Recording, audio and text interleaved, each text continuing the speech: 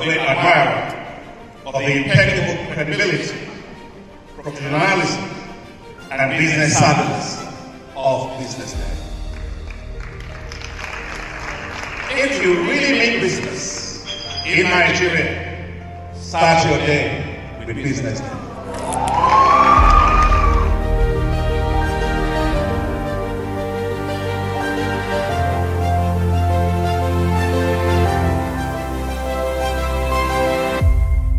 BusinessDay is West Africa's leading provider of business intelligence and information, delivering premium content across diversified media platforms, including online, mobile, and print.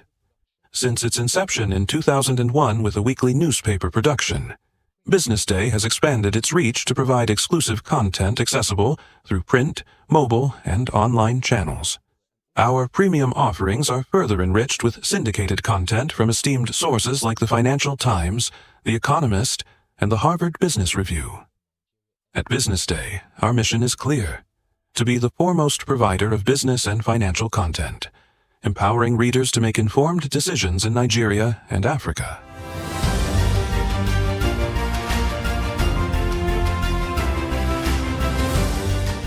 Since our establishment, we have been committed to delivering insightful, relevant, and accurate information about Nigeria's business and finance environment, while contextualizing the impact of global events.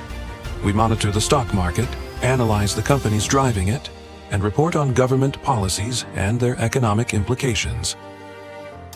For being consistent in organizing these CEO forums for almost the last 14 years, I think this is a recommendation, and I think something that will encourage them to continue. From decoding market trends to dissecting economic shifts, we offer actionable investment ideas and serve as a compass for decision makers navigating complexity. Beyond headlines, BusinessDay fosters discussions on critical economic issues through impactful conferences and events. These platforms bring industry leaders together to share narratives that drive innovation and spark meaningful dialogues. Our events galvanize connections, bridging the gap between inspiration and achievement.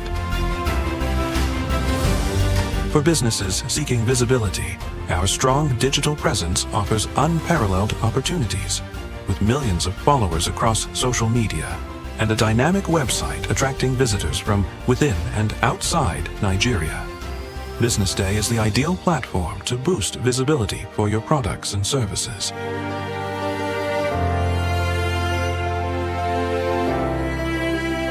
If you're looking for in-depth analysis and expert opinions on Nigeria and Africa's business landscape, BusinessDay is your guide.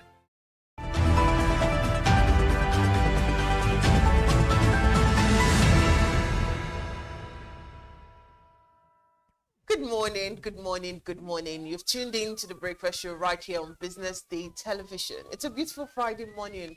I love Fridays, and I'm sure our viewers actually share the same sentiment.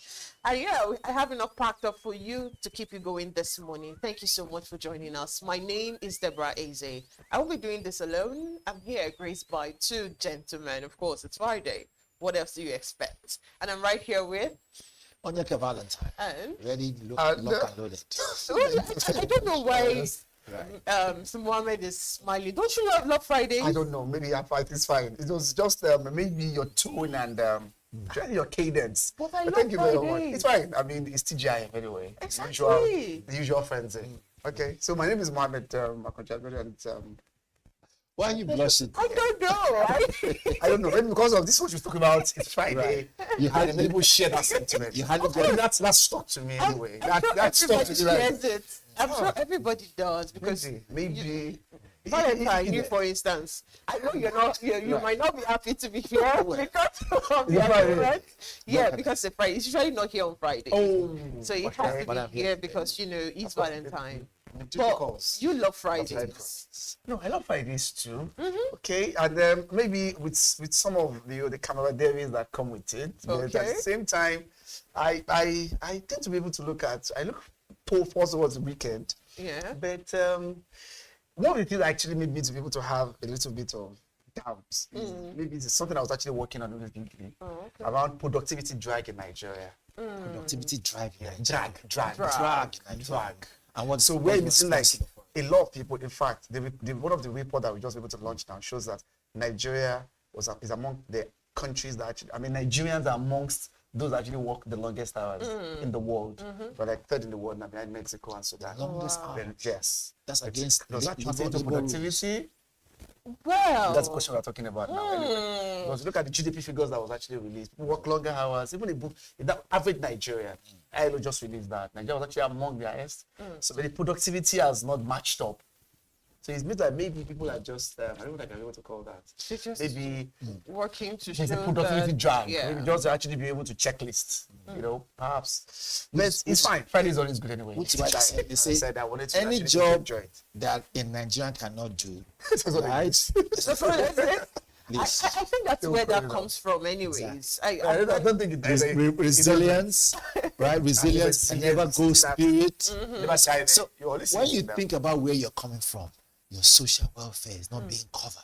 You have been in charge of your health. Of course, You you have have been been in charge of the electricity, of everything.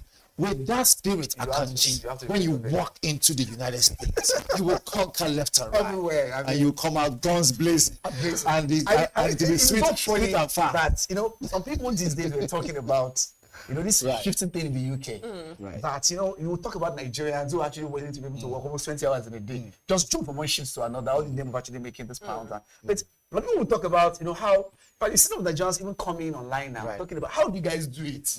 That you're combining 3 shifts together.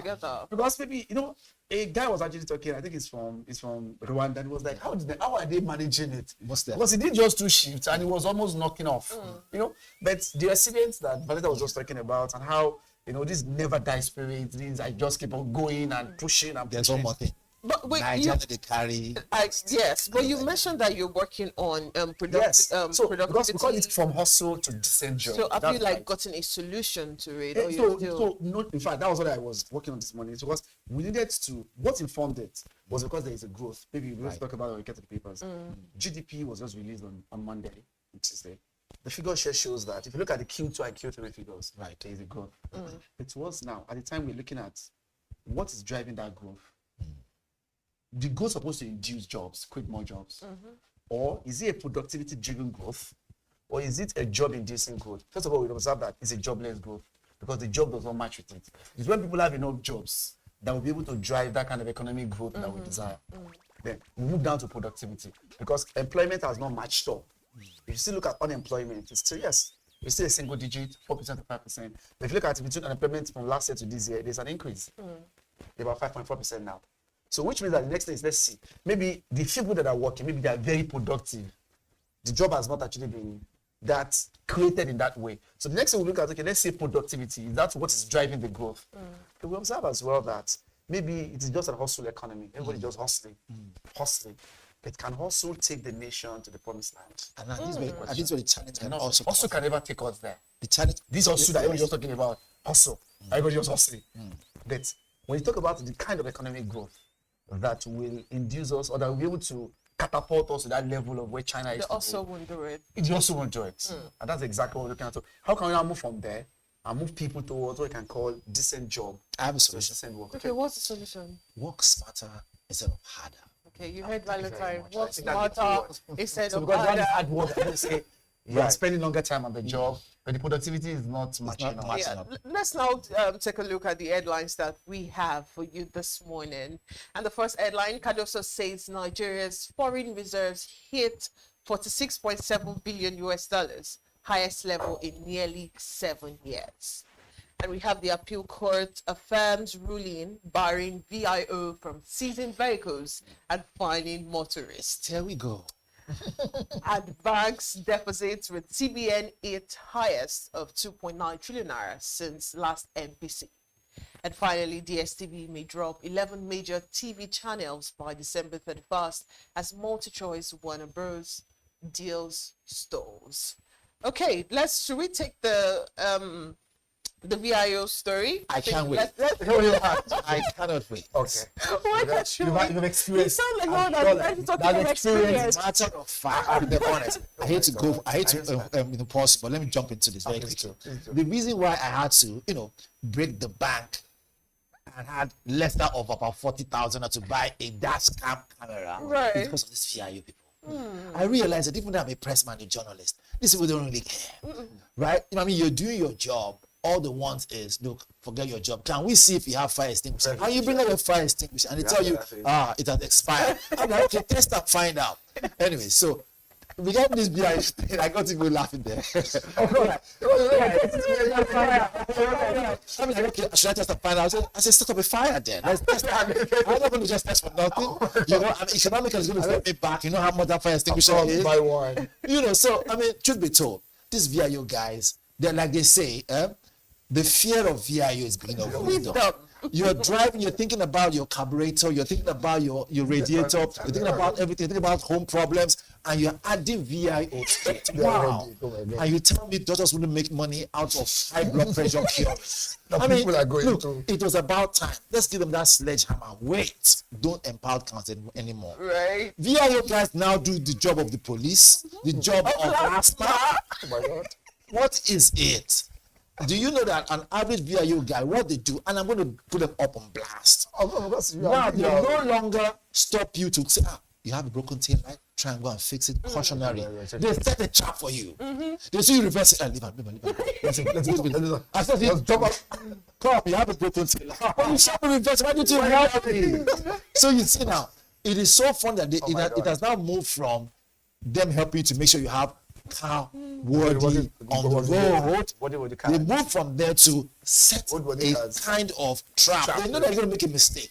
And for crying out sake, even if you are Schumacher, the most fastest and the most, driver in the world, the truth of the matter is that the road network and the way our traffic is riddled will make you make a mistake. And they are banking on it. Right. You got yours coming. But do you really think this appeal from the appeal courts would actually stop them from doing it? Because I remember when Last Mile was actually being a menace in Lagos Road. Right.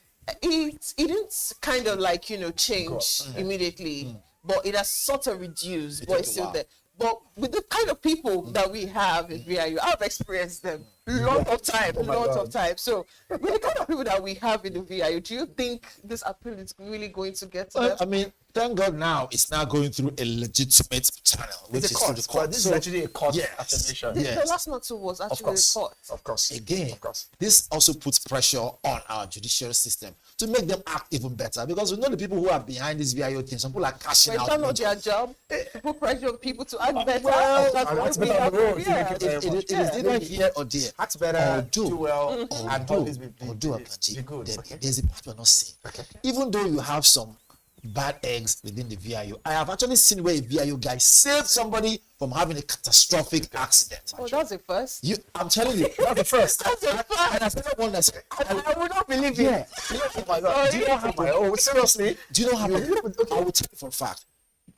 The guy actually testified. He said, look, the VIO guy saved him from an accident. And I asked him how. And this guy who I interviewed on radio, he told me, he said, look, that he was driving towards another vehicle and he was falling asleep. Oh my God. It was the VIO guy that actually be able that tapped the bonnet. I said, get up, because he walked, and like he said, brain drain, back to back, 5 shifts, 100 shifts, and for crying out loud, he was able to employ a driver. So he fell asleep while driving.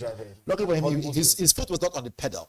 But imagine if you're asleep and you're driving off the bridge. It was the VIO guy that tapped the bonnet and held the steering. My God. And said to him, find somewhere, sleep, rest, and we are okay, and I continue journey. That was for me the Jesus Christ of all VIOs. I've never seen that kind of thing. You see, I've never experienced. So I give them kudos at least for that. Even though I told them more than the boss. I think the person is just a good person. Good person. He's just a good person. That has to do with them. I feel like these are government institutions as well, and just like you said, to ensure that you put people back into line. Most definitely. People always have the tendencies to actually be able to go overboard, or people have the tendencies to want to be able to act, flagrant abuse of things. So we have some of these institutions there, LASMA, the road safety, the VIO themselves and likes.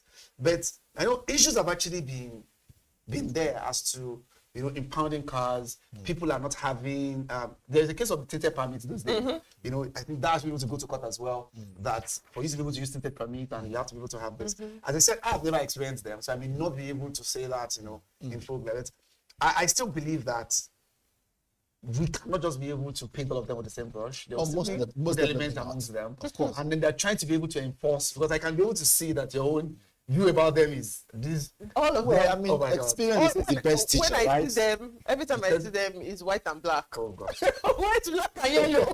All I see, they are all the same. Appeal court has just affirmed the judgment from the High Court. I mean, about impounding cars, which was so now it will not be a conflict of a constitutional crisis, because one, this is their constitutionally provided function to ensure that they are to inspect vehicles and to ensure that your vehicle is actually in the right condition, is roadworthy, before you can able to put it there.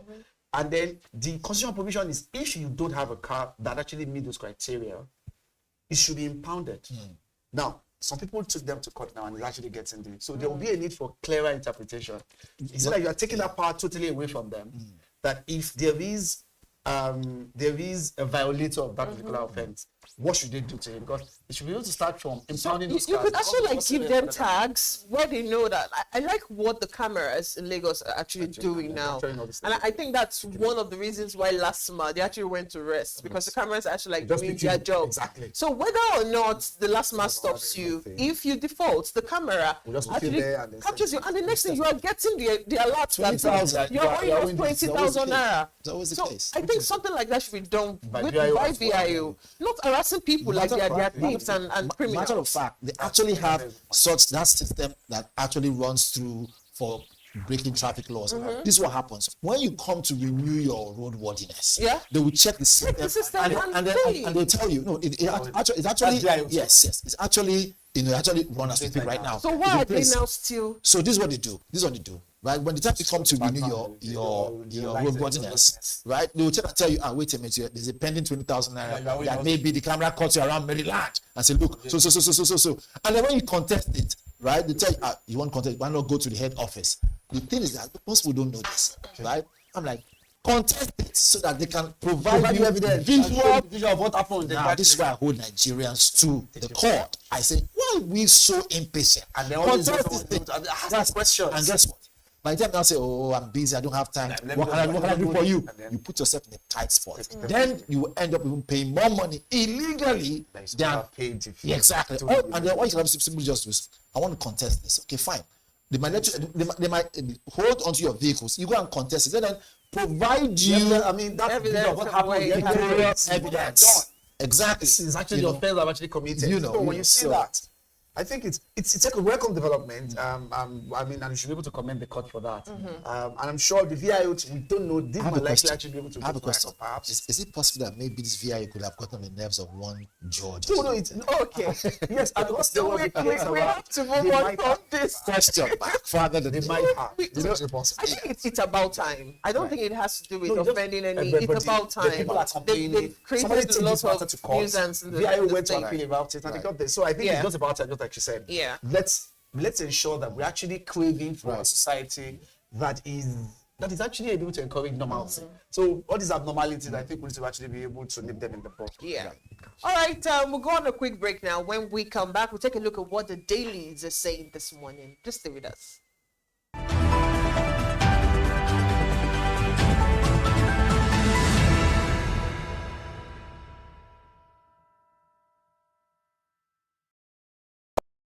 Attention business leaders, want to make informed decisions? Join the ranks of the best with Premium Business Day. Access in-depth analysis and expert opinions to stay ahead. Subscribe now at premium.businessday.ng and unlock premium content. Plus, you get 50% off your first subscription. Don't miss out. Make smarter choices and seize new opportunities. Sign up now and elevate your business game. Visit premium.businessday.ng today.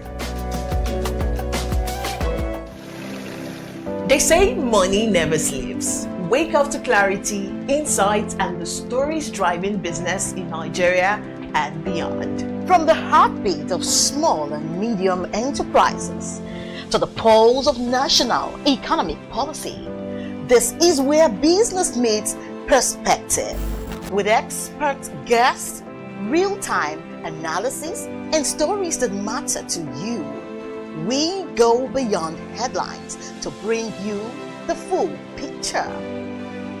Join us every morning as we break down the numbers, decode the policies, and spotlight the people shaping our economy. This is Business Money. We are not just showing off businesses, but telling the stories behind them. The hustle, the art, the orders, and the wins. Startup Spotlight, showing every Monday on Business Day television. Welcome to the Triumph Against Odd podcast. Most people go through their lives without knowing what their superpower is, right? But if you're lucky enough and determined enough to find your superpower before you get to a certain stage of your life, you will be incredibly successful. Look, the first thing is you just decide not to look at the challenges, because if you do, it's going to end you. The closest thing I think is that I had a deeply military background, which is a bit of a never say die background. I saw an opportunity in non-interest banking, and I felt that the demand was there. There was pent-up demand for it. People were yearning for it, and I felt that if we did it properly, if we brought in professionalism into it, and if we brought in our experiences, our various experiences from various backgrounds into it, that it could succeed. Very few people do that because very few people explore their superpowers. They just explore bread and butter issues. I need to eat, and Yes, there will be challenges. This is a very difficult business environment. The government keeps working on how to make business easier. The first problem to overcome is really just starting, right? We thought about this idea for over 2 years before we even took the first step. You cannot ignore this country. No, and to be from here, I think is an incredible privilege. Nigeria will be ascendant in my lifetime.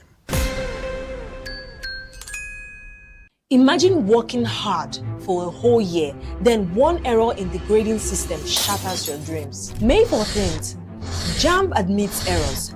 August 8th, WAEC confesses discrepancies. Two of Nigeria's biggest exam bodies caught in breaches of trust. That's the reality. And no, it isn't just a glitch. It is the rewriting of millions of destinies. It is young Nigerians robbed of certainty, parents questioning everything. Experts are calling for reforms, private sector involvement, and transparency. But the question is, will anyone listen? What happens if they don't? And if exam results can't be trusted? Then what else in Nigeria's education system is broken? You won't hear this depth anywhere else. Only on Business Day Premium. Want to know how Nigeria can fix education? Want the full story on the children left out of school? Then subscribe today to enjoy our current series on education and other sectors. Don't stay in the dark. Stay in the loop.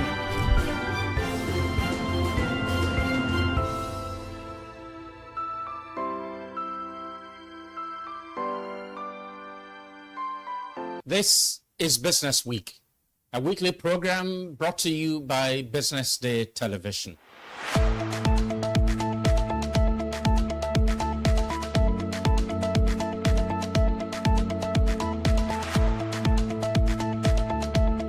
For many years, we've talked about the need to, essentially diversify our revenue stream away from, the huge dependence on oil revenues. It looks like that is happening now. So that means that we're better protected when, you have these wide fluctuations in oil prices and all of that. So it's as you say, and I agree, that we should commend the government. At least revenues are not falling. There have been times in the past when we recorded drops in revenue. That's not the case today. We're seeing revenues actually going up. Increasingly, we can see the developed countries focusing on renewable energy and so on and so forth, which means that the long run, we must look for alternative sources to funding. So the government says that crude oil theft has essentially come to an end. We need to do more to ensure that we totally eliminate crude oil theft and start to think of how to boost production. But it's a good first step. I mean, by eliminating crude oil theft, it also creates an incentive for international oil companies to probably return and, start to take up more projects in the upstream industries. Stay ahead with Business Day Mobile, your gateway to Nigeria's most trusted business news, market insights, and expert analysis. With a Business Day Mobile app, you enjoy more than just news. You gain a seamless, intuitive platform designed to keep you informed and empowered.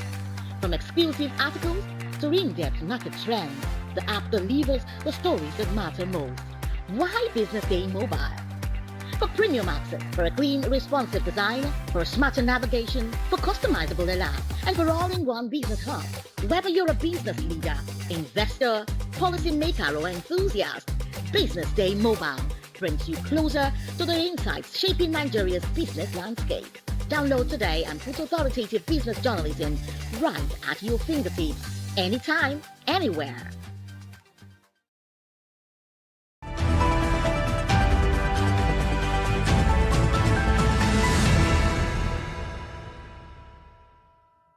Welcome back. This is a newspaper review segment of the Business Day television breakfast show where we explore top headlines on the front page of our dailies. I'm still your host, Deborah Eze, and joining me in the studio for more insights this morning is Onyeka Valentine and Mohammed Mabiojan Akonji. My pleasure to be here. All right, good to have you both here. So let's now go straight to the Business Day newspaper, which is our sister company. And the big story on the Business Day newspaper reads, Federal Government's 2026 budget seen as more realistic, but debt raises concern. And that story is on page 31 of the Business Day newspaper. And we have Afrobeat fans priced out as concert costs hit a new pitch. And that story is on page 30 of the Business Day newspaper. And also, MSMEs can't scale without strong systems, data, governance. And that's coming from experts. And that story is on page 30 of the Business Day newspaper. And finally, from the Business Day, we have third quarter figures paints clearer picture of Nigeria's economy. And that story is on page 31 of the Business Day newspaper. Interesting headlines today on the Business Day front page newspaper. But I'm going to start off with you, Mohammed. The federal government 2026 budget seen as more realistic, but debt raises concern. Is that not very contradictory? If it's realistic, there's still debt. Okay. All right. Thank you very much, Deb. So maybe it's not an element of contradiction because on Wednesday, the Minister of Budget and National Planning, Abubakar Bagudu, briefed the media to be able to tell us the plan for the next 3 years through the MTEF. Yeah. So the MTEF is the medium-term expenditure framework. It is from there that the budget will come out. So it's a 3-year plan. So in that plan, the government will tell us their target for certain things, what exchange rate will be, what oil production will be, what exchange rate, oil production, the fiscal deficit, in terms of the oil prices as well, that we target. So the MTEF is from there that will now be doing an annual budget on a yearly basis to achieve that target. Right. Now, so if you look at that provision, that element of realism that you see there, that the government for next year, for 2026, as a starter, is targeting about 1.8 to 2.08 million barrels of oil per day. So there is a target they want to achieve. Our target is to achieve 2.08 barrel, at least, but we can never go below 1.8 for next year. Right. That was the target, and that was actually like a benchmark. At the same time, those oil, when we are selling them, the target for next year is about $64.85, which is still quite good. That's still below what you are selling at the moment. Don't forget, our whole kind of oil is the premium Bonny Light. So Bonny Light is Brent, the premium Bonny and Brent. So Brent now is about $68 in a barrel. But the government is actually looking at least, let's be conservative enough because of what you have seen this year. The budget of last year, for example, we targeted $75 to sell oil this year. But other than between January, month of January and February, the oil has never gone above $70. And that is why we have not been able to meet our targets, if you remember, for our oil revenue targets. We have met our non-oil revenue targets. But the oil revenue target, unfortunately, we have not been able to meet it because oil prices have actually been below the $75 we targeted. The target of the government is to sell at that rate, but unfortunately, we are unable to do that. So, for being conservative enough to say, let us put it at $64.05, that is quite good as well. Then, more importantly as well, they put budget foreign exchange for next year. So the target exchange rate is about 1,512 naira. Even though that was why I felt like the government was actually quite rigid, because now the exchange rate is about $1,400. So 1,400 naira to $1, I meant to say. So at the rate coming at 1,512 that the government is talking about now, I don't know what, but maybe because election year is a pre-election year, so there will be a lot of spending, here and there. Maybe that's what the government was trying to actually be strong enough. And that's point to the realism that Deb was actually asking of. There's an element of reality, because when I was expecting the budget to, by Monday on December 8th, they're going to present this to the National Assembly. It is from, people forget, the MTEF and the FSP, the Medium-Term Expenditure Framework and the Fiscal Strategy Paper. Once they submit it, by Wednesday, the budget will now go for 2026. So, which is what we're expecting some of these provisions to come out from. So, but the question there is, they look very much realistic. And the reason I'm going to say that is, if you compare it to the 2025 budget that we are still running at the moment, that we're likely going to actually be able to expire by April next year, remember the exchange rate then was 1,500 to $1 as of last year in the budget now. And I'm sure we all agree now, as at the close of business yesterday, the exchange rate was 1,451 naira, which is far even below that. But if you remember Valentine very well, maybe it was Elizabeth that was talking about this last year. A lot of us were very apprehensive that exchange rate would go as high as $3,000 to $1, if you remember. This time last year, there were a lot of apprehension in the air. The exchange rate is just fluctuating, just going on. No. People were very skeptical that, this thing will definitely reach 5,000 one day. Those are the fears of people. Even when the government came up to say, for 2025, I'm talking about 2024, our target is to achieve exchange rate of 1,500. I can tell you that 90% of analysts did not believe the government. That is not possible. One of the targets there was that inflation for this year, they will achieve 15%. A lot of people didn't believe it. That is not possible. But we are just December, a year into it now. We are seeing the reality now. The exchange rate is about 1,415, which is quite good. The inflation is about 16%. By the time they release the November figure by December 15, I'm sure that would have actually gone down as well. You understand? To around 15%. So there's an element of realism. You understand? Well, that's what I'm saying. Because in the past, people have doubted that government cannot achieve most of those budget assumptions that they put into the budget. However, the challenge here is still about debts. The government is still going to be able to borrow, which is actually where the contradiction that there was actually, they'll still be part of borrowing, because even though the new tax law will take effect by January, which will actually use to be able to plug some of the deficits in the budget, definitely, but we may not be able to get to the El Dorado so quickly. Before the taxes we started taking that full effect, will actually be like second half of the year or even by 2027. And given that election is 2027, the government too will actually be very careful not to be able to overtax, not to be able to put too much burden of the tax on people. They still want to come back in 2027. Next year is a pre-election year. So we expected a lot of spending. If I jump very quickly. Now, I mean, great analysis. This analysis you are giving, it gives us more clarity on where we're coming from, where we're heading to. And the 2026 is around the corner, a few weeks from now. And we're also, chewing our side of our teeth because of the tax that we're expecting. It's going to kick in. And this now looks as if it's a far cry from home. However, my question now is, with this debt issue now, you think even if one start paying it, we will start from the debt itself, or maybe the interest, as the case may be? Because it's a big issue. Yeah, it is. The interest, we're not talking about the interest alone. Valentine. So, and that's why I try to actually be able to provide some clarity to this. Now, what's the global standard when it comes to debt? There are two things in the global standard. We check your debt to GDP ratio. That for every $1 you make, for example, debt to revenue ratio and debt to GDP. These are two things. Our debt to revenue is about 85 from this year because of the debt service I was talking about. That means for every $1 we make, about 90 cents is used to service debt. But if you look at debt to GDP, GDP is debt to productivity, what we produce. That was about 45%. So that was about 41%. But we stand a chance. Yes, that's something, because we're even still below the IMF benchmark. IMF says every country must maintain a debt to GDP of 45%. That is the benchmark. but we are about 41%. We're still below that.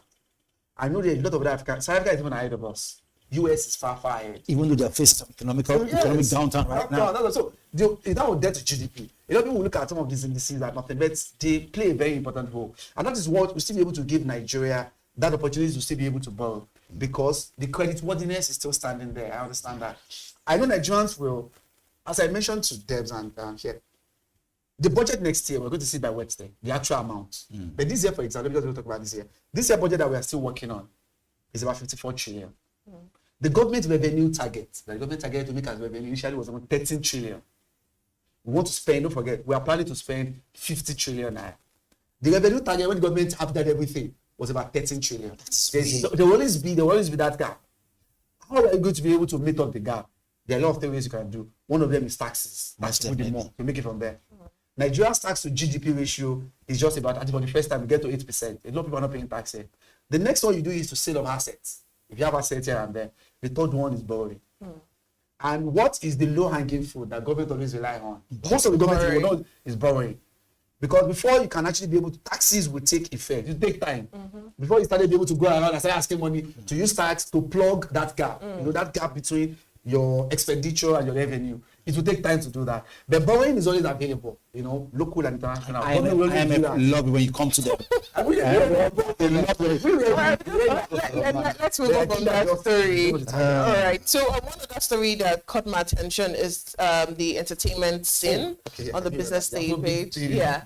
Afrobeat fans priced out as concert costs it a new pitch.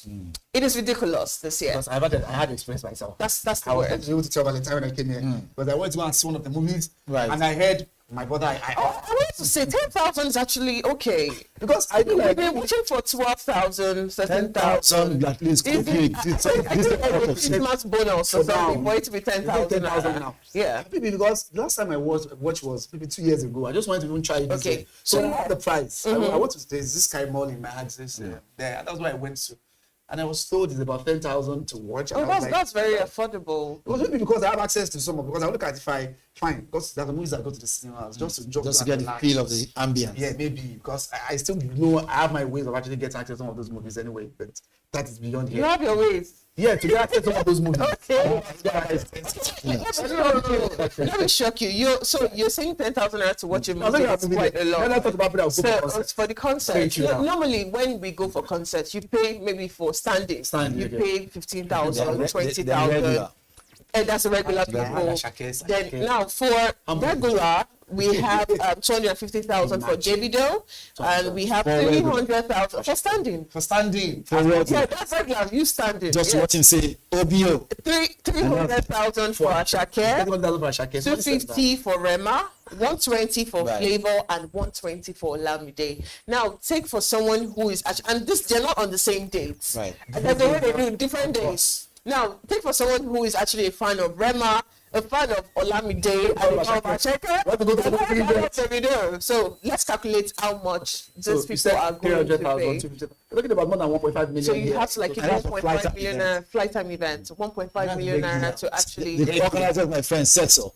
We're going to ask them, why all these heavy bills? You'll be shocked the amount of money they have to pay for that venue. Yes, for the venue. You mentioned venue, production, security, and also international talent. They've all gone up. But this is where it's funny.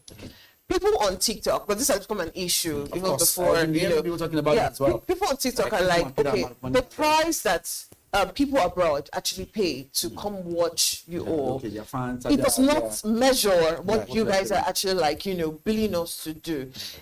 What do you expect to come watch you perform? Definitely, it's not the 1% of the 1% you expect to come and see you.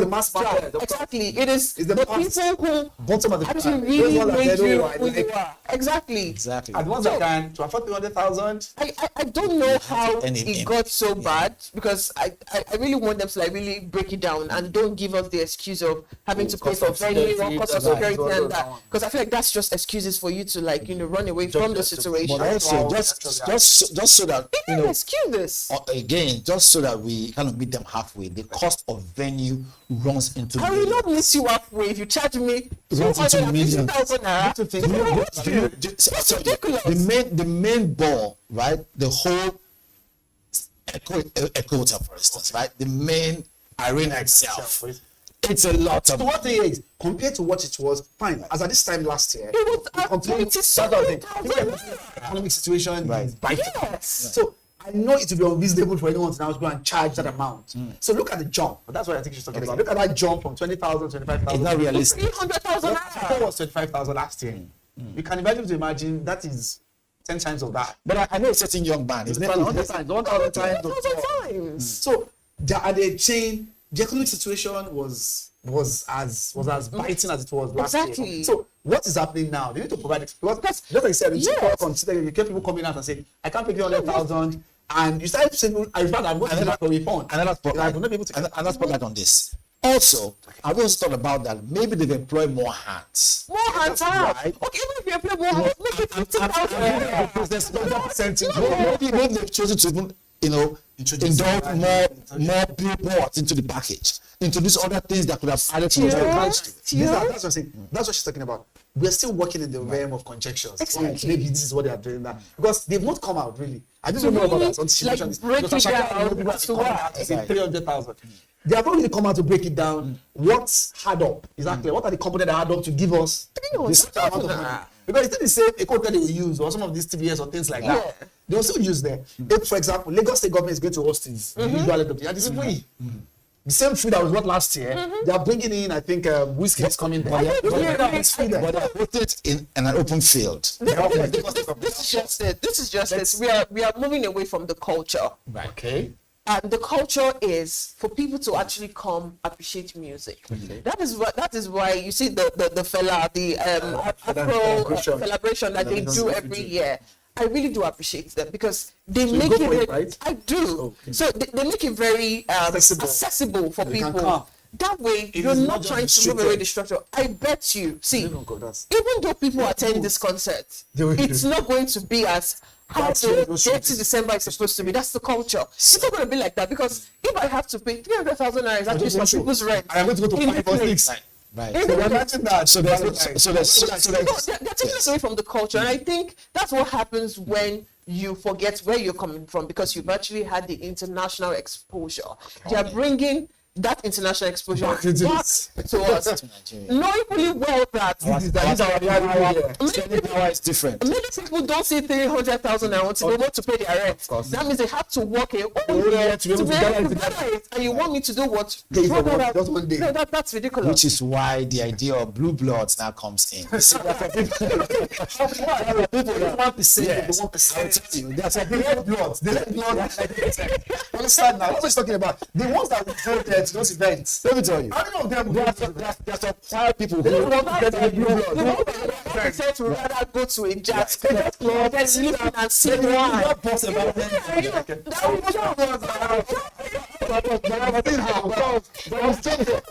I'm seeing them at fun. The job is not even like yes. Anyway. And then I competition. Some of those ones to go to the moon and go to those ones. But if it's not this crazy, then why is it called debt? It's not dirty because everybody can actually. I said the culture. Relax. I was bottling for 11 months. Right. Lose it this time. I posted something. After all, you are going to pay tax. Yeah. I posted that. So in January. Exactly. You're going to tell us to go through. And I think we are going through next. We're going to go through next. This has not created room for every Nigerian, whether you're a blue blood or a red blood, to be an economist at the end of the day. I don't know. It's also expensive. I mean, something about that. Just like you said, they have not provided justification. Yeah. I mean, it's outrageous. But I don't even people to like justify. Find this. But I mean, I think before we move on, I know a lady that can pay that money with ease. A setting. I know. Yes. A setting. That's one. Of course. I will move on to the story. I thought that lady too. She can completely that money. When somebody like her, we can't try it. We need to be very careful. So you have to consider people like us. Okay, we have to move on to the Guardian now because we're fighting with time. Now, the big story of the Guardian newspaper reads how stigma, poor treatment, funding, Double HIV rollback. Wow. And that story is on page 4 and 5 of the Guardian newspaper. And we have Masop decries Igbo politicians' silence on Kanu's audio. And that story is on page 29 of the Guardian newspaper.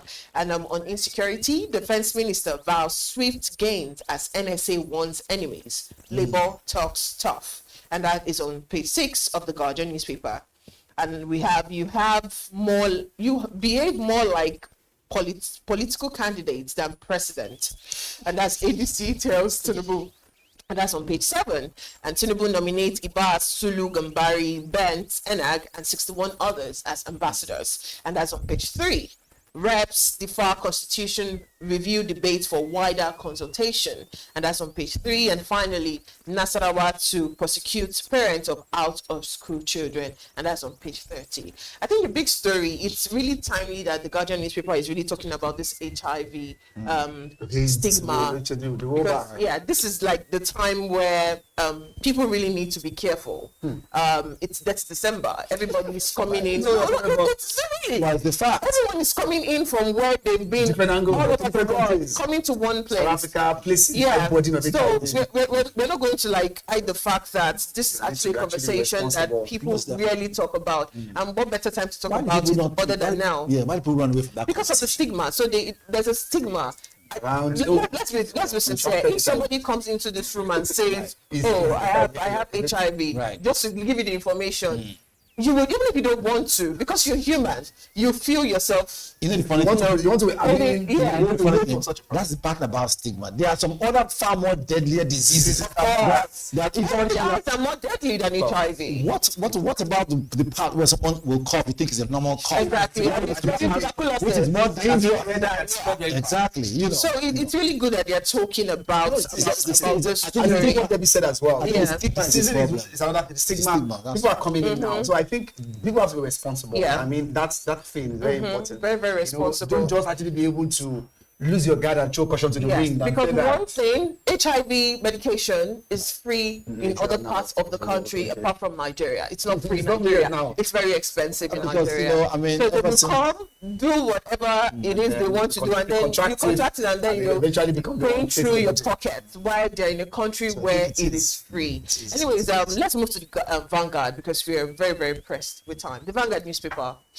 All right, so I almost forgot I had the Vanguard. All right, so that's what happens when you're enjoying yourself. Banks insurance contribution to, I'll take it again, banks insurance contribution to economy falls 15% to 1.51 trillion naira. You can see that one on page 20. Banks insurance contribution to economy falls 15% to 1.51 trillion naira. I can see, I know that is your field. So we'll come to you guys from another angle. The other one says, we will defeat terror, restore order, peace, says Defense Minister NSA. We will defeat terror, restore order, peace. In other words, and peace will be here to stay eventually. That's what we have. Defense Minister. Another one I know I can't just go by. But very quickly, I said, okay. So jump to the next one. Jump to the half time.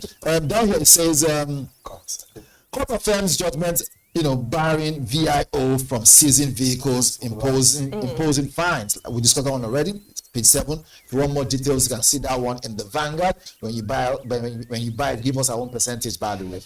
Right. Anyway, down here it says, President nominates Ibas in Dambazao, right? 3 others as ambassadors. Very important. I mean, this ambassadorial issue has been back and forth. We had to be bashed by Donald Trump saying he plans on doing gun blazing before ambassadors starts coming out. I mean, we shouldn't wait until we exactly. Someone tells us Trump will not ask how high. I think we moved away from that. All right, now it says Indibo most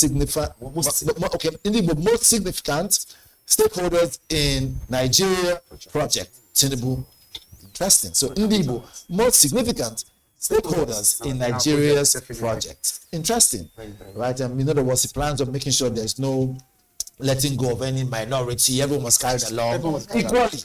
Because in fact, at that event yesterday, the former Prime Minister of Britain was there. Yes. He delivered the keynote. And one of the things that I think have generated a lot of pause was to say, Before people told him not to come to Nigeria, he's going to Nigeria, but he felt more secure in Nigeria. In fact, he was asking the crowd there. So it was Imo State government that organized the summit, the economic summit, and that was where Boris Johnson actually mentioned that. And it was actually resounding, what you mentioned. I don't know if I can quickly talk about that. So the banks and insurance sector, the contribution dropped because of the GDP figures that we got on BusinessDay that shows that there's a reduction in what they contribute. In fact, agriculture and manufacturing service sector pulled that growth that we have witnessed away from banks and insurance. I think that was what I was important about. Then the new chief minister of the new minister of defense, and it was sworn in yesterday, following the expedited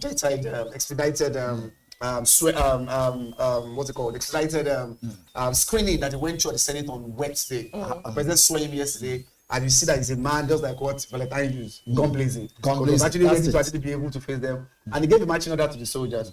Any military, any bandits that actually carry a gun, shoot them on sight as well. I mean, that's actually what is actually said now. And we need not to be able to play any kid's glove with any of them. Once we need to be able to send out that message out there. Definitely. And I'm sure the minister has actually been able to. And then the truth, I think the promise was the Brigadier General Uba, the soldier man that was actually killed. And the promise is going to be able to investigate it and are going to be able to get a result as soon as possible. So what actually led? Because that's a brigadier that commanded 4,000 soldiers. And he's within his unit. And for them to have lost him like that, maybe there's a sabotage within them.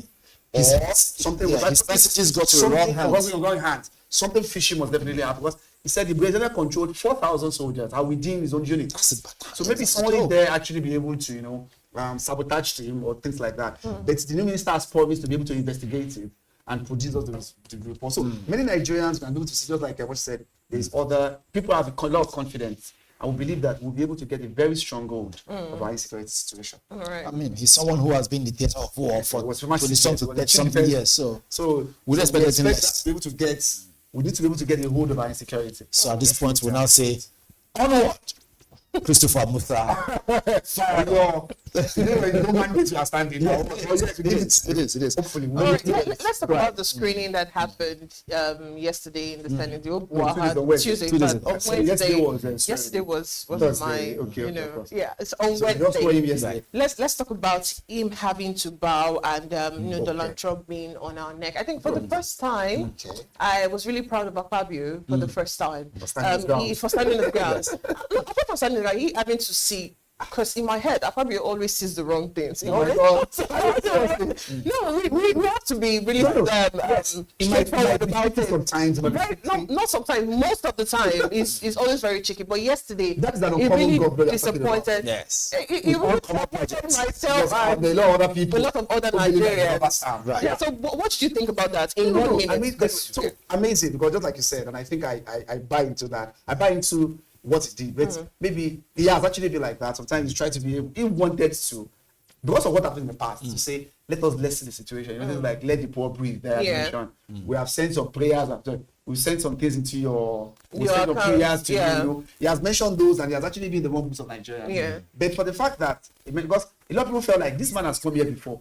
When you want to confirm it as CDS, he has come here, he has told us. So let him just take a bow. And that is actually, because it's from Kaduna State, I'm talking about that could have been fire. So it is the senator representing, and I felt like, most of them always be able to want to stand on that privilege. Say, oh, please, it's for my town, I can vouch for him. Let him just take a bow and go. But for the Senate president to now insist is going to say, please, this man is on our neck. Let us be able to ask him. Let him provide to us. Blow by blow. What are you going to do? And it was quite apt. So it was quite instructive. That was, that this is a man that has a good idea. If you compare him to the erstwhile minister, Mohammed Badao, you will see the difference between day and night. That is somebody that understands. Let's quickly look at the cartoon of the day as we wrap up the newspaper review segment. And the cartoon of the day, we have two people on a, what are we going to call this? A bridge. Is it swing or whatever you want to call it? Or a bridge or a pendulum or whatever you want to call it. So who's going to drop for who?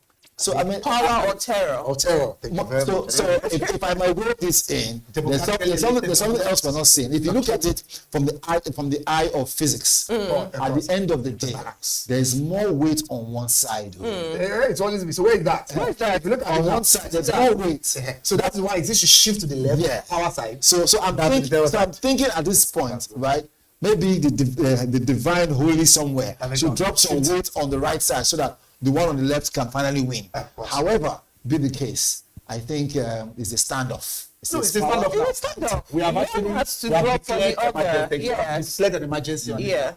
And in fact, I was calling at the office, because I believe that by first week of January, we should be able to have a clearer picture of where we stand in our security situation. No doubt now, at all. DSS has told us about those that they're actually charging to court from next week. How many of them they've arrested?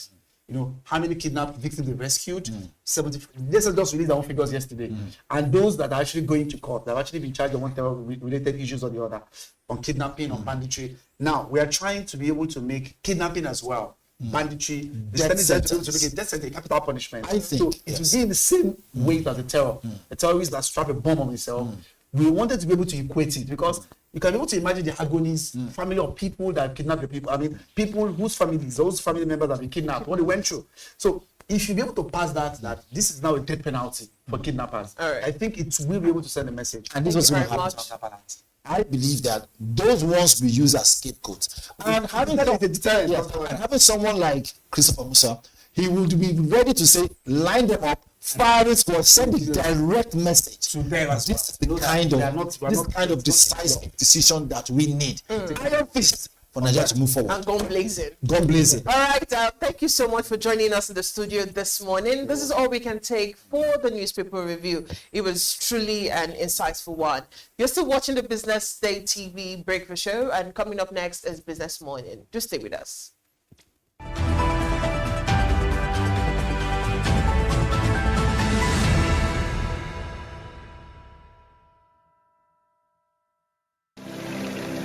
They say money never sleeps. Wake up to clarity, insights, and the stories driving business in Nigeria and beyond. From the heartbeat of small and medium enterprises to the pulse of national economic policy, this is where business meets perspective.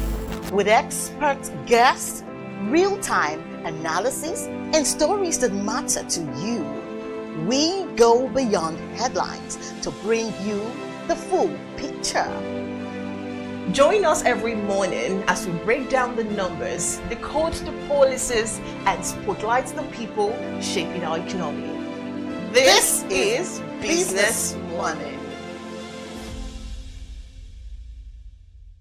We are not just showing off businesses, but telling the stories behind them. The hustle, the art, the orders, and the wins. Startup Spotlight, showing every Monday on Business Day television. Welcome to the Triumph Against Odd podcast.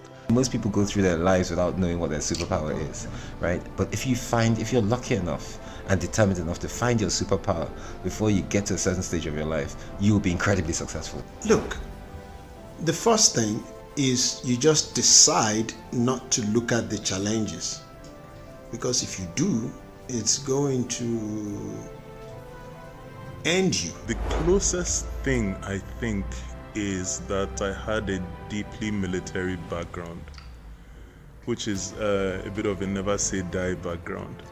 I saw an opportunity in non-interest banking, and I felt that the demand was there. There was pent-up demand for it. People were yearning for it.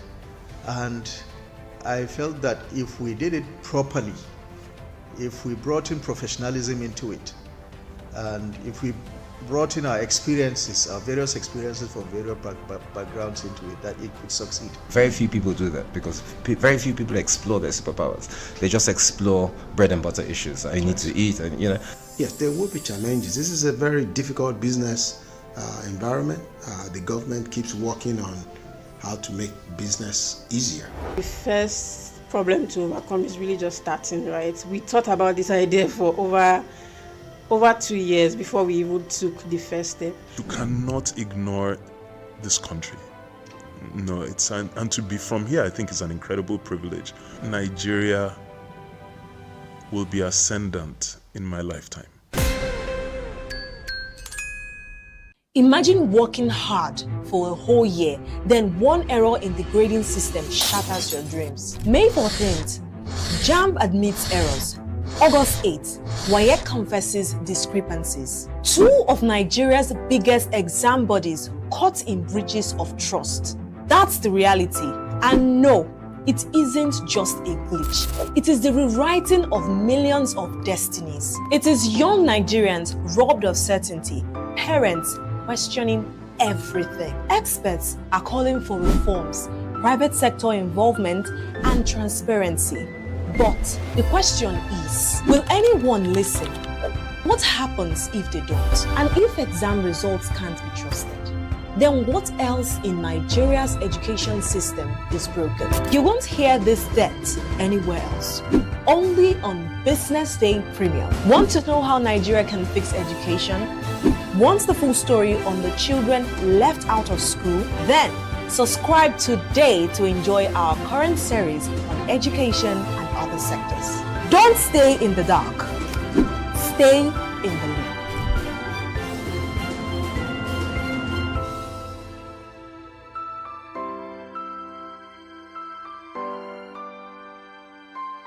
This is Business Week, a weekly program brought to you by Business Day Television.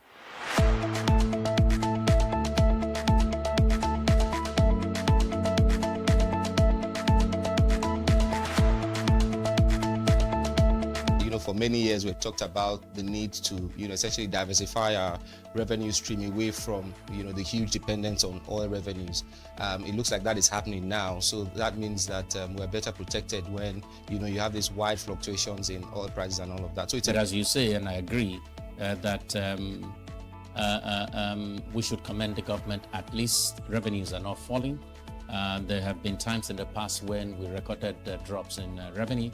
That's not the case today. We're seeing revenues actually going up. Increasingly, we can see the developed countries focusing on renewable energy and so on and so forth, which means that in the long run, we must look for alternative sources to funding. So, the government says that crude oil theft has essentially come to an end. We need to do more to ensure that we totally eliminate crude oil theft and start to think of how to boost production. But it's a good first step. I mean, by eliminating crude oil theft, it also creates an incentive for international oil companies to probably return and, start to take up more projects in the upstream industries. Stay ahead with Business Day Mobile, your gateway to Nigeria's most trusted business news, market insights, and expert analysis.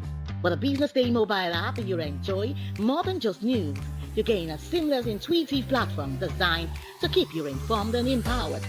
From exclusive articles to in-depth market trends, the app delivers the stories that matter most. Why Business Day Mobile? For premium access, for a clean, responsive design, for smarter navigation, for customizable alerts, and for all-in-one business hub. Whether you're a business leader, investor, policymaker, or enthusiast, Business Day Mobile brings you closer to the insights shaping Nigeria's business landscape. Download today and put authoritative business journalism right at your fingertips, anytime, anywhere.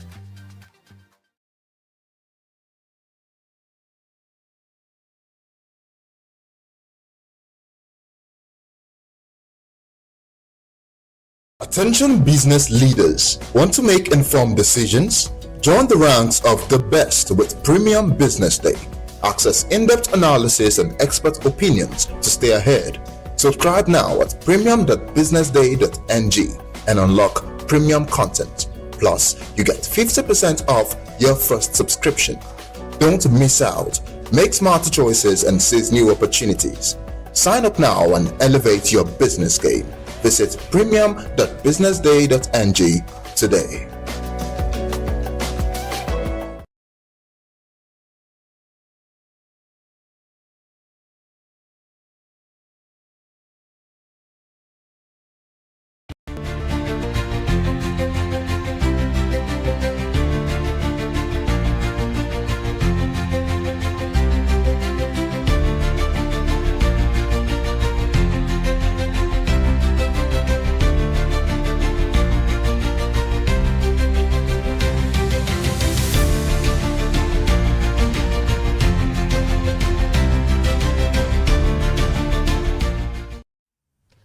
Welcome to the Business Morning segment right here on The Breakfast Show on Business Day Television.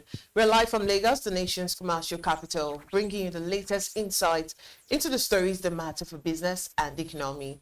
I am Deborah Eze, and it's great to have you with us. Now let's begin with the top news stories making the round in the world of business. Central Bank Governor Olayemi Cardoso has revealed that Nigeria's foreign reserves have climbed to $46.7 billion, marking the highest level in almost 7 years. Cardoso disclosed the figures on Thursday during an engagement with the Senate Committee on Banking, Insurance and Other Financial Institutions, saying the reserve position now provides 10.3 months of import cover, a milestone in link to renewed investor confidence and improved foreign exchange stability. He told lawmakers that the spread between the official and foreign market exchange rate has narrowed sharply to below 2% compared to more than 60% a year ago, reflecting what he described as a more orderly FX market. Cardoso says the average exchange rate has strengthened to 1,442 naira 92 kobo per dollar as of November 26th, improving from an average of 1,551 naira 08 kobo recorded in the first half of the year. And moving on, the Court of Appeal in Abuja on Thursday upheld the judgment that stopped the Directorate of Road Traffic Services and Vehicle Inspection Officers from seizing vehicles or imposing fines on motorists. In an unanimous decision by a 3-member panel, the appellate court found no basis to set aside the Federal High Court's ruling of October 16, 2024, which restrained the VIO from harassing motorists. The appeal filed by the VIO was dismissed for lacking merit, as Justice Oyejoju Oyewumi delivered in the lead judgment. The High Court had earlier ruled in a judgment by Justice Nyekonye Maha that no law authorizes the VIO to stop motorists, impound vehicles, or impose penalties for alleged traffic offenses. According to the report, the case arose from a fundamental rights suit filed by lawyer Abubakar Marshall. And still on, banks' deposits with the Central Bank of Nigeria have risen sharply, reaching 2.9 trillion naira and marking the highest level since the last Monetary Policy Committee meeting held on November 24th and 25th, 2025 in Abuja. These deposits, placed through the Standing Deposits Facility, reportedly signaled a significant shift in liquidity conditions across the financial system as lenders continue to channel excess cash to the Apex Bank at volumes not seen since the MPC convened. Data from the CBN showed that deposit placement by deposit money banks climbed by 151.9% from 1.2 trillion naira on November 21st, 2005, just before the MPC meeting, to 2.9 trillion naira on December 4th, 2025. And according to the report, the marked increase in funds packed with the regulator reflects a surge in liquidity, largely driven by the CBN's repayment of maturing open market operations instrument valued at 1.9 trillion naira within the period under review. The breakdown, however, indicated that on the 25th of October, the Apex Bank repaid 1.1 trillion naira to investors, followed by an additional 772 billion naira OMO repayment on December 2nd, 2005. And so when the news, MultiChoice Group says 11 television channels could be removed from the DSTV platform by December 31st, following the possible expiration of its distribution deal with Warner Bros. Discovery. In a notice to subscribers, the company listed the affected channels as Discovery Channel, TLC Africa, Discovery Family, Real Time, TNT Africa, Food Network, Travel Channel, Investigation Discovery, Cartoon Network, Cartoonito, and CNN International. MultiChoice says the channel will cease to be available from December 31st unless a new agreement is reached. Responding to inquiries, MultiChoice revealed that its current distribution contract with Warner Bros. Discovery officially ends on December 31st, 2025, while negotiations for a new agreement have not been concluded. And still to come after the break, mechanization and processing, the next big drivers of Nigeria's agricultural growth. Do stay with us.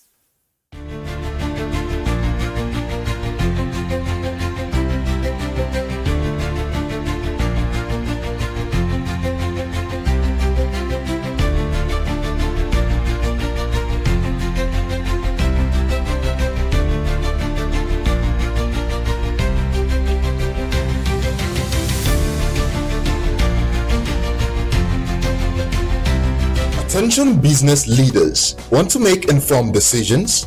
Join the ranks of the best with Premium Business Day. Access in-depth analysis and expert opinions to stay ahead.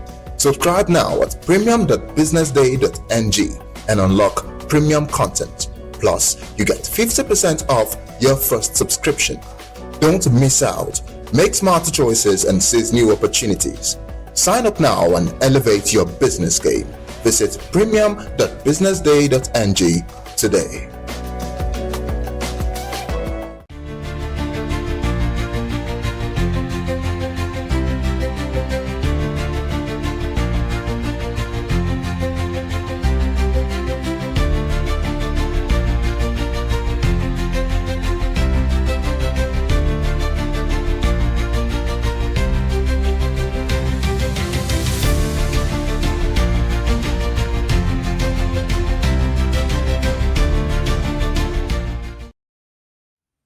Welcome back. You're still watching Business Morning. Now let's move to our first conversation for this morning. We turn our attention to one of the most critical pillars of Nigeria's economy, which is agriculture. As the country seeks to boost productivity, reduce post-harvest losses, and strengthen food security, two areas continue to stand out as game changers: mechanization and agro-processing. Mechanization has the potential to significantly improve efficiency across the value chain, while processing can unlock value-added opportunities, create jobs, and reduce Nigeria's dependence on food import. Together, they represent the next major drivers of Nigeria's agricultural transformation. And joining us to discuss this is Engineer Samuel E. Adigbo, an agricultural consultant with extensive experience in farm mechanization system, value chains development, and agribusiness strategy. Good morning, Engineer. It's good to have you on the Business Morning. Yeah, good morning. Nice. All right, so let's start off with understanding the landscape. How would you assess the current state of mechanization and processing within the Nigeria's agricultural sector? All right. Currently, the state of mechanization and processing in the country, in Nigeria, currently has been, how could I put it, in the sense that has not been progressively been developed. Yeah, to talk about agriculture generally in the country, yeah, honestly speaking, agriculture generally in terms of farming has been improving over the past few years now. As far as the smallholders are being concerned, generally agriculture has been improving over the past few years here in Nigeria. But to talk of mechanization and processing, we've been underdeveloped. Because there's a large difference between agriculture and mechanization coupled with processing. So in terms of the mechanization, we've been underdeveloped in terms of machineries, and the likes. And as far as the processing is concerned, processing itself as well, we've been underdeveloped in the sense that many agricultural produce are being wasted on a daily basis. As far as the small-scale farmers are being in lack of the post-harvest services as far as the processing is concerned. So basically, agriculture in Nigeria has been increasing, like improving, while mechanization and processing have been underdeveloped. Why are these two areas, that's mechanization and processing, why are they so essential for unlocking Nigeria's next phase of growth? All right, yeah. For for mechanization and processing, the reason why they are so essential is because to talk of mechanization, it definitely boosts productivities in the sense that there are some activities that are no longer needed to be carried out manually using hoes and cutlass. Do you understand? But once mechanization comes in, it will definitely boost the productivity, and as well as it will definitely skyrocket the what's it called the capacity of the farmers. So mechanization will definitely boost the productivities. It will also reduce the production cost, where you need to spend ₦1 million for the production. Mechanization will definitely lower the cost. It will definitely lower all the production cost. It will also even shorten the farming cycle. What you need to carry out within 5 days, mechanization will do that in the space of few hours. So, and if we're not talking about the processing itself will definitely transform the raw produce into a higher value product. But once this processing as what's it called, once this processing is not being put in place, it will definitely reduce the value of the product, and it will definitely increase wastage in terms of post-harvest. And lastly, it will definitely, processing will definitely support the local industry as well, and by creating export opportunity. Why? Because you were able to process your agricultural produce, which will definitely stand out in the marketplace for exportation. Let's put our focus to mechanization now. Nigeria's mechanization rate remains lower than the global benchmarks. So what are the main barriers preventing wider adoption of machineries by smallholder farmers? All right, yeah, we have so many barriers limiting mechanization in Nigeria. So many. But I'm going to just touch few of them. The first one is the limited access to credit. Most of the farmers in the country right now in Nigeria cannot boast on accessing of credit for their farming operations. And this credit facility would definitely make those farmers, most especially the SME, that is the small medium enterprise farmers, to get credit to acquire those machineries in terms of power tillers, in terms of mowers, in terms of disc plows, or as far as implement is concerned, the disc plow, the harrows, the slashers, the ridgers. Do you understand? So one of the barriers is the limited access to credit. The second thing is the high equipment cost. Now, we're talking about the equipment, the machineries, and the likes, the attachment, and the implement as well. Now, if we should look into the market, now, how much are the equipment cost? We could see that there is a high price on those equipment. So we have the access to credit facilities. We have the high equipment cost. One of the barriers as well is the weak maintenance support. Most of those farmers, if there were opportunity to get those those machineries, one of the things that they also faces is the after sales service. The after sales service, we have numerous of farmers there that are with handheld tractors, and up to date, as we're speaking, we do not get the operators to operate those machines. So that simply means that we have the machine. Those farmers were able to get that high expensive machines lying down without no operator to operate those machines. And lastly, in terms of fragmented land holding, so those are the barriers that we are facing as far as mechanization is concerned in the country. All right, still on mechanization, what models? I'm talking about tractor sharing platform or mechanization service hubs. Which of these models have you seen work effectively in Nigeria or other African countries? All right. Yeah, as far as that is concerned, I will be I will be sharing you two examples that totally familiar with. And firstly, before saying that, I would say this, that I'm not a politician. I'm not a politician, but it is glaring. The two examples that I'll be citing is that of the Ogun State and that of the Oyo State.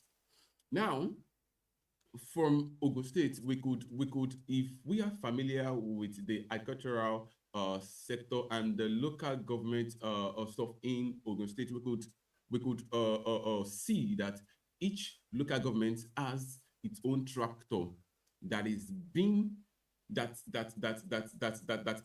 farmers can easily access to. There is this senator in Ogun State that distributed tractors to almost all local government in Ogun State, which I personally am beneficiary to it as well. So whereby farmers were able to get the tractor service at a low cost, almost like half of the normal cost to procure it outside. Do you understand? And secondly, is that of the Oyo State, where the government of Oyo State partnering with the private sectors, the PPP. So those are the what's it called? Those are the collaboration that the government can definitely put in place that would definitely ease the stress on the farmer, and also makes the mechanization, as far as farming is concerned, to get more easier and get on.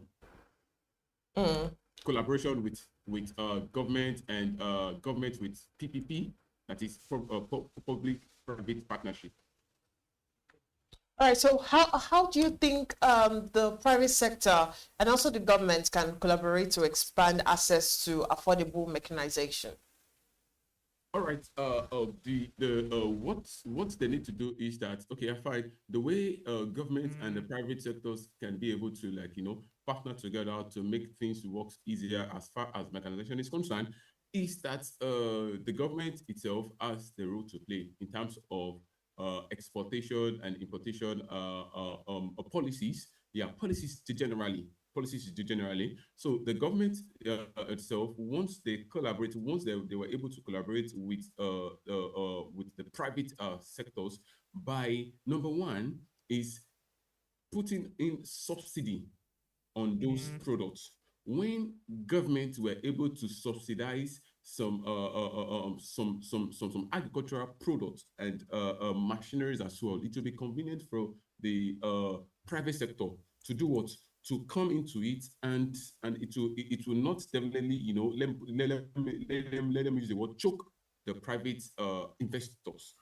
So as a government, they are to review the subsidy policy so as for it to be beneficiary to the private sectors. I'll move away from mechanization and move to processing and also value addition. Now, post-harvest losses remains a very serious challenge. How can increased processing capacity help address this? All right, yeah. To address this, one of the things that farmers are facing after the whole long days, months, years of farming, one of the challenges that farmers do have after those days and years is the post-harvesting. And it's really the post-harvesting itself really goes a long way, in the sense that a farmer that has suffered, let me put it that way, for over months and years for a particular product, and the processing is not being checked, the stress of that month and year can easily be destroyed within a twinkle of an eye in terms of the post-harvest sector, the processing sectors. So one of the things that I would advise is is that there should be support by improved storage. There should be a standard storage that can be able to store the agricultural produce even before processing. There should also be a cold chain between the harvesting and the processing as well. And because that actually would definitely reduce the post-harvest loss after harvesting of those crops. So there should be an improved storage as far as the crops is concerned. Okay, so what value chains hold the highest potential for agro-processing growth right now? Are we looking at rice, livestock, or grains? Yeah, I would definitely, from my own perspective and from my exposure, I would definitely go with cassava at first. The reason why I would go with cassava at first is because cassava itself, we can generate as far as over 20 products from cassava alone, byproducts from cassava alone. So I would definitely go with cassava. From cassava, we can get starch, so many, over 15 byproducts from cassava. Then from cassava, I would definitely go to rice. From rice to oil palm. Yeah, oil palm, cocoa, and then livestock.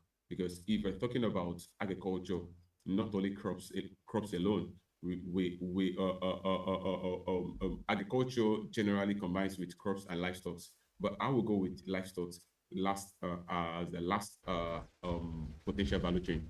Yeah, as far as that is concerned. Okay, so finally, before I let you go, engineer, what role do you think young agripreneurs can play in driving innovation across these value chains? All right, yeah.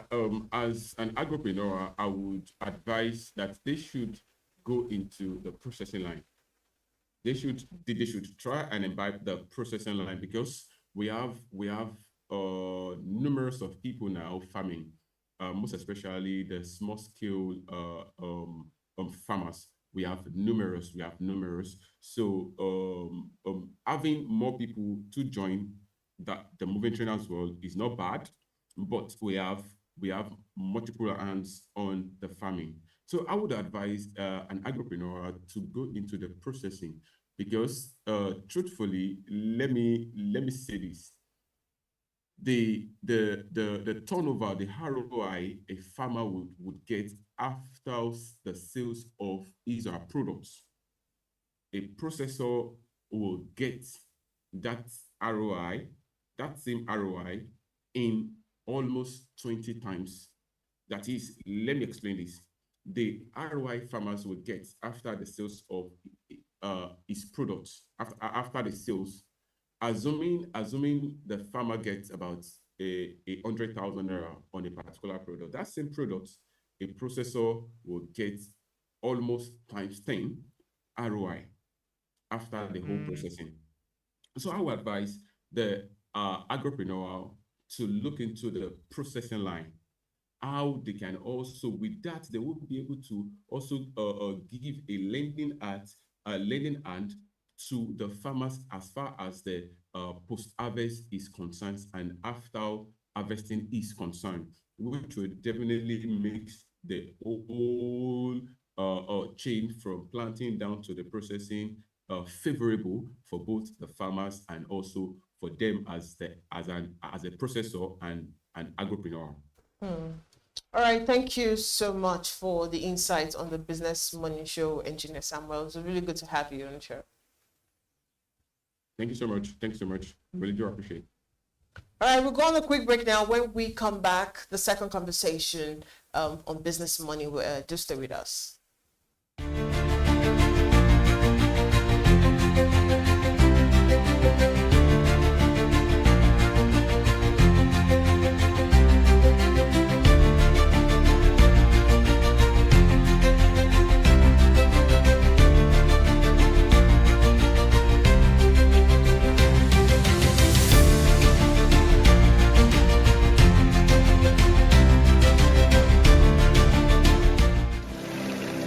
They say money never sleeps. Wake up to clarity, insights, and the stories driving business in Nigeria and beyond. From the heartbeat of small and medium enterprises to the pulse of national economic policy, this is where business meets perspective. With expert guests, real-time analysis, and stories that matter to you, we go beyond headlines to bring you the full picture. Join us every morning as we break down the numbers, decode the policies, and spotlight the people shaping our economy.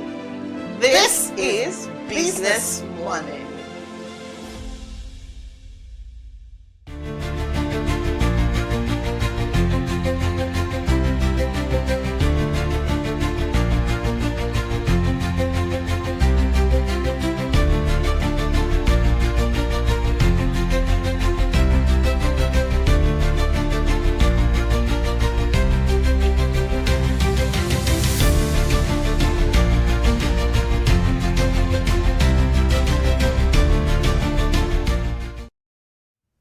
Welcome back. You're still watching Business Morning. Now let's move to our second conversation this morning. We turn our focus to Africa's creative industries, one of the fastest growing sectors on the continent and a powerful driver of job creation, tourism, and global visibility. From film and television to music, fashion, and digital content, Africa's creative economy is rapidly expanding its footprint on the world stage. And joining us is a Ghanaian actor, William Lamte. He's popularly known as Willie Chambers. He's gained international recognition for his role in The Fisherman, which premiered at the 81st Venice Film Festival, and has built an impressive portfolio across stage, television, and film. We'll be exploring how talent, storytelling, and creative innovation are contributing to economic growth and what opportunities lie ahead for young people and investors across the continent. Good morning, Willie. It's good to have you join us on Business Morning. Good morning, Debbie. Thank you so much for having me. How are you doing? Very well, thank you. All right, let's go straight into it. From your perspective in film and theater, how would you describe the current state of Africa's creative industry? Well, when it comes to the Africa creative industry, especially the film and theater, I would say we are awakening now, because there's been like a global chain where everything is going on smoothly when it comes to other industries, but when it comes to Africa, we are just taking the pace now, and I think we are in the stage of awakening, because some few years ago the patronage for theater in Africa, especially in Ghana here, wasn't too good, and I feel right now we are picking up because we are able to feel the theaters when we call out for shows. And one of the things that I remember before the 2020 COVID-19, we were having a lot of shows going on in our theater spaces. We were having a very growing industry, but when Corona hit us, we had to go, start from the bottom altogether. And I feel that was like a very big challenge for us, because at that time we were picking up and we were having a little attention from different industries and different people from different continents. When it comes to filmmaking too, I can say that we are doing pretty much well, trying to catch up with the global scene. Because when it comes to production, the quality of production and the kind of content that we are putting out now, we are getting the recognition that we deserve when it comes to the African continent. And I think, as a matter of fact, it's time. We need to keep up with the pace and then maybe put in extra work to be able to get to that global stage where we share shoulders with people who have already been in the space already. Yeah.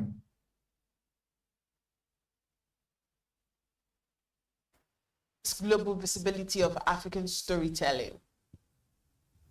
So, well, when it comes to global visibility of African storytelling, I would say we need to.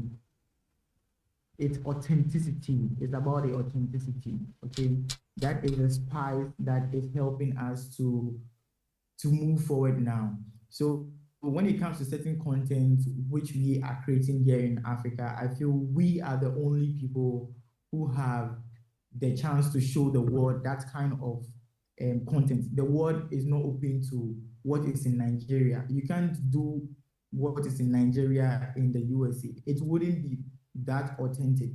But the kind of content that we are creating in Africa, especially also in Ghana, helps us to show them that, okay, this is the part of the world that you are not seeing. This is the kind of talent that we have that you are not witnessing. So you need to pay attention to what we have to be able to know what is going on here.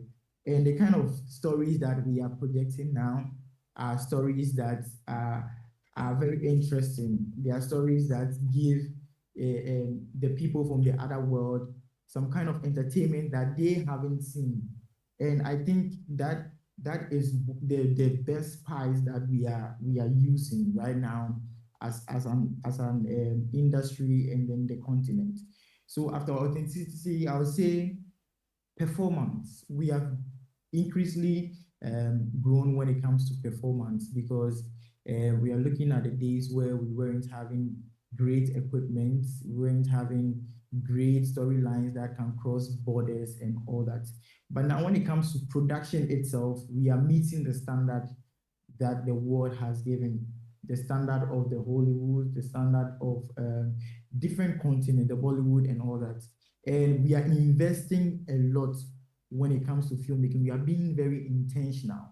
So these factors about the intentionality, I feel we are making the product quality, and that is what is being to our advantage. Because if it is not quality, nobody is going to sit down to even get to witness what is happening. So we are making it authentic. We are putting in enough work, and then we are making quality work too as well. So I feel that is the spice that we are putting in there to enhance the visibility when it comes to African storytelling. All right, let's now move to the economic impact. The creative industries are set to contribute billions to Africa's GDP. In practical terms, where do you see the biggest economic opportunities? Do you see it in film? Do you see it in digital content, festivals, or somewhere else? So when it comes to the Africa's GDP, I would say the biggest opportunities would be, for me, I would name two, which is film and digital content.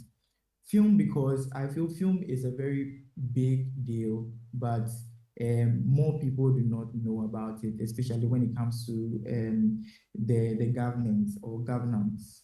Because film, I feel, is like a company. It has a lot of people. Film hires and then it also sells. When it comes to the film industry, we hire a lot of production people who work on the project. We hire a lot of marketers who work after the project is done, because it's more or less like a cycle. A lot of things go on within this chain, and it's not only giving economic advantage to the people, but it's also giving people the chance to have a good livelihood. Because if someone who is a sound person is at home or has gone to school to go and study sound design, is not getting the work to do as a sound designer, what work is a person hoping to do now? So I feel filmmaking gives a chance to be able to help people to get enough for themselves, give them a livelihood, and also help them to even pay back to the country in form of taxes and everything. And it's very great because filmmaking also gets to enter into different continents and have people putting in money, investing huge sums of money. Because when you look at industries like the Hollywood like this, the kind of budget they use in filmmaking is very, very, very, very huge. And the returns they get are so amazing. So imagine that we put in a lot too, as well as the African continent, what we are going to get. So for the for the economic opportunities, I would say the filmmaking especially, and then the digital content creation, because in recent times, a lot of people in the digital space are making great money. They are making good money when it comes to content creation. And these are things that are not too expensive to produce when it comes to digital content. I feel these are they are very reliable and very easy means of getting people out there. And people are also doing a lot of collaboration to be able to get good reach when it comes to their businesses as well, when it comes to digital content creation. So digital content creation is not only giving the creators direct money, or is not giving them direct monetization, but they are also getting money from companies who come and then engage them for their services. So for me, I would say the big two economic opportunities are film and digital content creation. All right. How do productions like The Fisherman, which gain international recognition, how do they influence tourism, investment, and industry growth back home? So The Fisherman, I would say, has been an amazing film. It has done so well, gone in different film festivals all around the world. And it happens to be the very first official selection from Ghana to represent at the Venice Film Festival, and not only in Ghana, but actually Africa as a whole. And that was very, very, very, it was a very great move. And I was very much inspired because I was in Venice, Italy, when I saw the Ghana flag rise among various flags up there when it came to the Venice opening. And it was very surreal. It has not only given Ghana the eyeballs, because when we went there also, the film was very beautiful. We had a big standing ovation from the audience who got to see the film for the first time. And people had a lot of conversation about it. We also won the Fellini award over there, and the medal. And that alone, I feel, is a very great statement, because it doesn't only open tourism opportunities or other economic opportunities for Ghana alone, but for the whole of Africa. Because that way, now we know that we've been able to penetrate into the European festival, which is the very first to have happened. So it's not only a win to us back home here, but to the whole of Africa. So the very first selection was last year for the African continent. And this year, we've been able to have another entry from an African country, which was a Kenyan-Nigerian collaboration. You get it. And this film was One Woman, One Bra. So I feel The Fisherman has also been able to open the door for the African cinema to be able to, or has given people from the Venice Film Festival the idea that, okay, there is a market somewhere. There are a group of people on a certain continent who are doing very well, and we need to give them some attention, right? So after the premiere of The Fisherman in Venice, we got people who were very interested, because the film also projects beautiful scenery of Ghana. It shows you different and beautiful places we have here in Ghana. And people got to see it, and they were so amazed. They were like, oh, you have these beautiful beaches, your beaches are so clean, and would love to come see it. And as we are engaging with them, we tell them that, oh, you need to come to Ghana and come and witness it, because we have great places, we have beautiful places.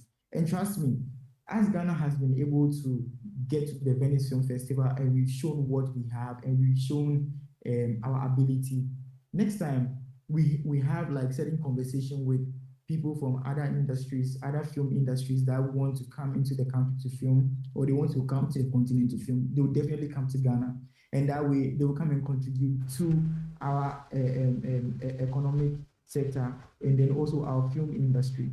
So it's been a great roller coaster for the Ghanaian scene when it comes to tourism, and it's also brought people together, because we were in Nigeria. I was in Nigeria a few weeks ago for the African International Film Festival.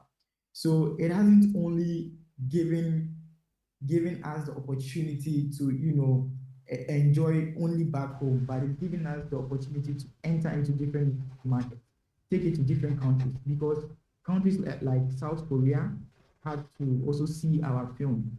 They saw what we have. People from Australia have seen the film. It has been screened in London. It has been screened in America. Now, we have something to show them. So tomorrow, if we say we are coming to you for some investment opportunities to, create a new film, definitely we are going to get the support that we need. So I feel that Fisherman has been a testament. It has been a product that we can market and also get people to, put in when it comes to filmmaking here in Ghana.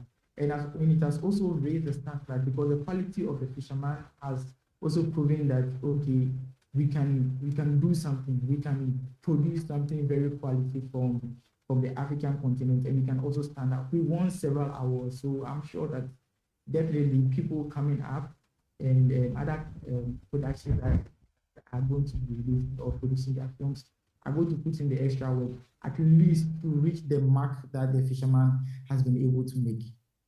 All right, let's now move to the business and the infrastructure part.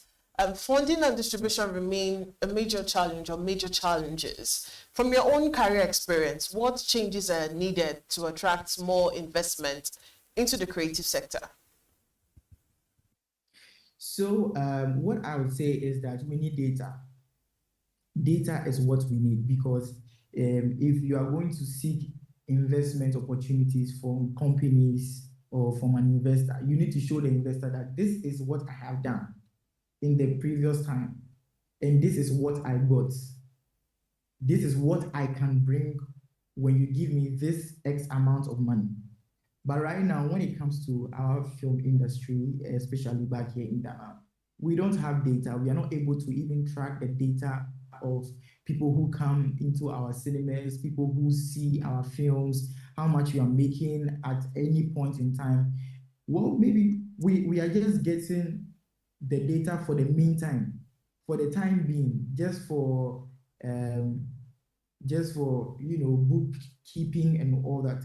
But we are not able to have these data well structured and well put together for the future, and that is the challenge. So right now, I feel that what we need to do is that we need well-structured data. We need to be able to have a system where we don't even have to manually write everything down to be able to determine how much we are making or how much we can estimately make when we have our cinema runs, we have our theater distribution, or we have our cinema distribution. So right now, the basic thing right now, I think, to be able to seek funding is to have the data, the track record, that, okay, when you give me this, I can give you this amount of money. That way it can build trust. And that is how business runs. So as moving forward as an industry, I think we need to be very, very much, when it comes to filmmaking, we need to take a little more attention with our data, because when you produce data, the data doesn't lie. The data is what you give. So when you go out in the market, and I know that I'm offering you like $1 million to go and produce, or like a $10 million to go and produce a film, and you assure me maybe like a 15 million back, I know that, okay, fine, this is something that I can trust because you have done it before. So basically, my base concern would be data. When we have data, we would be able to win the hearts of the investor, and then we will also get investment when it comes to the creative sector. The music, when it comes to the music industry, they are able to track. They are doing pretty much well, and I feel that is also one of the reasons that they are doing so well, because they are able to track the data, and they know the regions where their music are doing well. They know music, they know the regions where they need to put in extra effort to be able to get more returns from. So we need to focus more on data, and then we also need to focus more when it comes to the quality of what we are producing. Because if you are able to tell the investor that, okay, you are giving me this amount of money, and then I'm able to produce this kind of work with the kind of budgets you give me, then they know that, fair enough, the money is going to the rightful places and is doing the rightful things.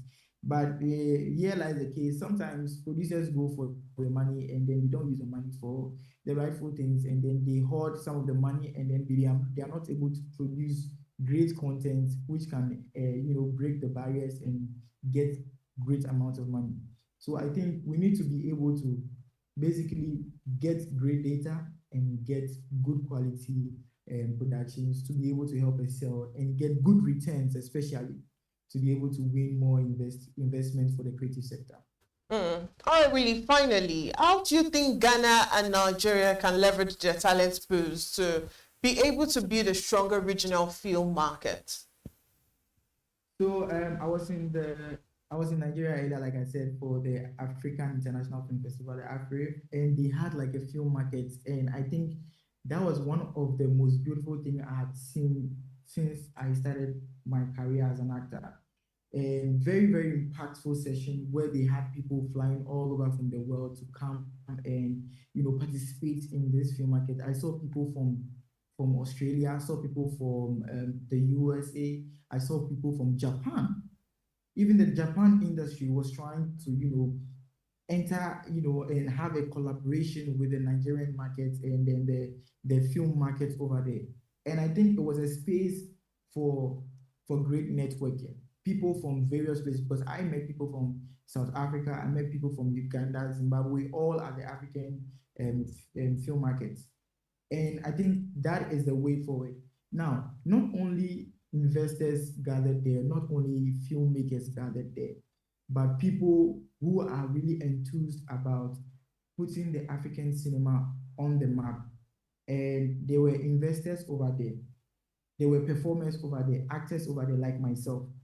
I think going forward, that is what needs to be done. We need to create a space where all these people, where the investors, the directors, the actors and producers can be able to mingle and then involve us, especially the Nigeria and then the Ghanaian film markets or the film industry, to be able, because I feel that when we have this force coming together, we have a wider or a larger audience, we have a larger market. That way we can have further reach.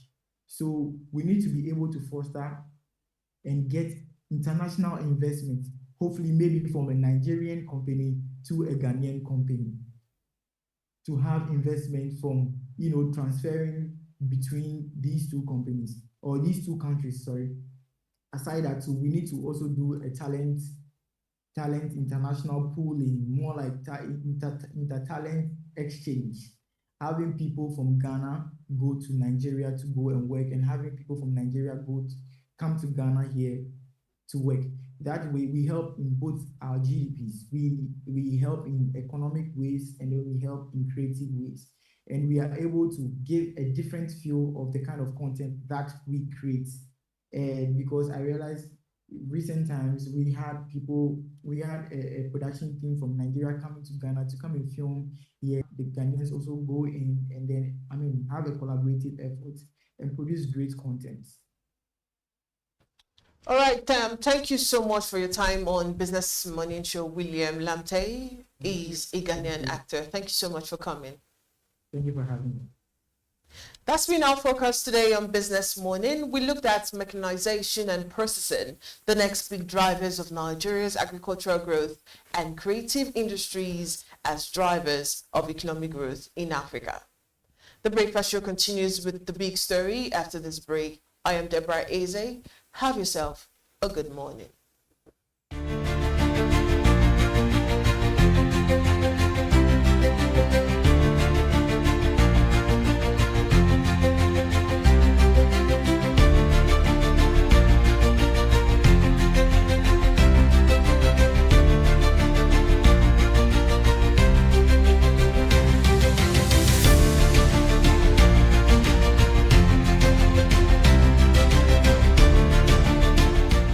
Meet Monica, your all-in-one financial solution. Convert crypto to Naira at juicy rates anytime, anywhere. Enjoy fast withdrawals straight to your bank. Buy airtime, data, and pay bills in seconds. No stress, no delays, just seamless transactions. Monica, the smarter way to move your money. Download now. Okay now, dependable insurance. After God, you are the next insurer. See as the boys the Allah. All the ladies the Allah. Insure your car protection from accidents. Unforeseen loss, you can see them. Mistakes are meant to happen. If you don't jam the car, they'll jam yours. Will you beat them? Ah yes, you will get them arrested. Your plans for that day is affected. You waste your money, you waste energy. With AXA, you can be protected. Get the protection that pays today. Call 0700 AXA Mansa to get a motor insurance that pays. At Stanbic IBTC, we are here to help you grow with financing that helps you expand, expert knowledge across 20 African markets, trade solutions that open doors to 195 countries globally, and an online banking platform that works hard because with us, there's possible, then there's more. Visit www.stanbicibtcbank.com/business for more. Stanbic IBTC. True strength. What defines it? The brilliance of a player? Or when a team comes together to win? A solo beat? Or the rhythm of many? The flair of one dancer? Or the art of a troupe? One distinct voice, or the beauty of the symphony. At FCMB Group, we build ecosystems, empower communities, and create the future. Because we believe it's not just one, but the power of the group that delivers the future we all desire. FCMB, the power of the group. They say money never sleeps. Wake up to clarity, insights, and the stories driving business in Nigeria and beyond. From the heartbeat of small and medium enterprises to the pulse of national economic policy, this is where business meets perspective. With expert guests, real-time analysis, and stories that matter to you. We go beyond headlines to bring you the full picture. Join us every morning as we break down the numbers, decode the policies, and spotlight the people shaping our economy. This is Business Money. We are not just showing off businesses, but telling the stories behind them. The hustle, the art, the orders, and the wins. Startup Spotlight, showing every Monday on Business Day television. Welcome to the Triumph Against Odd podcast. Most people go through their lives without knowing what their superpower is, right? But if you're lucky enough and determined enough to find your superpower before you get to a certain stage of your life, you will be incredibly successful. Look, the first thing is you just decide not to look at the challenges, because if you do, it's going to end you. The closest thing I think is that I had a deeply military background, which is a bit of a never say die background. I saw an opportunity in non-interest banking, and I felt that the demand was there. There was pent-up demand for it. People were yearning for it. And I felt that if we did it properly, if we brought in professionalism into it, and if we brought in our experiences, our various experiences from various backgrounds into it, that it could succeed. Very few people do that because very few people explore their superpowers. They just explore bread and butter issues. I need to eat, and Yes, there will be challenges. This is a very difficult business environment. The government keeps working on how to make business easier. The first problem to overcome is really just starting, right? We thought about this idea for over 2 years before we even took the first step. You cannot ignore this country. No, and to be from here, I think is an incredible privilege. Nigeria will be ascendant in my lifetime. Imagine working hard for a whole year, then one error in the grading system shatters your dreams. May 14th, JAMB admits errors. August 8th, WAEC confesses discrepancies. 2 of Nigeria's biggest exam bodies caught in breaches of trust. That's the reality. And no, it isn't just a glitch. It is the rewriting of millions of destinies. It is young Nigerians robbed of certainty, parents questioning everything. Experts are calling for reforms, private sector involvement, and transparency. But the question is, will anyone listen? What happens if they don't? And if exam results can't be trusted? Then what else in Nigeria's education system is broken? You won't hear this depth anywhere else. Only on Business Day Premium. Want to know how Nigeria can fix education? Want the full story on the children left out of school? Then subscribe today to enjoy our current series on education and other sectors. Don't stay in the dark. Stay in the loop.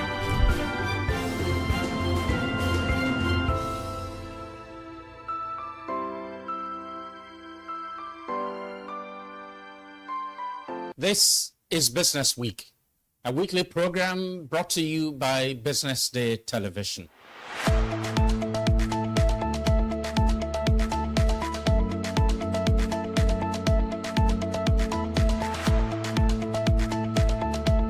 For many years, we've talked about the need to, essentially diversify our revenue stream away from, the huge dependence on oil revenues. It looks like that is happening now. So that means that we're better protected when, you have these wide fluctuations in oil prices and all of that. So it's as you say, and I agree, that we should commend the government. At least revenues are not falling. There have been times in the past when we recorded drops in revenue. That's not the case today. We're seeing revenues actually going up. Increasingly, we can see the developed countries focusing on renewable energy and so on and so forth, which means that in the long run, we must look for alternative sources to funding. So the government says that crude oil theft has essentially come to an end. We need to do more to ensure that we totally eliminate crude oil theft and start to think of how to boost production. But it's a good first step. I mean, by eliminating crude oil theft, it also creates an incentive for international oil companies to probably return and, start to take up more projects in the upstream industries. Stay ahead with Business Day Mobile, your gateway to Nigeria's most trusted business news, market insights, and expert analysis. With a Business Day Mobile app, you enjoy more than just news. You gain a seamless, intuitive platform designed to keep you informed and empowered. From exclusive articles to in-depth market trends, the app delivers the stories that matter most. Why Business Day Mobile?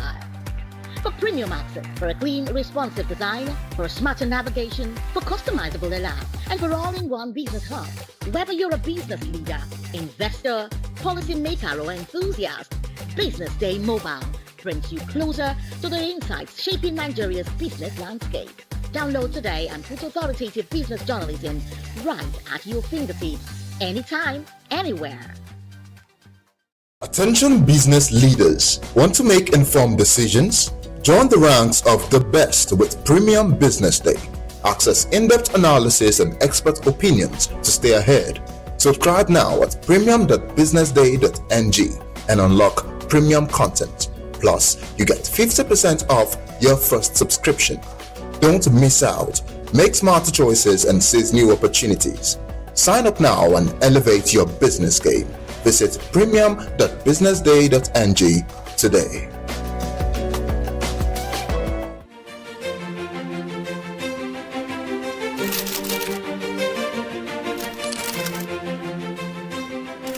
I am, of course, a great admirer of the impeccable credibility professionalism, and business service of BusinessDay. If you really mean business in Nigeria, start your day with BusinessDay.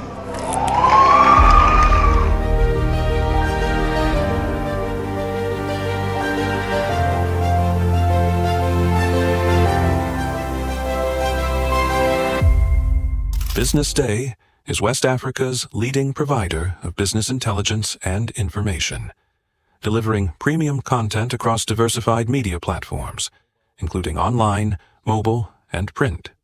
Since its inception in 2001 with a weekly newspaper production, BusinessDay has expanded its reach to provide exclusive content accessible through print, mobile, and online channels. Our premium offerings are further enriched with syndicated content from esteemed sources like the Financial Times, The Economist, and the Harvard Business Review.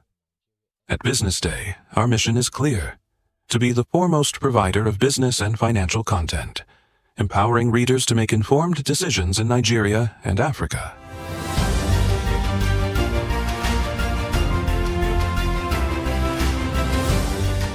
Since our establishment, we have been committed to delivering insightful, relevant, and accurate information about Nigeria's business and finance environment, while contextualizing the impact of global events.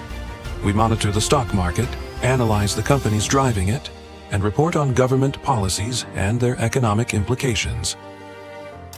For being consistent in organizing these CEO forums for almost the last 14 years, I think this was a commendation, and I think something that will encourage them to continue. From decoding market trends to dissecting economic shifts, we offer actionable investment ideas and serve as a compass for decision makers navigating complexity. Beyond headlines, BusinessDay fosters discussions on critical economic issues through impactful conferences and events. These platforms bring industry leaders together to share narratives that drive innovation and spark meaningful dialogues. Our events galvanize connections, bridging the gap between inspiration and achievement. For businesses seeking visibility, our strong digital presence offers unparalleled opportunities, with millions of followers across social media and a dynamic website attracting visitors from within and outside Nigeria. BusinessDay is the ideal platform to boost visibility for your products and services.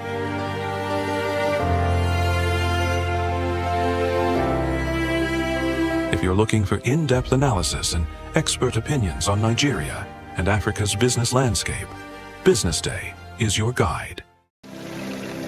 They say money never sleeps. Wake up to clarity, insights, and the stories driving business in Nigeria and beyond. From the heartbeat of small and medium enterprises to the pulse of national economic policy, this is where business meets perspective.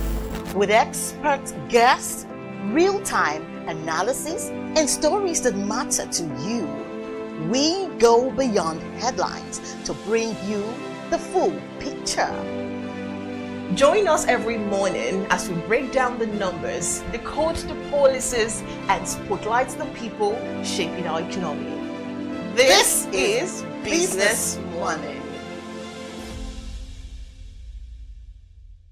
We are not just showing off businesses, but telling the stories behind them. The hustle, the art, the orders, and the wins. Startup Spotlight, showing every Monday on BusinessDay television. Welcome to the Triumph Against Odd podcast. Most people go through their lives without knowing what their superpower is, right? But if you're lucky enough and determined enough to find your superpower before you get to a certain stage of your life, you will be incredibly successful. Look, the first thing is you just decide not to look at the challenges, because if you do, it's going to end you. The closest thing I think is that I had a deeply military background, which is a bit of a never say die background. I saw an opportunity in non-interest banking, and I felt that the demand was there, There was pent-up demand for it. People were yearning for it. And I felt that if we did it properly, if we brought in professionalism into it, and if we brought in our experiences, our various experiences from various backgrounds into it, that it could succeed. Very few people do that because very few people explore their superpowers. They just explore bread and butter issues. I need to eat, and Yes, there will be challenges. This is a very difficult business environment. The government keeps working on how to make business easier. The first problem to overcome is really just starting, right? We thought about this idea for over 2 years before we even took the first step. You cannot ignore this country. No, and to be from here, I think is an incredible privilege. Nigeria will be ascendant in my lifetime. Imagine working hard for a whole year, then one error in the grading system shatters your dreams. May 14th, JAMB admits errors. August 8th, WAEC confesses discrepancies. Two of Nigeria's biggest exam bodies caught in breaches of trust. That's the reality. And no, it isn't just a glitch. It is the rewriting of millions of destinies. It is young Nigerians robbed of certainty, parents questioning everything. Experts are calling for reforms, private sector involvement, and transparency. But the question is, will anyone listen? What happens if they don't? And if exam results can't be trusted? Then what else in Nigeria's education system is broken? You won't hear this depth anywhere else. Only on Business Day Premium. Want to know how Nigeria can fix education? Want the full story on the children left out of school? Then subscribe today to enjoy our current series on education and other sectors. Don't stay in the dark. Stay in the loop.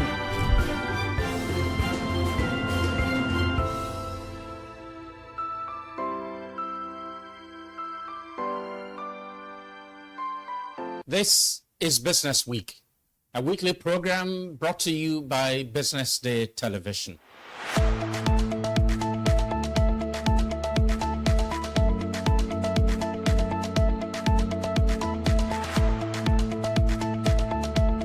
For many years, we've talked about the need to, essentially diversify our revenue stream away from, the huge dependence on oil revenues.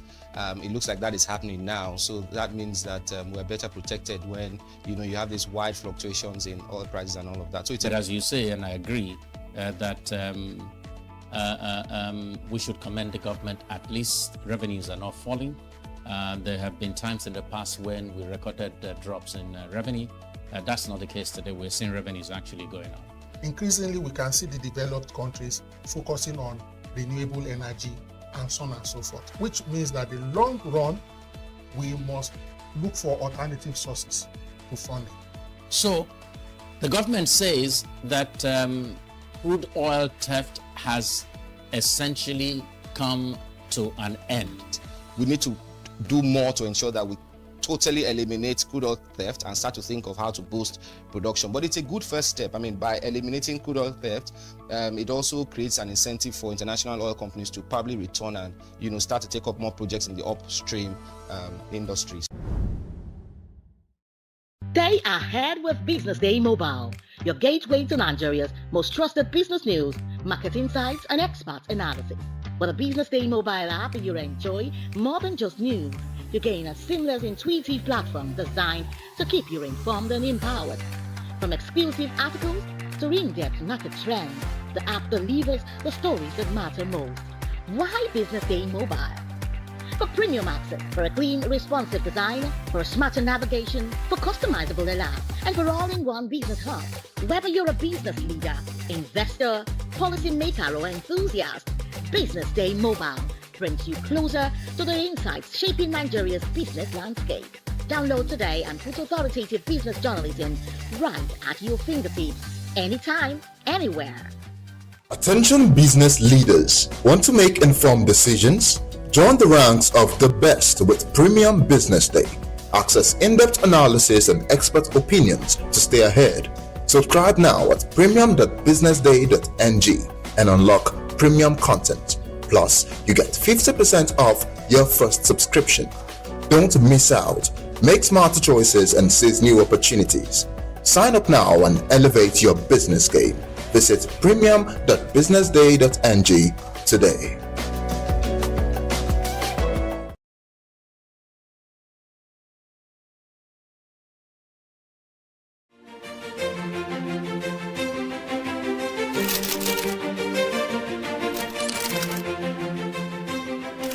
I am, of course, a great admirer of the impeccable credibility, professionalism, and business savviness of BusinessDay. If you really mean business in Nigeria, start your day with BusinessDay.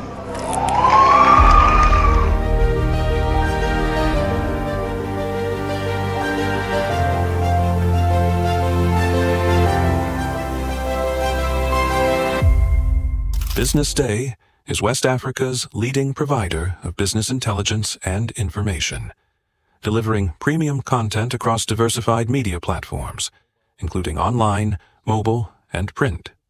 Since its inception in 2001 with a weekly newspaper production, BusinessDay has expanded its reach to provide exclusive content accessible through print, mobile, and online channels.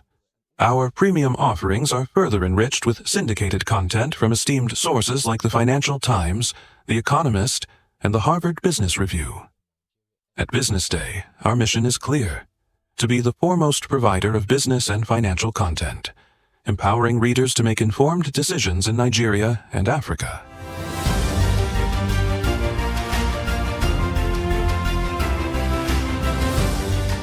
Since our establishment, we have been committed to delivering insightful, relevant, and accurate information about Nigeria's business and finance environment while contextualizing the impact of global events. We monitor the stock market, analyze the companies driving it, and report on government policies and their economic implications. For being consistent in organizing these CEO forums for almost the last 14 years, I think this is a recommendation, and I think something that will encourage them to continue. From decoding market trends to dissecting economic shifts, we offer actionable investment ideas and serve as a compass for decision makers navigating complexity. Beyond headlines, BusinessDay fosters discussions on critical economic issues through impactful conferences and events. These platforms bring industry leaders together to share narratives that drive innovation and spark meaningful dialogues. Our events galvanize connections, bridging the gap between inspiration and achievement. For businesses seeking visibility, our strong digital presence offers unparalleled opportunities, with millions of followers across social media and a dynamic website attracting visitors from within and outside Nigeria. BusinessDay is the ideal platform to boost visibility for your products and services.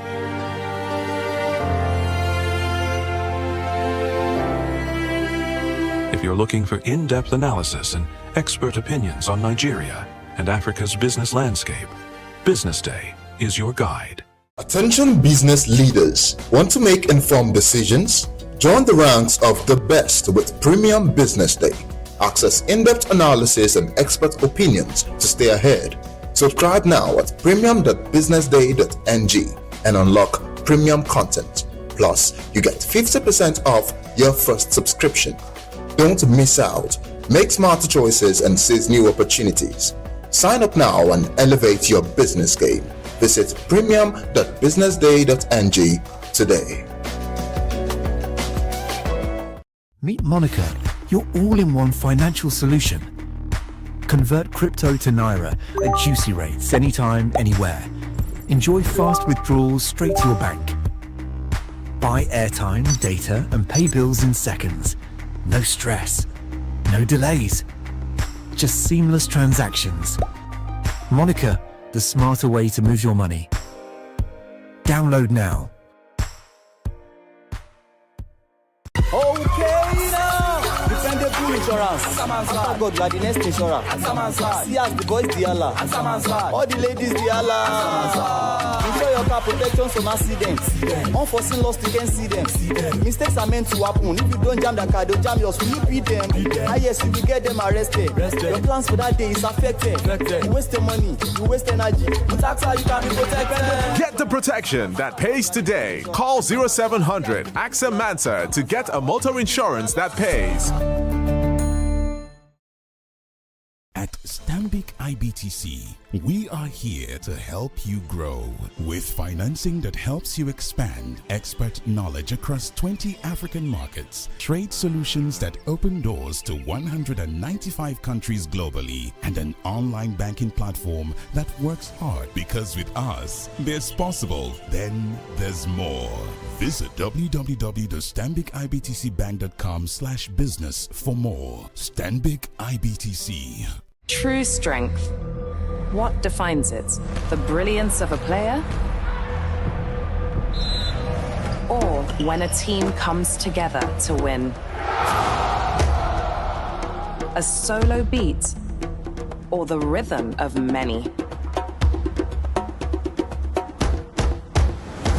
The flair of one dancer? Or the art of a troupe? One distinct voice, or the beauty of the symphony.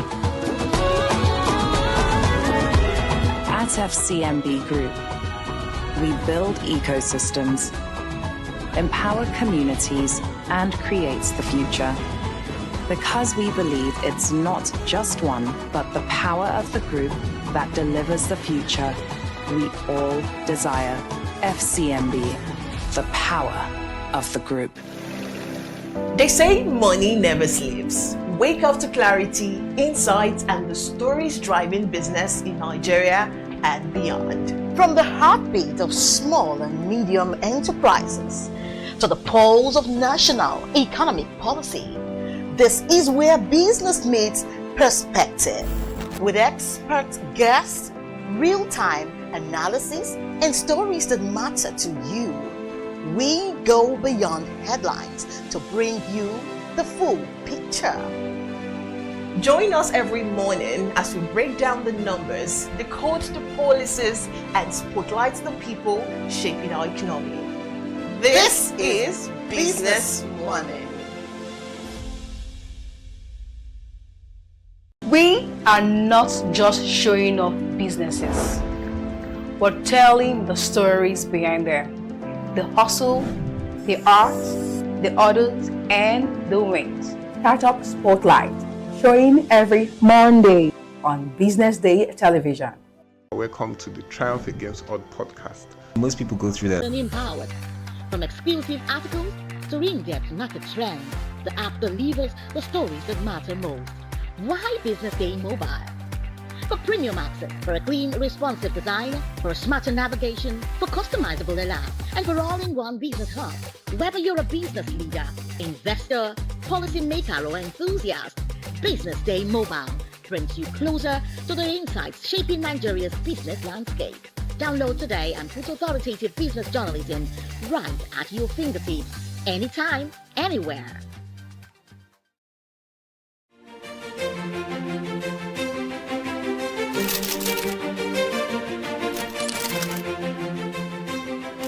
I am, of course, a great admirer of the impeccable credibility, professionalism, and business savviness of BusinessDay. If you really mean business in Nigeria, start your day with BusinessDay.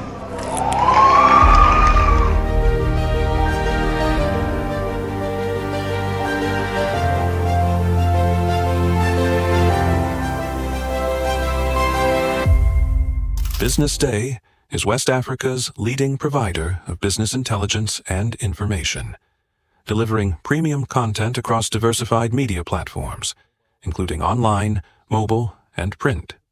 Since its inception in 2001 with a weekly newspaper production, Business Day has expanded its reach to provide exclusive content accessible through print, mobile, and online channels.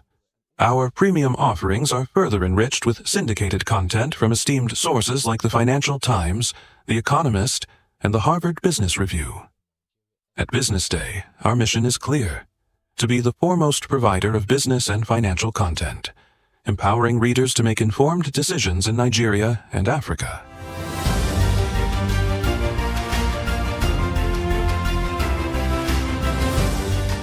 Since our establishment, we have been committed to delivering insightful, relevant, and accurate information about Nigeria's business and finance environment, while contextualizing the impact of global events.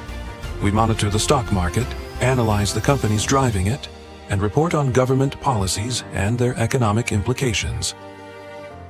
For being consistent in organizing these CEO forums for almost the last 14 years, I think this is Wozu's commendation, and I think something that will encourage them to continue. From decoding market trends to dissecting economic shifts, we offer actionable investment ideas and serve as a compass for decision makers navigating complexity. Beyond headlines, Business Day fosters discussions on critical economic issues through impactful conferences and events. These platforms bring industry leaders together to share narratives that drive innovation and spark meaningful dialogues. Our events galvanize connections, bridging the gap between inspiration and achievement. For businesses seeking visibility, our strong digital presence offers unparalleled opportunities, with millions of followers across social media and a dynamic website attracting visitors from within and outside Nigeria. Business Day is the ideal platform to boost visibility for your products and services.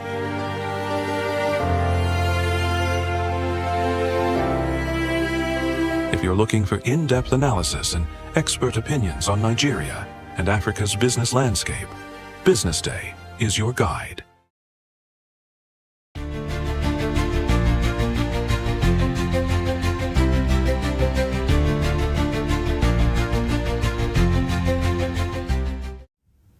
You're welcome to the social listening segment on Business Day Television. This is still the Breakfast Show. I am Deborah Eze, and I'm here with my co-host, Onyeka Valentine. Onyeka Valentine. It's good to have you. So let's take a look at the social scene and what the netizens are talking about. All the way. All right. Now, first up is in Abuja, where members of the All Indigenous Contractors Association of Nigeria have taken their frustration straight to the Ministry of Finance. These are contractors claiming the government owes them about 4 trillion naira for projects completed since 2024. They are tired of waiting. They have been sleeping outside the ministry since December 2nd, and they even dropped a coffin at the entrance to show how badly the debt has wrecked lives. They say the minister had earlier promised to release the first payment of 760 billion naira back in September, but nothing has happened. One of the leaders, Justice Ekolowa, even said they brought the coffin because they feel the system wants them dead. Some claim contractors have died from stress and financial pressure. As of today, the ministry hasn't said a word. The protest is still on and operations at the ministry are affected. Now let's take a look at what netizens have to say concerning this. The first one from Atoba Jaye, he said, "This is embarrassing. After all the reckless taxes and subsidy removals, they are still owing contractors. What exactly are they using Nigeria's money for? Even security is collapsing right in front of them." Another one from the real Jex, and he said, "This is just a tiny fraction of everything going wrong with this government." Okay, and we have Kende Yusuf, and he said it's understandable that people feel the government is underperforming when payments are delayed. Constructive engagement, transparency, and monitoring of projects can help improve trust and ensure obligations are met. And finally, from Zainab Jamilu, she said, "It's good that people are speaking up, but also important to allow processes to run. Many of these contract issues didn't start today." Wally, what do you think about this? I mean, you know, the simple support, they say government is in continuum. Right? In other words, whatever happens now is a carryover from what has happened 3 or 4 years ago. True. So government is in continuum. Government is the continuum itself. However, when it comes to government projects, before we took this story, I had to take my time to, I did some research. And I found out very quickly that thing we call due process is actually in progress. And it's a process at the same time. So, but for some people, it's difficult and they are tough pill and a bitter pill to swallow when they know that they've invested money, right? They've employed people, right? And they've gone through the 4 walls of trying to bid for projects back and forth. Now, fortunately for me, in the past, I've had the opportunity to bid for projects. And right? Very, very important. Yellow paper, no yellow paper, back and forth. It was a humongous task. Where at the end of the day, it looked as if there's no, light at the end of the tunnel. But it's all about the waiting game. But in this case, these people have delivered the project. In this case, they have waited and waited and waited. And so the question now is, if there is no end to the waiting, they resorted to this finally. But will this even solve the situation? I like how creative they got, with the fruit of getting the coffin. It's very creative. Because like they said, the coffin depicts the fact that the government wants them dead. Do you really think it's right don't you think before a project is executed, just like before you build a house, you would have understood what the processes is. You understood whatever plan it is you want to do. If it's a bungalow, if it's a duplex, you know how much your pocket can carry before you execute. Nobody, I don't think there's anybody who wakes up and like, I have 500,000 naira now. Let me start building a house. When the next one comes, we'll come. I don't think there's really anyone that actually does that. Don't you think the government should actually put like the processes already in check before they actually embark in any contract? So the thing is, like I said before, they do these things. Unfortunately, people who are these contractors don't have that. So they don't have that waiting thing in them. Because there's no how someone will tell me that a whole ministry of finance doesn't have an idea that when it comes to pay, they have to pay those who have worked for them. Exactly. So they know these things. Now, when I was doing my research, I realized that it didn't just start today. It has been happening for a long time. Hence that huge amount of money. Yes, they promised they're going to pay 760 billion. That's not small money. The nation as a whole has been dealing with a lot. You even saw what the contributor said there. Look, what are they doing with this money? Insecurity is chewing us deep, right? Other sectors are not catching up funded at the same time. Yep. There's less funding. So what are they doing with the money? I keep on saying, the day we put a noose around corruption for good, without even looking at any sacred cow, the better for us. Nobody will tell me that corruption is not the main reason why this money is not being paid to these contractors. Nobody will tell me that corruption is so light and it doesn't carry heavy weight. It is in this kind of issue that you now realize that look, corruption actually punches far stronger than Mike Tyson. You will know because then you begin to feel it. You know that most of these contractors, I also come to them too. Most of them too, they're not even that innocent. Okay. Because if you look at it, a road network that probably will cost, say, 500,000 naira to do, you will create some outrageous bill. You think the finance man, they don't know those things. You think finance man doesn't know.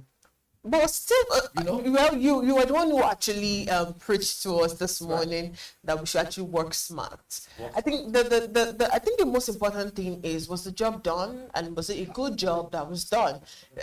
When it comes to having to inflate price, I think it's in every sector, especially people who actually do jobs like contractors. Growing up, my dad used to have a friend who gets government contract to he worked with I think Niger or something, and he was always saying, you never used to have money.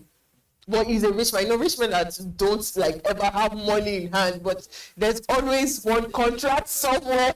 The government, I didn't understand it growing up because I'm you're working, obviously, you're always having this contract.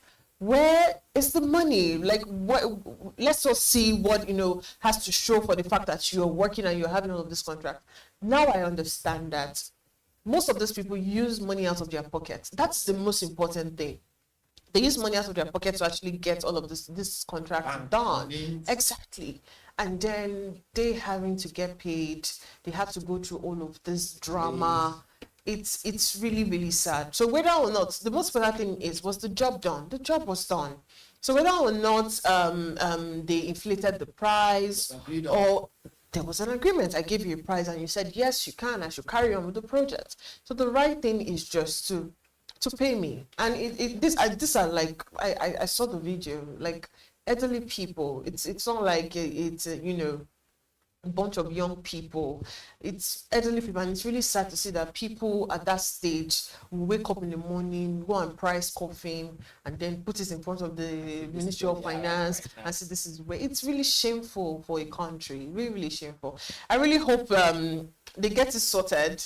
Like I said, every time I see protests, I really scoff and laugh, because when they're tired, and I think the government have that mentality, like when they're tired, they will go home. The government has perfected the act of waiting. You see, even I said something before. I said the idea of due process. Due process comes with the nucleus of being right, patient. Yeah. And look, the federal government has patient with my own money. One of the super hero skill. Patience. Exactly.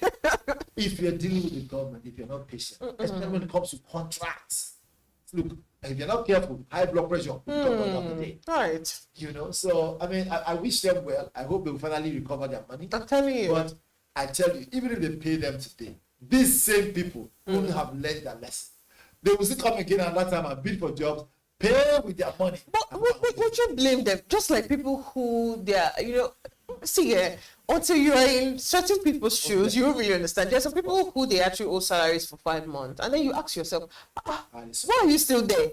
Not even out there. You're not going to care about how you're surviving. It's like, why are you still there? So yeah, I think that's how it is. Their job is to like bid for contracts, get contracts, and then work on it and then get money. So if you delay my money, it doesn't mean if you bring another contract, I'm not going to accept it. And before we jump to the next one, very quickly, the economic impact of this is very, very clear. If the money is available and is being held back, which means the Ministry of Finance, they are doing some business with the money to make money off it. That's a fact. But if the money also is being paid to these guys, of course, salaries will be paid. Banks will smile. Give and take. The banks are not really shaking. They are happy. Whoever wins, whoever loses, they still get a chunk of the banks are happy. All right, let's move away from Ondo State and then head away from Abuja to head to Ondo State, where the ocean has swallowed more than 600 homes in Ayetoro. This happened overnight, and people woke up to see their houses, churches, farms, and even markets washed away. This community has been fighting sea incursion for decades, and many residents are saying Ayetoro is now on the edge land. Earlier this year, there were talks about partnering with Ghanaian experts for a long-term reclamation project, but residents say nothing concrete has been done. For now, thousands are displaced and sleeping wherever they can find space. Now let's take a look at what netizens are saying concerning this story. And the first one from Senator Adebayo, and it said, precisely not only Ayetoro, but entire Ondo coastline in Ugbo. Olamide David said many citizens fail to realize that they contribute significantly to the flooding we face. Another one from Bernard, and he said, can we build a dam to stop all of this? We still haven't started the project. And finally from David, he said, my heart goes out to the community. We are battling sea incursion. The impacts on livelihood, homes, and heritage is devastating. The damage that's going on in Ayetoro on a daily is something that's hurtful. The problem I have with certain netizens, I am a believer of freedom of speech. You pick whatever you want to pick, and you drop whatever you want to drop. But when it comes to issues like this, natural disaster, people should actually really do their homework. Disaster, yeah. People should do their homework. It's what's happening in Ayetoro from the video that's playing right now, I don't think it's man-made. Although if they were what they call them, urban planning, you would know that, oh, this place is actually like water given area. 2 points you made: natural disaster and urban planning. Yes, if there were actually like good urban planning, people would know where and when not to build, which is something. I want to jump in now. Which is something I must give Abuja. I keep saying that state is one state that it's proved that when you sit down to really plan something, it comes out the way it is planned. And when you don't plan, when you just feel like, okay, I think I can build something here, whatever comes with natural disaster comes. So at this point, for the first time in a long time, I agree to the same thing. I'd like to exonerate the government. Yeah. People should begin to understand that it's not when you make a mistake and you put them on the government. The government is of the people, by the people, and for the people. All of us are involved in this thing called government. We will not say because of again, my heart goes to those who their properties are lost and lives. You don't pray that it happens to anybody. But it's happening because where you built your home and your house, it's for decades. Are you telling me we don't have rainy season every year? I see the roofs there. These are new roofs. They're not how they built 20 years ago. They're 5 years ago. So you know it's going to happen next year. And you still go there and go and buy land. Yeah. You know it's going to happen again 2 years from now. And you still and do what? Look, as far as I'm concerned, you are plunging and pushing the federal government to go and spend money in a place that we already know it is a waste. You cannot fight nature. It's an act of God. That is water waste. Why are we not being flushed away on where we are right now? Because it's not water way, right? Look, individuals should understand this thing. When they make some reckless decisions, they look for who to blame it on. At this point in time, I say the government has a lot of problems on ground. Already we have 54 trillion naira budget. How much is our income in a year? Right? 13 to 14 trillion. So we are already, right, being punched below the belt.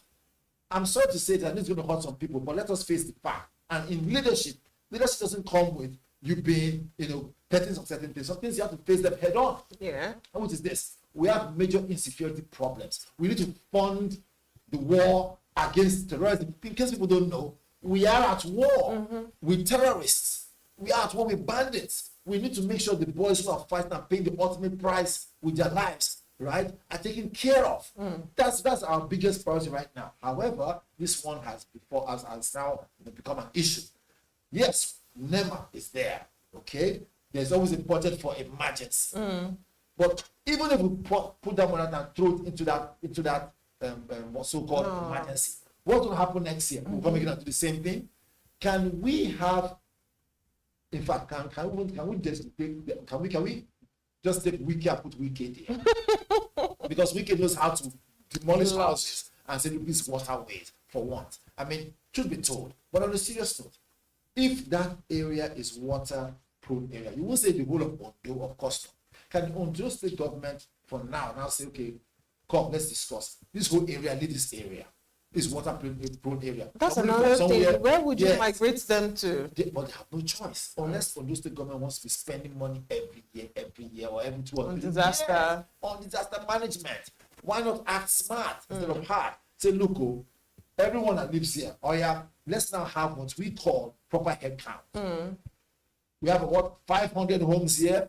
Move them to other areas where you have government designated land for some other important issues. Now, say this is livelihood. Move them there. Then demolish all those houses so water can find its way. Don't forget, other landlocked states around Lagos.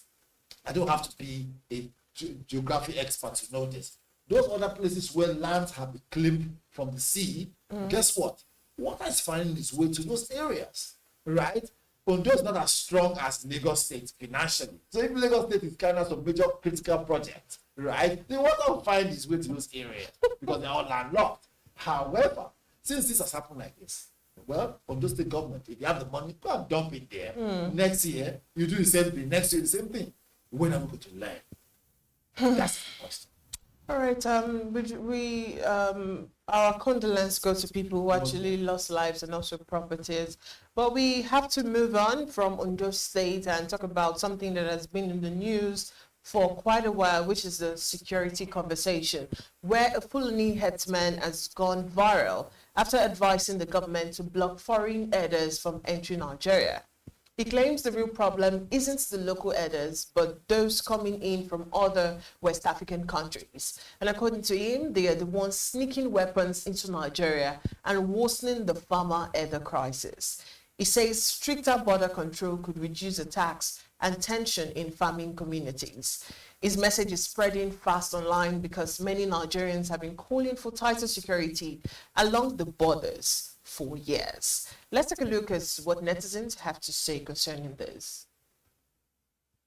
And the first one from Trickle Truth said the entire stretch is borderless. So how are you going to stop anything?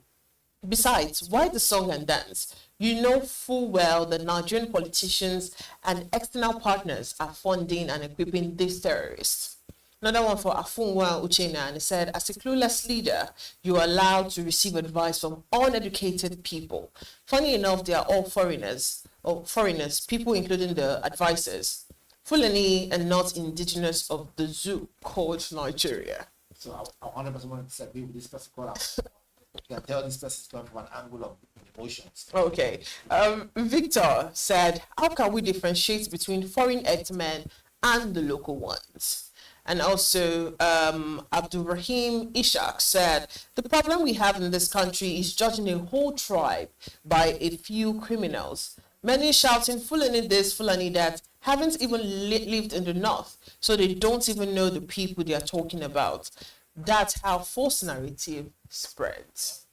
Well, there's been an issue about false narrative because of a film that actually came out where the Hausa Fulani were portrayed as herdsmen.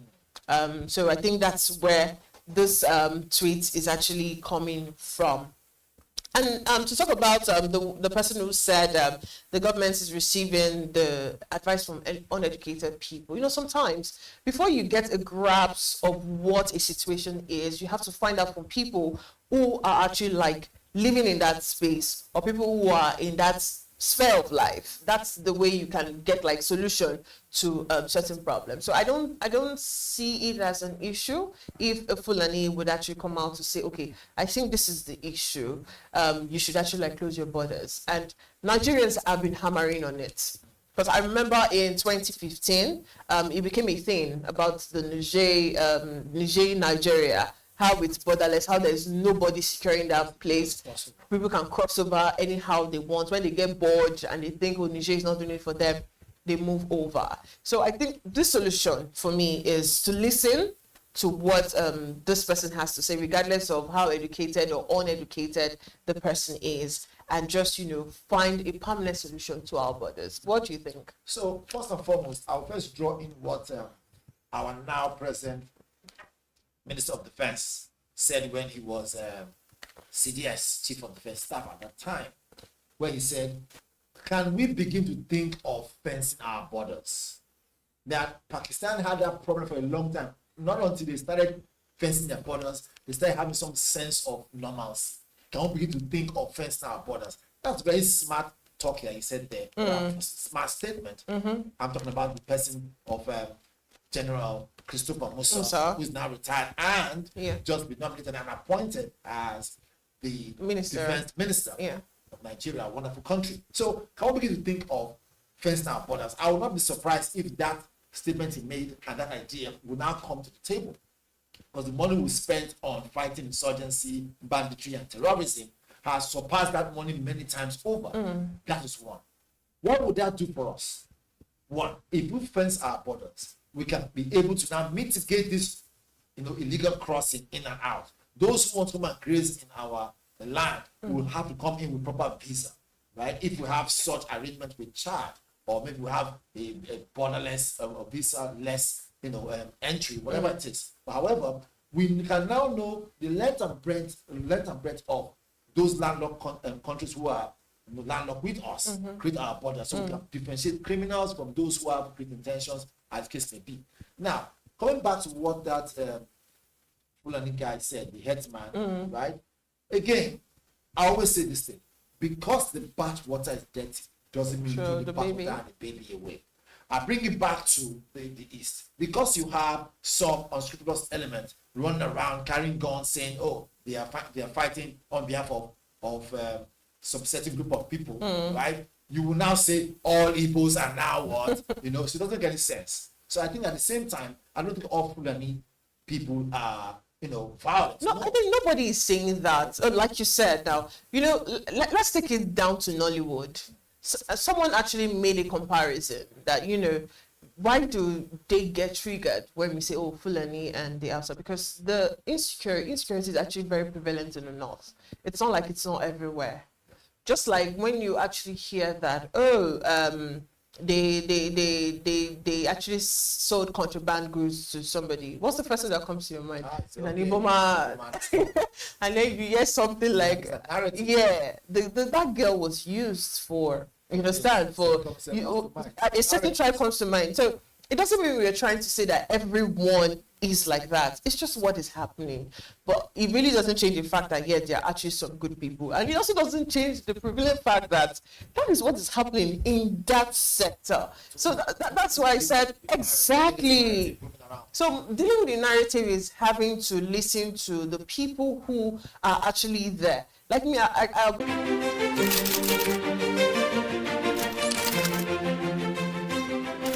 am, of course, a great admirer of the impeccable credibility, professionalism, and business savviness of BusinessDay.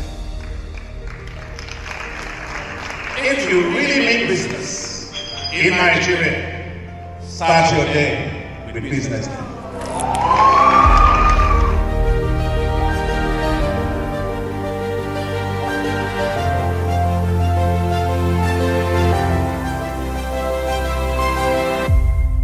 BusinessDay is West Africa's leading provider of business intelligence and information, delivering premium content across diversified media platforms, including online, mobile, and print. Since its inception in 2001 with a weekly newspaper production, BusinessDay has expanded its reach to provide exclusive content accessible through print, mobile, and online channels. Our premium offerings are further enriched with syndicated content from esteemed sources like the Financial Times, The Economist, and the Harvard Business Review. At BusinessDay, our mission is clear: to be the foremost provider of business and financial content, empowering readers to make informed decisions in Nigeria and Africa.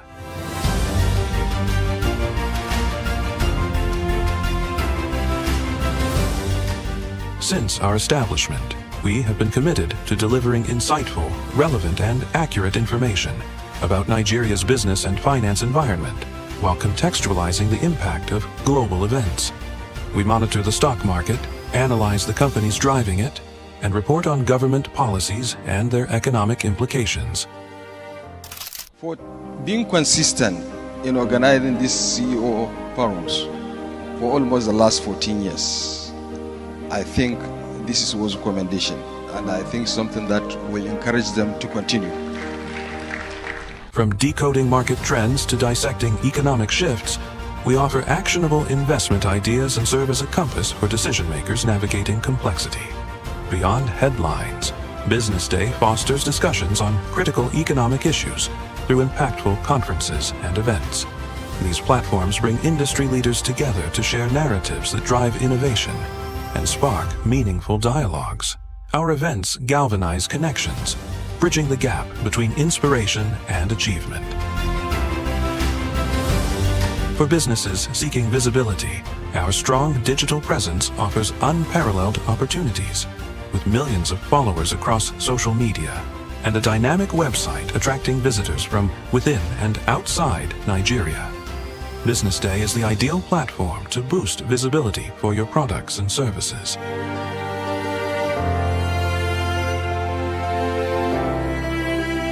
If you're looking for in-depth analysis and expert opinions on Nigeria and Africa's business landscape, BusinessDay is your guide.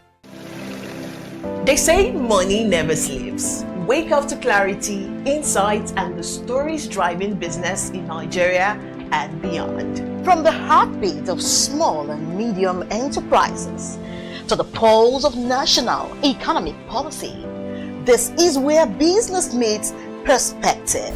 With expert guests, real-time analysis, and stories that matter to you. we go beyond headlines to bring you the full picture. Join us every morning as we break down the numbers, decode the policies, and spotlight the people shaping our economy. This is Business Money. We are not just showing off businesses. We're telling the stories behind them.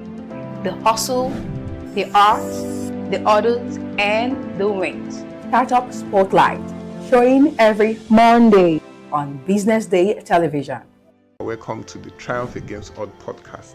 Most people go through their lives without knowing what their superpower is, right? But if you're lucky enough and determined enough to find your superpower before you get to a certain stage of your life, you will be incredibly successful. Look, the first thing is you just decide not to look at the challenges, because if you do, it's going to end you. The closest thing I think is that I had a deeply military background, which is a bit of a never say die background.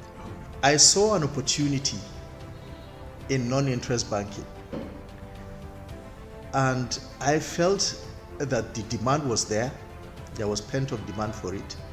People were yearning for it, and I felt that if we did it properly, if we brought in professionalism into it, and if we brought in our experiences, our various experiences from various backgrounds into it, that it could succeed. Very few people do that because very few people explore their superpowers. They just explore bread and butter issues. I need to eat, and Yes, there will be challenges. This is a very difficult business environment. The government keeps working on how to make business easier. The first problem to overcome is really just starting, right? We thought about this idea for over 2 years before we even took the first step. You cannot ignore this country. No, and to be from here, I think is an incredible privilege. Nigeria will be ascendant in my lifetime. Imagine working hard for a whole year, then one error in the grading system shatters your dreams. May 14th, JAMB admits errors. August 8th, WAEC confesses discrepancies. Two of Nigeria's biggest exam bodies caught in breaches of trust. That's the reality. And no, it isn't just a glitch. It is the rewriting of millions of destinies. It is young Nigerians robbed of certainty, parents questioning everything. Experts are calling for reforms, private sector involvement, and transparency. But the question is, will anyone listen? What happens if they don't? And if exam results can't be trusted? Then what else in Nigeria's education system is broken? You won't hear this debt anywhere else. Only on Business Day Premium. Want to know how Nigeria can fix education? Want the full story on the children left out of school? Then subscribe today to enjoy our current series on education and other sectors. Don't stay in the dark. Stay in the loop.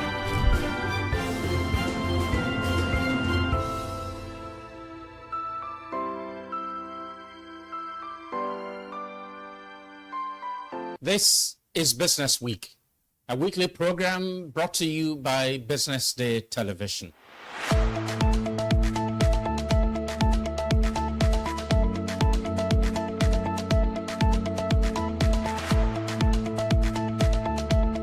For many years, we've talked about the need to, essentially diversify our revenue stream away from, the huge dependence on oil revenues. It looks like that is happening now. So that means that we're better protected when, you have these wide fluctuations in oil prices and all of that. So it's as you say, and I agree, that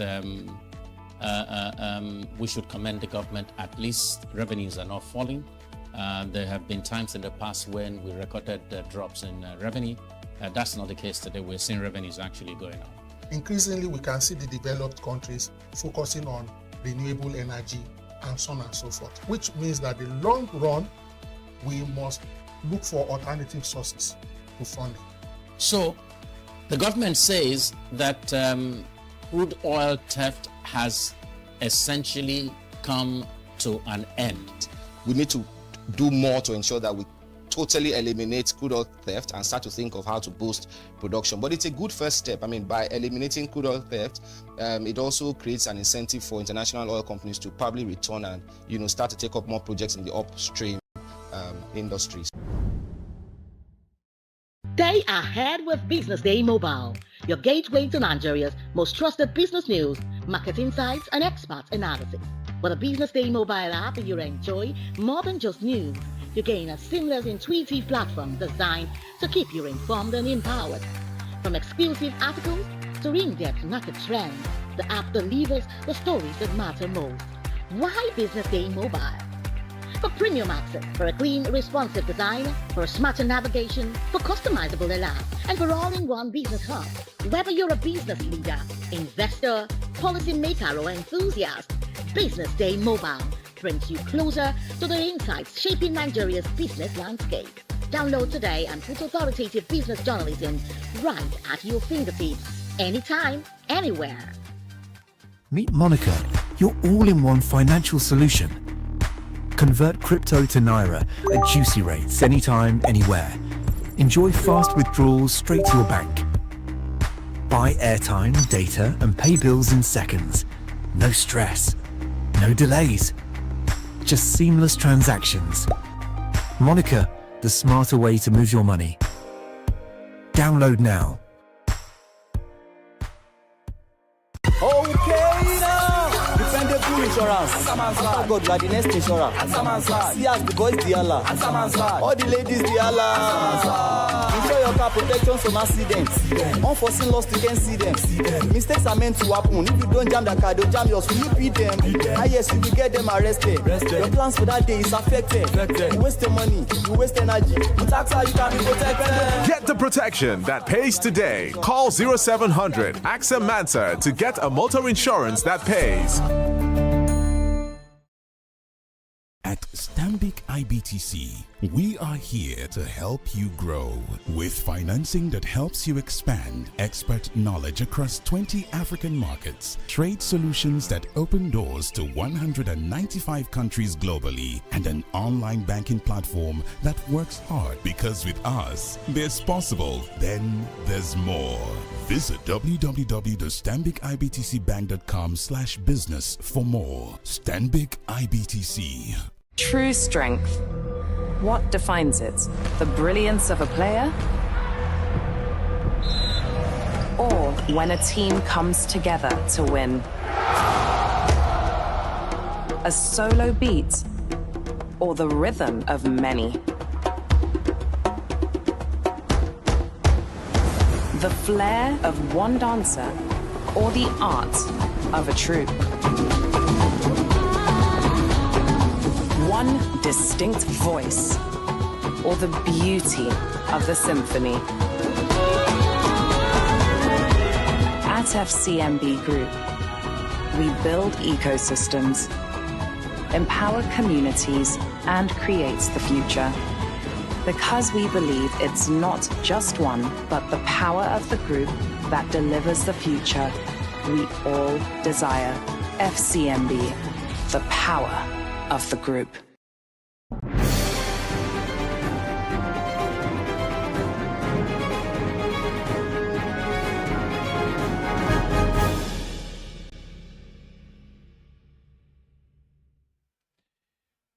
Good morning and welcome to Economy and Market, where we give you a comprehensive insight into the economy as well as happenings in the market. This morning, December the 5th, we're starting with a closer look. We're taking a look at what we describe as a turnaround in Nigeria's investment landscape. So basically, as of October 2025, foreign portfolio inflows into the country surged to nearly $21 billion. This is according to the central bank governor that said the figure hit $20.98 billion. This is in a 12-month year, this is the highest annual inflow ever recorded. And this figure we have is just as of October 2025. To put this into perspective, foreign capital inflows between January and October hit $20.98 billion. A 70% jump compared to the whole of 2024 and an astonishing 428% increase from the 3.9 billion that was recorded in 2023. When you look at the flows, you say that from 2019 we saw a decline in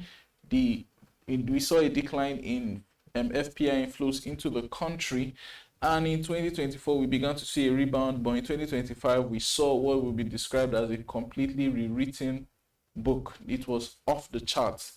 Some analysts have said that the surge reflects a renewed investor confidence, particularly in money market instruments as well as government bonds, which have consistently dominated foreign portfolio allocations since 2015. However, even as this is happening, equity inflows are still remaining relatively weak. Tilewa Adebajo of the CFG advisory, he made a statement that early year model signals that Nigeria was on track to break the previous record of 16 billion that was set in 2019. And when you look at it, the market did not disappoint. But despite the positive outlook, experts are warning that sustaining this momentum will require more than capital inflow. They say Nigeria must maintain its reform drive, confront deepening security concerns, restore fiscal discipline, and as well as implement policies that will translate macroeconomic gains into real improvement in the lives of citizens. For now, 2025 stands as the landmark year for Nigeria's financial markets and a clear signal that global investors are now paying attention again. So when you on the show this morning, I have Mr. Tayo Muritala, who is the head of research, to give us further insight into the matter. Good morning, Mr. Tayo. He's the head of research at Enterprise NGR. Good morning, Mr. Tayo.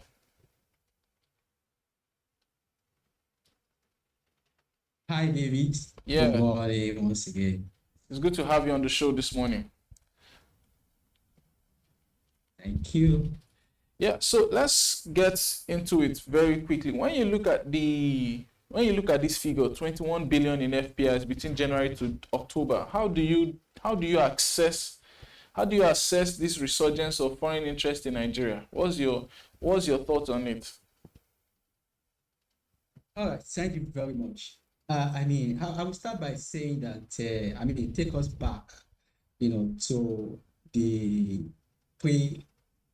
pandemic period, and what you see will be that capital importation performed very well until the emergence of the COVID-19 pandemic, and it was a global decline, right, that happened immediately after the pandemic. So Nigeria was not the only country that faced the decline, because and what you see is that during the pandemic years, capital inflow into the country dropped by an estimated 60 to 75%, and this downward trajectory persisted until 2024, when it began to rebound. So, for instance, in that 2024, Nigeria recorded its highest annual capital inflow in 4 years. With the amount that exceeded $12 billion, compared to $5.3 billion in 2022 and $3.9 billion in 2023. But with just $5.6 billion already recorded in just a first quarter of 2025, it signals that we are now on a recovery path.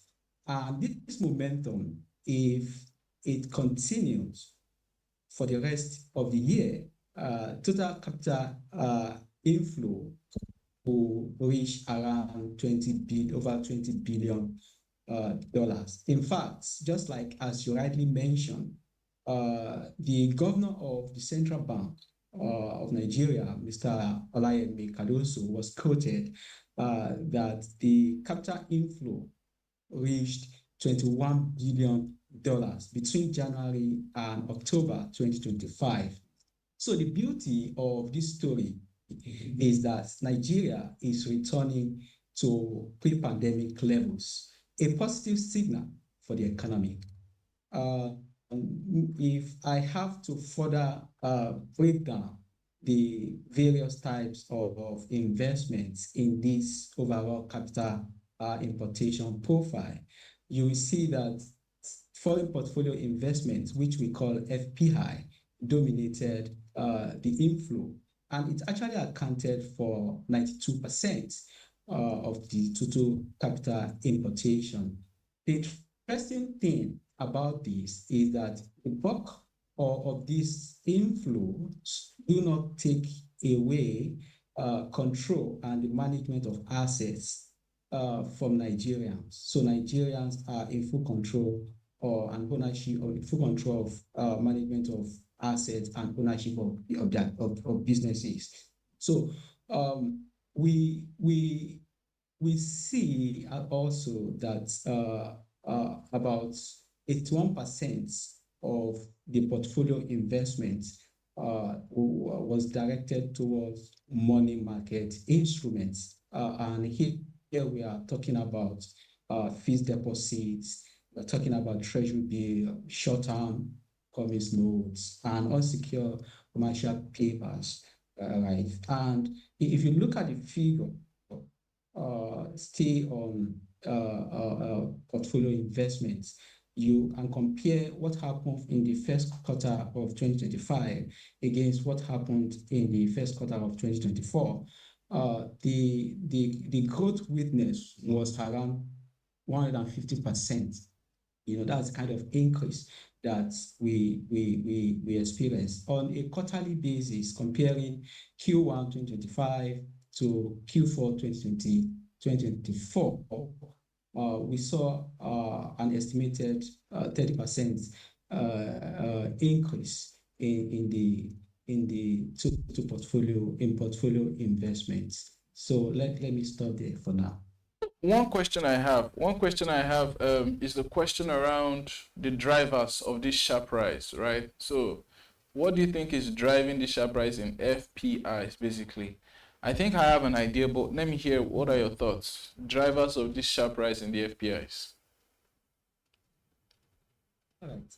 You see, Nigeria offers one of the most attractive yields in emerging markets. Yes. Because of our tight monetary policy and high interest rate regime. You will agree with me. So you will see treasury bill, you will see short deposits providing returns well above the global average. And investors are naturally drawn to Nigeria because of this.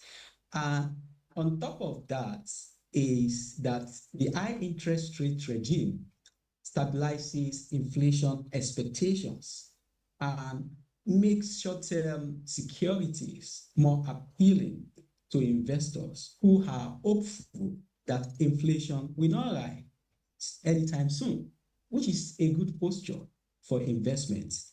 Another factor is the recent FX market reforms, and we must commend the central bank for this. The move towards the unification, the reduced administrative allocation of FX, and more market-based pricing. All of these resulted in greater FX market transparency. Okay, so they've all increased investors' confidence to some extent and reduced uncertainty in the market. We can say that this improved liquidity. It also improved liquidity, isn't it?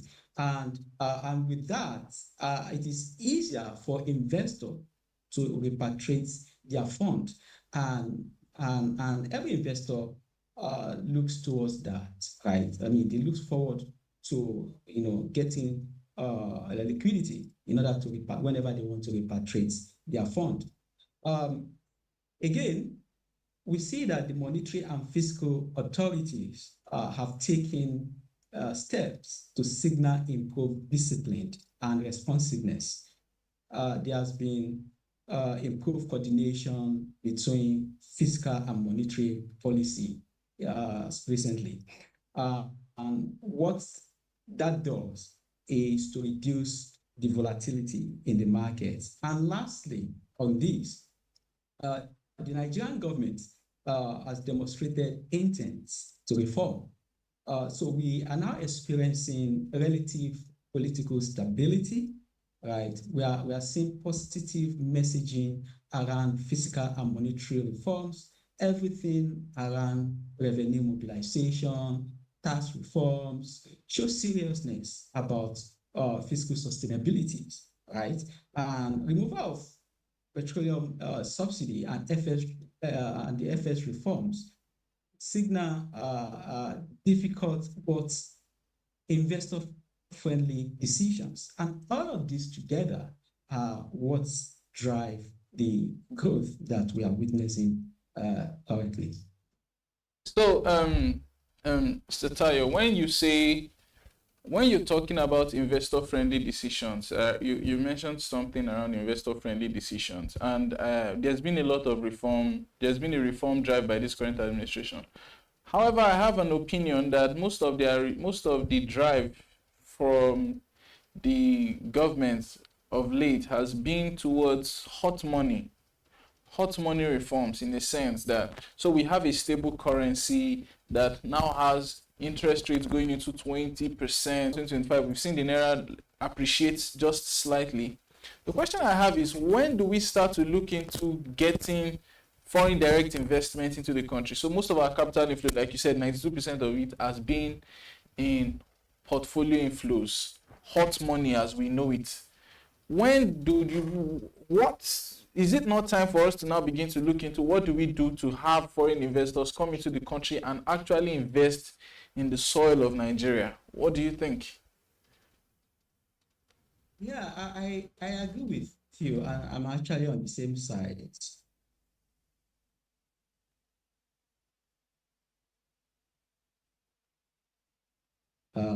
Right? Because, like I mentioned earlier on, about 81% is invested into money market instruments, and that is extremely volatile. I mean, that is hot money. Like you said, investor can easily pull out in response to shocks in the global financial system, either a change in global interest rates, FX, or political shock. Whatever global shock you can imagine or think of, all right, can reverse this the inflow. Okay, so it therefore means that, I mean, we have to prioritize the levers to drive foreign direct investments, not just foreign portfolio investment. And I'm sure that we will talk about ways that Nigeria can go about this in the course of this conversation. Okay, so now what are the short-term implications of this rapid growth in FPI, especially for Nigeria's broader economy as well as the financial markets? The short-term as well as the long-term implication. So we are seeing all of this growth in the FPI. What does it portend for our economy? Hello, can you hear me? Sorry, can you repeat? Not at all. Can you repeat the question? Okay, so the question I asked was, what are the short-term and the long-term implications of this rapid growth in FPI? So we've seen FPI basically ramp up this year. What does it portend? What does it imply for our economy as well as Nigeria's financial markets? All right. I mean, so the rise in foreign portfolio investments has both positive and negative outcomes, right? There are risks, and I just talk about those negative outcomes, right? But let's look at the positive side. Foreign portfolio investments we increase or has increased the supply of foreign currency. And this supports the stability of Naira and lower the strains on businesses, which happens when FX is in short supply. So If the FPI I mean that this is another advantage now. If the FPI is say channels towards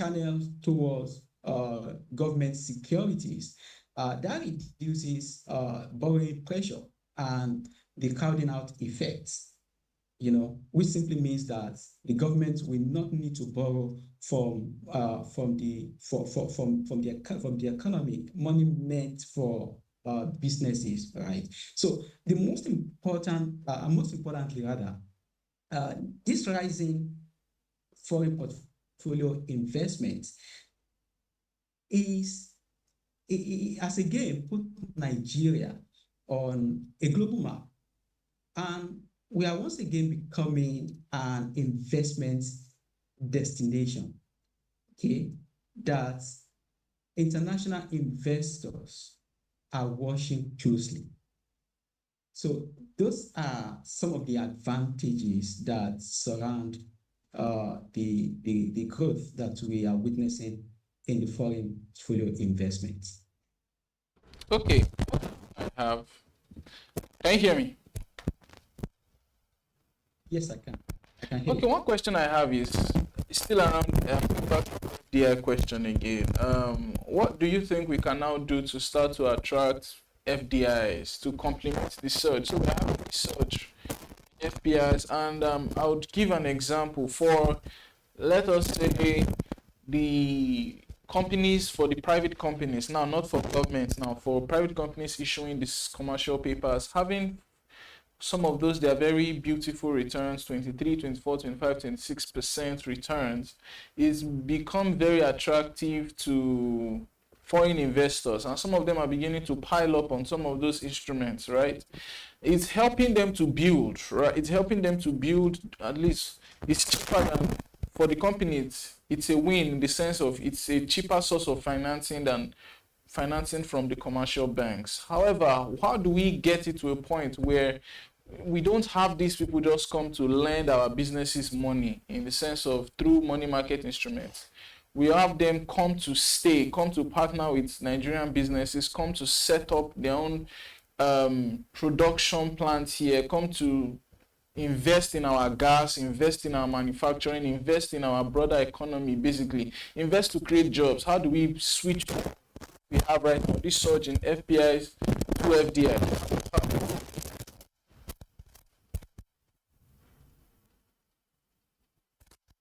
All right.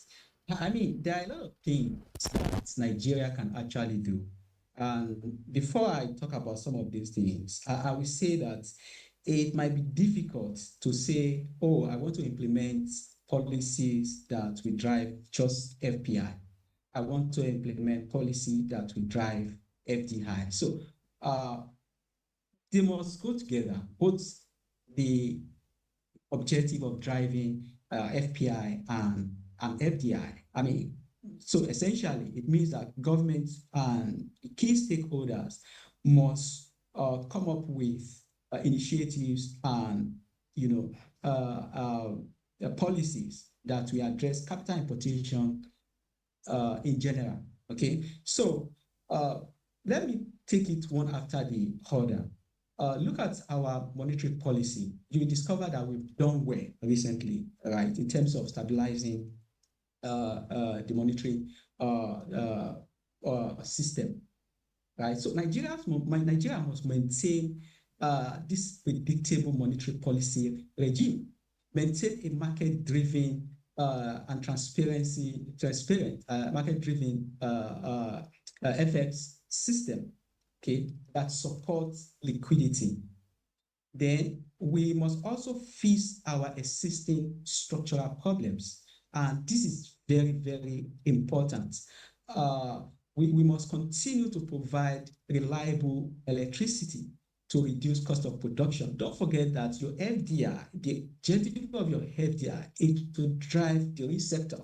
And you want to build factories. You want to create jobs. In order to do this, you need reliable electricity. And we also have to activate enablers of industrialization, not just focusing on, say, electricity. We have to fix our transportation infrastructure to reduce logistic costs. Okay. As also, we must try to be at the forefront of technology to power the economy, including our service sector, our manufacturing, our agricultural sector. This is what we must do if we really want to drive foreign direct investment and foreign portfolio investment. It also goes without saying that we must continue to improve on the business environment. Okay, encourage business registration, encourage licensing, encourage, put in place incentives that will encourage international investors to bring in businesses into the country. And another important thing I must emphasize and mention in this conversation is the security of life and property. So that is very, very important. Investment will not strive in the absence of security.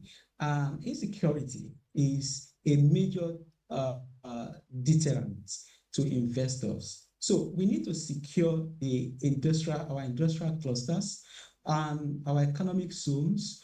We also need to improve policing and intelligence sharing.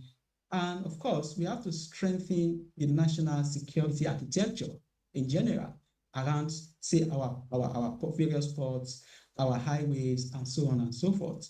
So, but it's also good to mention that, on top of all of these, you must prioritize investment incentives and protection for investors. So I'm talking about legal protection now for investors. And these are the areas where Lagos State governments and Enterprise NGR are both working together to establish through the establishment of the Lagos International Financial Center.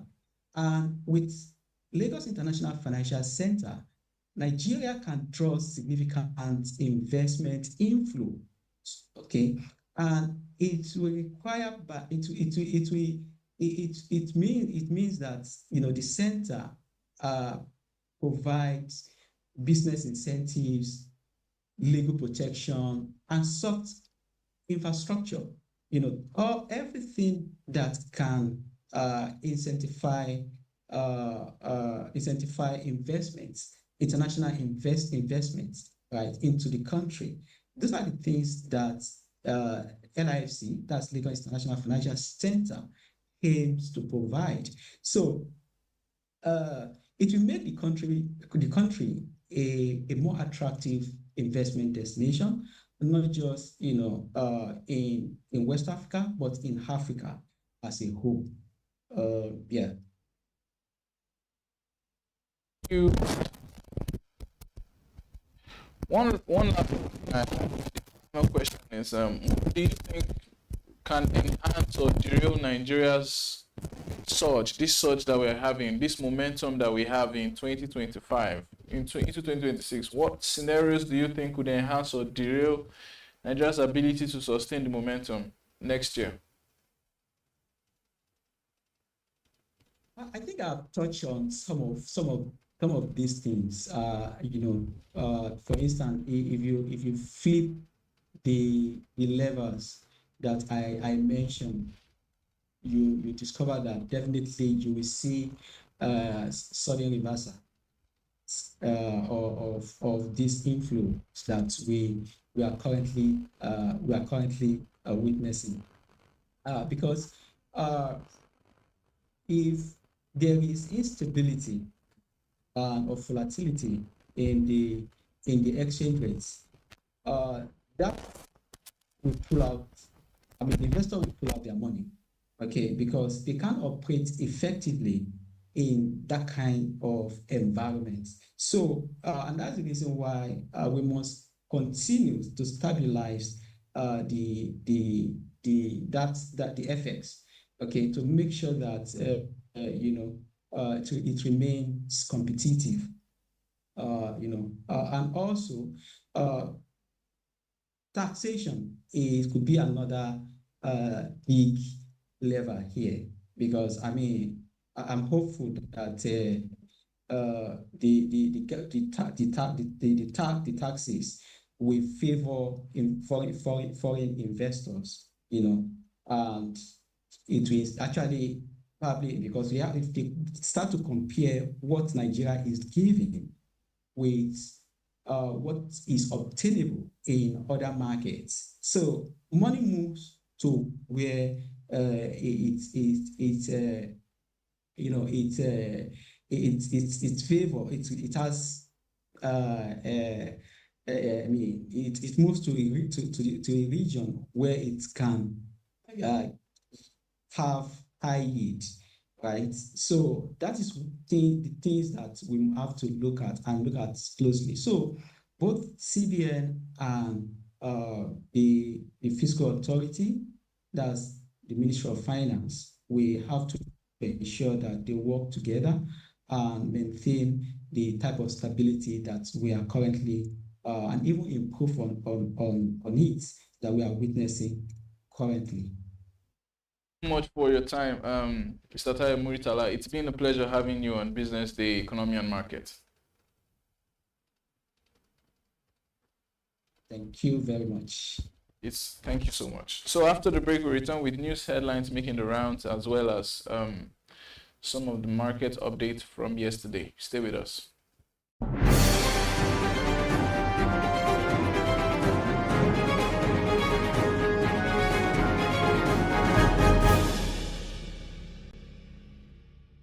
Attention business leaders. Want to make informed decisions? Best with Premium Business Day. Access in-depth analysis and expert opinions to stay ahead. Subscribe now at premium.businessday.ng and unlock premium content. Plus, you get 50% off your first subscription. Don't miss out. Make smarter choices and seize new opportunities. Sign up now and elevate your business game. Visit premium.businessday.ng today.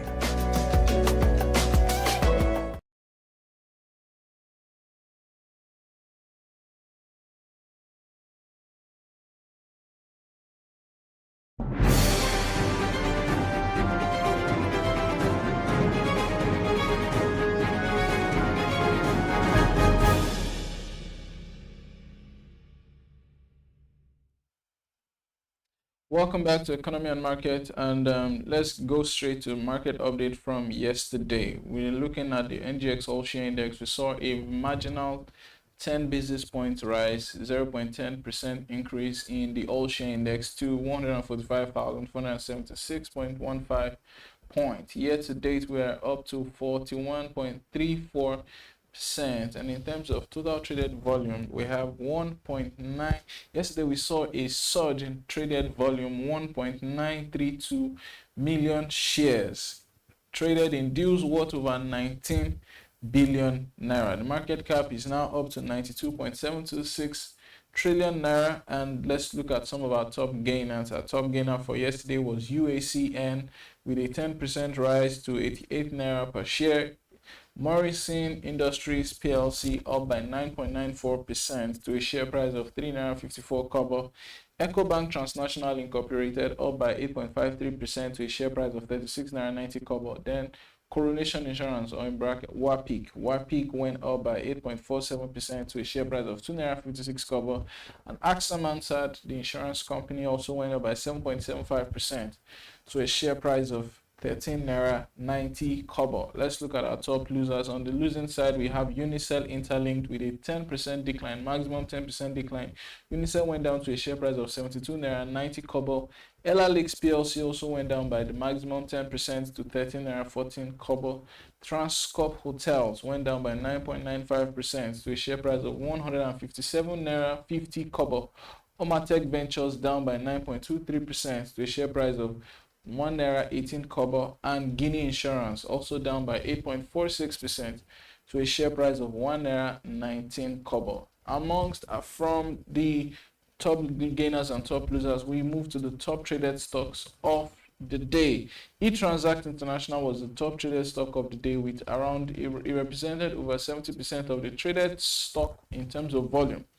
1.584 billion eTransact shares were traded in deals worth over 6.37 billion naira. Fidelity Bank followed with 31 million shares, not close at all, in deals worth around 589.3 million naira. GTCO Holdings went 28.285 million shares in deals worth almost 2.5 billion naira. Then we see Zenith Bank 27.1 million shares in deals worth over 1.6 billion naira. Then EcoBank 21.877 million shares in deals worth over 744.2 million naira. Let's look and then move from there to the global market.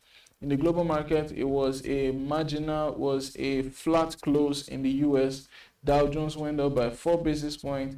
S&P index went up by 9 basis points. The Nasdaq Composite also went up by 10 basis points. Very flat closes. Marginal gains we saw yesterday. However, in Asia, it was nothing marginal. There was nothing marginal about the gains we saw in Asia yesterday. We saw the Nikkei 225 hit an all-time high, gaining 2.33% to cross 51,000 points. Kospi went down by 19 basis points, 0.19%. to close at 4,000, close at just above the 4,000 mark. Hang Seng Index went up. That's Hong Kong's stock exchange benchmark index went up by 0.68% to close at 25,935, very near to the 26,000 mark. In Europe, it was neither marginal nor explosive. It was some slight gains. In the UK. We saw the FTSE 100 up by 0.19%, the CAC 40 up by 0.43%, and the DAX index up by 0.79%. And on the currency side, as we've had it, we saw the Naira actually dip yesterday. Against the USD, it was 1,448 Naira. Against the Euros, we saw 1,691 Naira to the Euros, and against the British Pounds, 1,933 Naira to the British pounds. For whatever reason this is happening, it's not very clear to us, and that's all we can take on economy and market for today. Thank you for staying with us. Have a lovely morning. I'm David Olujimi.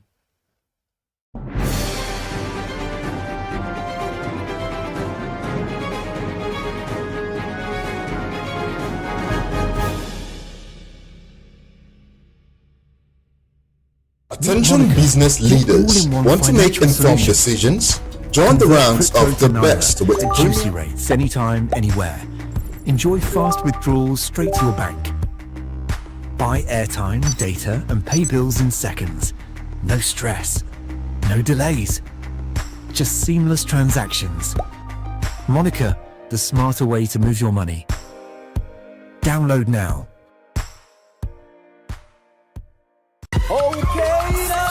Dependable insurance. After God, you are the next insurer. See as the boys, the Allah. All the ladies, the Allah. Insure your car protection from accidents. Unforeseen loss, you can see them. Mistakes are meant to happen. If you don't jam the car, they'll jam yours. Will you beat them? Yes, you will get them arrested. Your plans for that day is affected.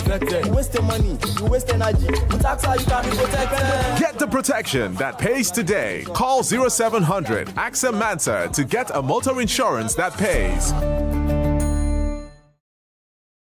At Stanbic IBTC, we are here to help you grow with financing that helps you expand, expert knowledge across 20 African markets, trade solutions that open doors to 195 countries globally, and an online banking platform that works hard, because with us, there's possible, then there's more. Visit www.stanbicibtcbank.com/business for more. Stanbic IBTC. True strength. What defines it? The brilliance of a player? Or when a team comes together to win? A solo beat? Or the rhythm of many? the flair of one dancer or the art of a troupe. One distinct voice or the beauty of the symphony. At FCMB Group, we build ecosystems, empower communities, and create the future. Because we believe it's not just one, but the power of the group that delivers the future we all desire. FCMB, the power of the group. They say money never sleeps. Wake up to clarity, insights, and the stories driving business in Nigeria and beyond. From the heartbeat of small and medium enterprises to the pulse of national economic policy, this is where business meets perspective. With expert guests, real-time analysis, and stories that matter to you, we go beyond headlines to bring you the full picture. Join us every morning as we break down the numbers, decode the policies, and spotlight the people shaping our economy. This is Business Money. We are not just showing off businesses, but telling the stories behind them. The hustle, the enterprises, to the pulse of national economic policy. This is where business meets perspective. With expert guests, real-time analysis, and stories that matter to you, we go beyond headlines to bring you the full picture. Join us every morning as we break down the numbers, decode the policies, and spotlight the people shaping our economy. This is Business Money. we are not just showing off businesses, but telling the stories behind them. The hustle, the art, the orders, and the wins. Startup Spotlight, showing every Monday on Business Day television. Welcome to the Triumph Against Odd podcast. Most people go through their lives without knowing what their superpower is, right? But if you're lucky enough and determined enough to find your superpower before you get to a certain stage of your life, you will be incredibly successful. Look, the first thing is you just decide not to look at the challenges, because if you do, it's going to end you. The closest thing I think is that I had a deeply military background, which is a bit of a never say die background. I saw an opportunity in non-interest banking, and I felt that the demand was there. There was pent-up demand for it. People were yearning for education. Want the full story on the children left out of school? Then subscribe today to enjoy our current series on education and other sectors. Don't stay in the dark. Stay in the loop.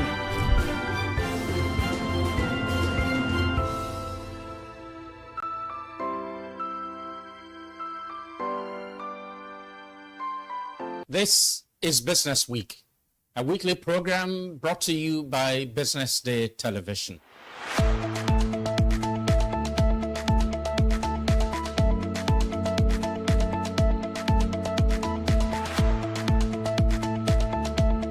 For many years, we've talked about the need to, essentially diversify our revenue stream away from, the huge dependence on oil revenues. It looks like that is happening now. So that means that we're better protected when, you have these wide fluctuations in oil prices and all of that. So it's as you say, and I agree, that we should commend the government. At least revenues are not falling. There have been times in the past when we recorded drops in revenue. That's not the case today. We're seeing revenues actually going up. Increasingly, we can see the developed countries focusing on renewable energy and so on and so forth, which means that in the long run, we must look for alternative sources to funding. So, the government says that crude oil theft has essentially come to an end? We need to do more to ensure that we totally eliminate crude oil theft and start to think of how to boost production. But it's a good first step. I mean, by eliminating crude oil theft, it also creates an incentive for international oil companies to probably return and, start to take up more projects in the upstream industries. Stay ahead with Business Day Mobile, your gateway to Nigeria's most trusted business news, market insights, and expert analysis. With a Business Day Mobile app, you enjoy more than just news. You gain a seamless, intuitive platform designed to keep you informed and empowered. From exclusive articles to in-depth market trends, the app delivers the stories that matter most. Why Business Day Mobile? For premium access, for a clean, responsive design, for a smarter navigation, for customizable alerts, and for all-in-one business hub. Whether you're a business leader, investor, policymaker, or enthusiast, Business Day Mobile brings you closer to the insights shaping Nigeria's business landscape. Download today and put authoritative business journalism right at your fingertips, anytime, anywhere. Meet Monica, your all-in-one financial solution. Convert crypto to Naira at juicy rates anytime, anywhere. Enjoy fast withdrawals straight to your bank. Buy airtime, data, and pay bills in seconds. No stress, no delays. Just seamless transactions. Monica, the smarter way to move your money.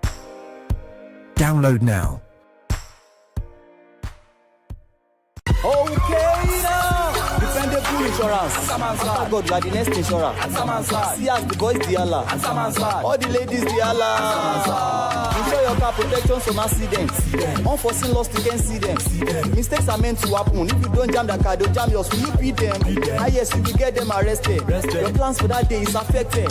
You waste your money, you waste energy. With AXA, you can be protected. Get the protection that pays today. Call 0700 AXA Mansa to get a motor insurance that pays.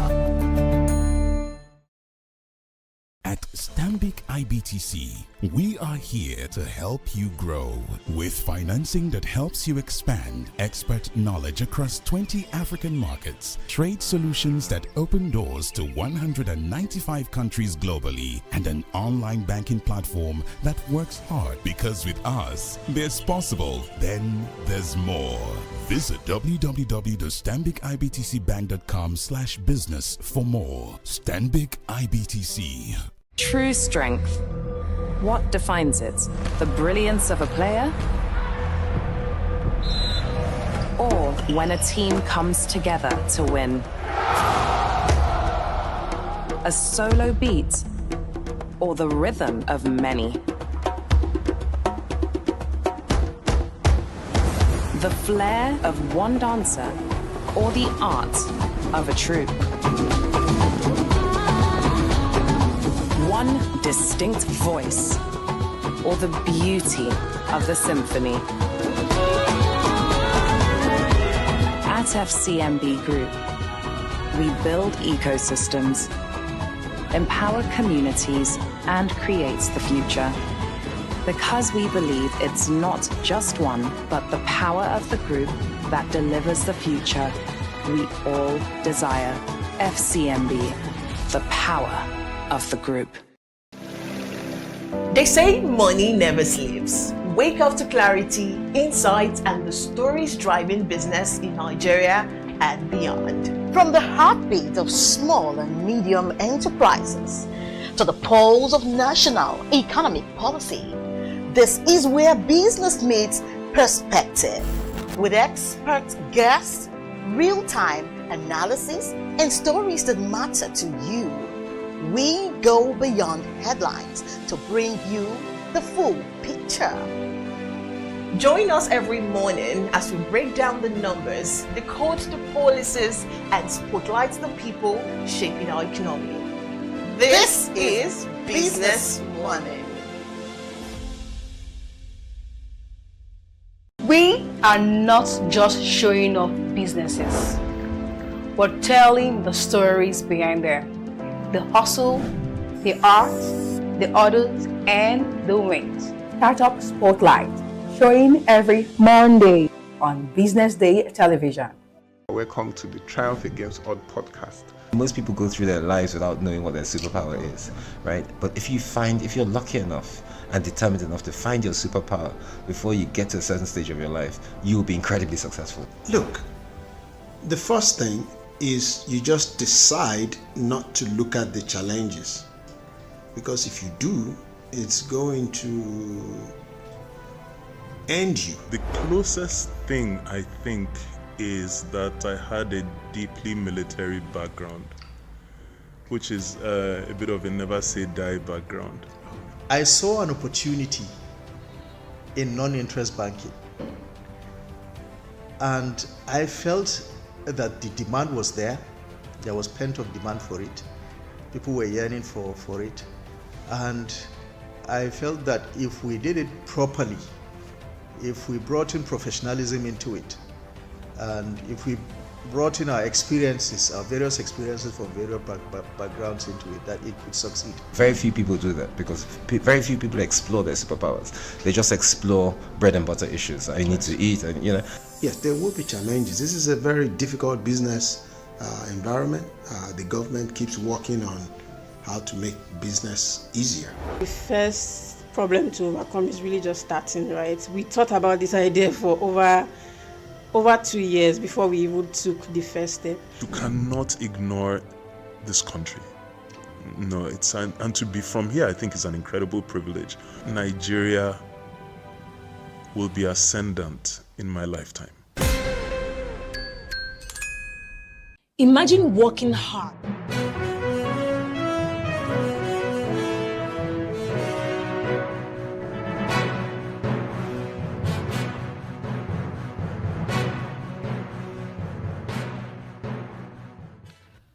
Good afternoon. This is the Business Day television news at noon, reaching you live from a studio right here in Lagos, Nigeria.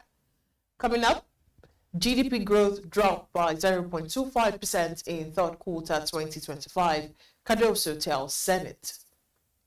Federal government sets December 20th deadline to pay contractors. VIOS to Supreme Court after losing vehicle impoundment appeal. And $1 billion debt legal representation dispute stores Nestor Nekond appeal. And thank you for joining us this afternoon. I am Deborah Eze. The Central Bank of Nigeria, Governor Olayemi Cardoso, has revealed that the country's economy grew at a slower pace in the third quarter of 2025, despite maintaining positive momentum.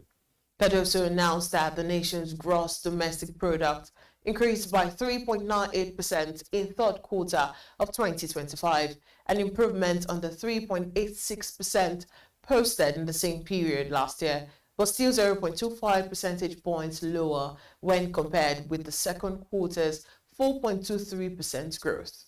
The CBN governor gave the update on Thursday while appearing before the Senate Committee on Banking, Insurance and Other Financial Institutions, chaired by Tokunbo Abiru, for the statutory briefing for the second half of 2025.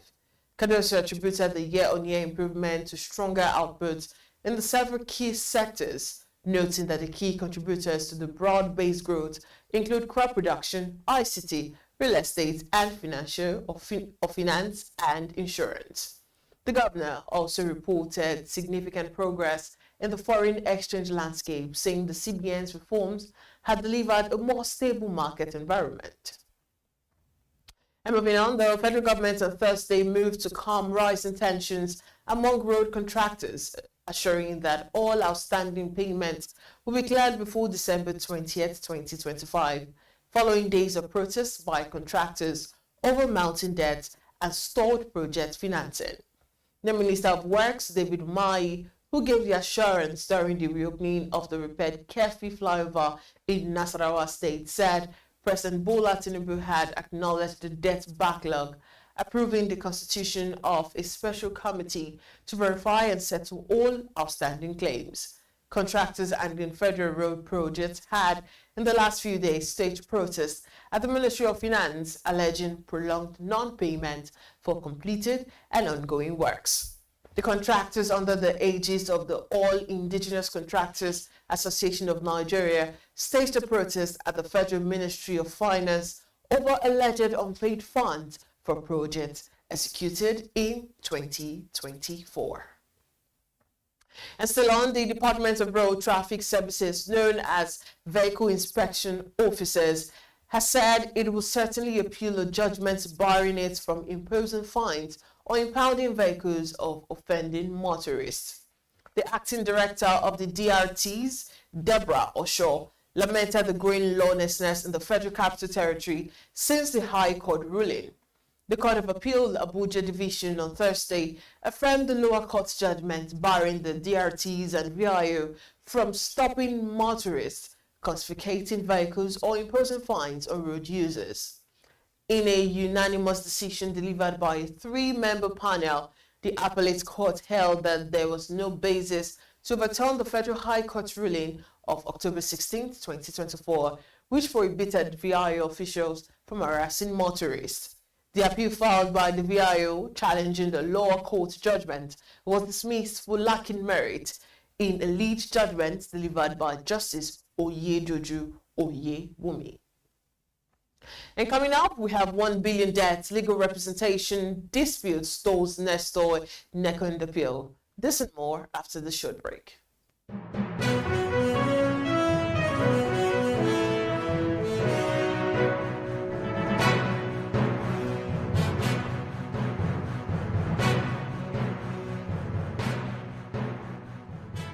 Attention business leaders. Want to make informed decisions? Join the ranks of the best with Premium Business Day.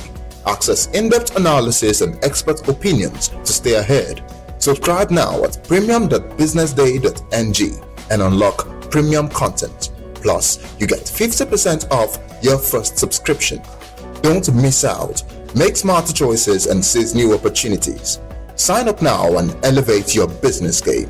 Visit premium.businessday.ng today.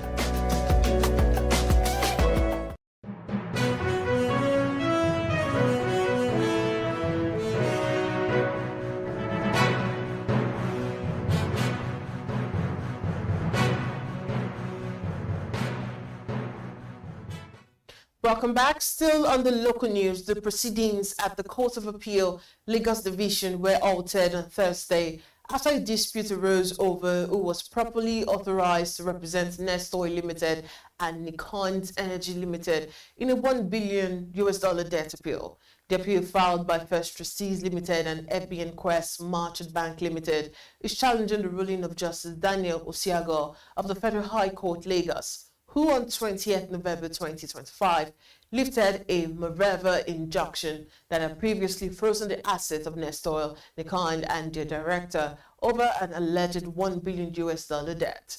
Justice Osiago found that the ex parte order had elapsed and was no longer in effect, and that under the Federal High Court rules, an interim freezing order lapses 14 days after an application seeking to discharge it is filed. Dissatisfied with the ruling, the appellant approached the Court of Appeal and by a motion dated 26 November 2025 sought a restorative injunction reversing all steps taken after the High Court's ruling. Granted the request, Justice Yagata Nimpa immediately restored the receivership process, effectively clearing the way for occupation of Nestor's headquarters. And away from that story, experts revealed that Nigerian small businesses must prioritize structure, system, and data-driven practices to scale sustainably in an economy characterized by uncertainty and intense competition.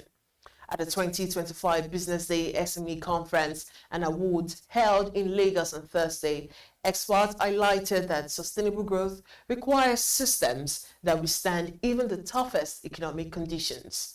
According to the experts, MSMEs are not meant to stay small forever, but must scale sustainably through strong systems and data building.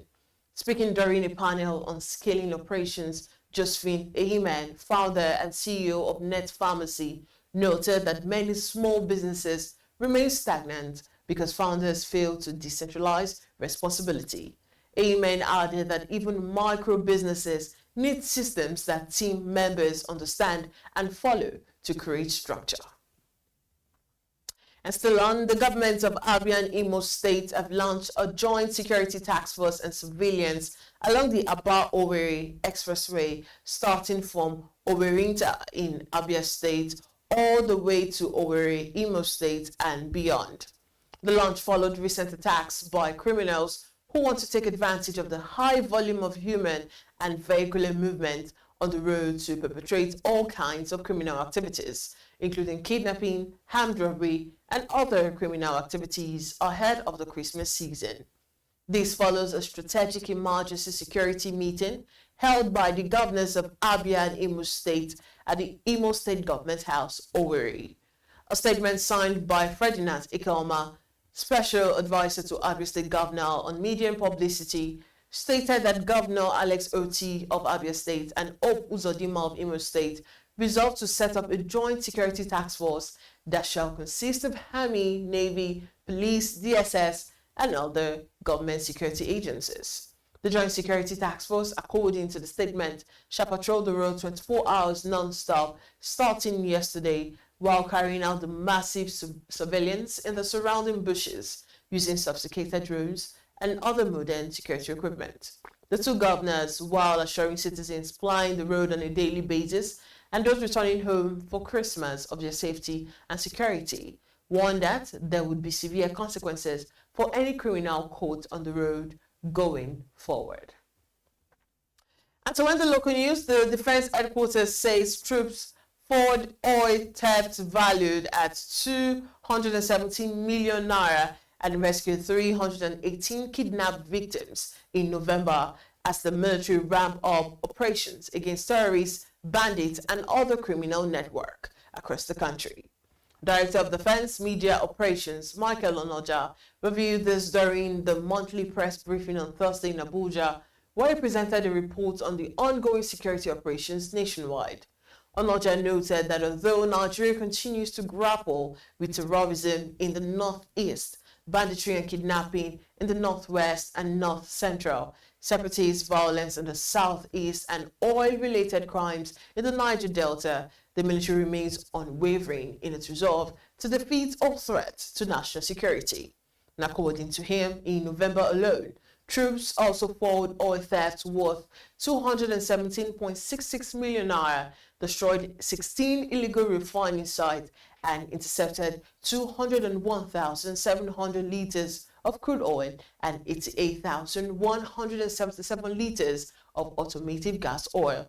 Onoja commended troops for their bravery and operational successes and called on citizens to continue providing credible intelligence to aid military operations while Operation Earl, and appealed for public support for the Armed Forces Remembrance Day emblem launched by President Bola Tinubu on December 2nd.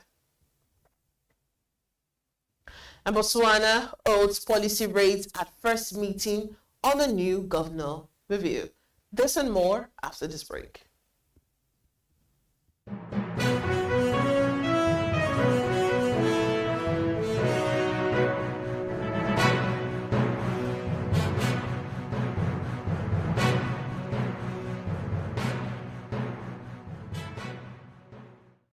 Attention business leaders. Want to make informed decisions? Join the ranks of the best with Premium Business Day. Access in-depth analysis and expert opinions to stay ahead.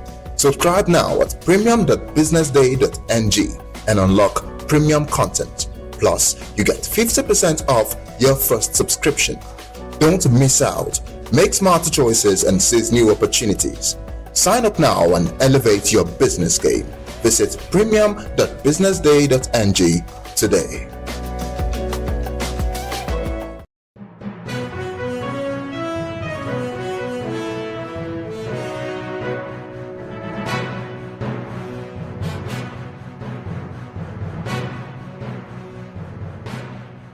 Welcome back. Still on the African scene, Botswana's central bank kept its main interest rate unchanged on Thursday, citing continued weakness in the diamond sector and its expectations that inflation will be within its objective range in the medium term. The decision to keep the rate at 3.5% was the first under the Bank of Botswana's new governor, Lesego Moseki. Moseki told the press conference that the economy is expected to continue to operate below full capacity, adding that the outlook supports maintaining a broadly accommodative monetary policy stance. The Southern African country's economy has been under pressure for more than a year because of a prolonged downturn in the global market for diamond, its key export. According to reports, real gross domestic product contracted 3% in the year to June 2025, marking a sharper decline than the 0.6% contraction in the previous 12 months. Away from that story, South Africa's net foreign reserves rose to $70.024 billion at the end of November from $69.364 billion in October. According to reports, gross reserves increased to $72.068 billion in November from $71.550 billion in the prior month. In South Africa, foreign exchange reserves are the foreign asset held or controlled by the country's central bank, made of gold or a specific currency. They can also be a special drawing rights and marketable securities denominated in foreign currencies like treasury bills, government bonds, corporate bonds, and equities and foreign currency loans. And on the foreign scene, Asian markets struggled into the weekend following a bland lead from the Wall Street as a mixed bag of US data did little to move the needle on expectations the Federal Reserve will cut interest rate next week.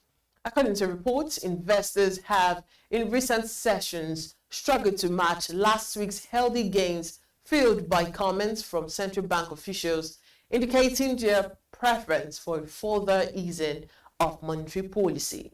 Optimism has been helped by reports reinforcing the view that the jobs market is softening, including payroll firm ADP saying more than 30,000 posts were lost in November, while Thursday figures on jobless claims and layoffs came in slightly better than expected. Markets have priced the chances of a rate cut at around 90%.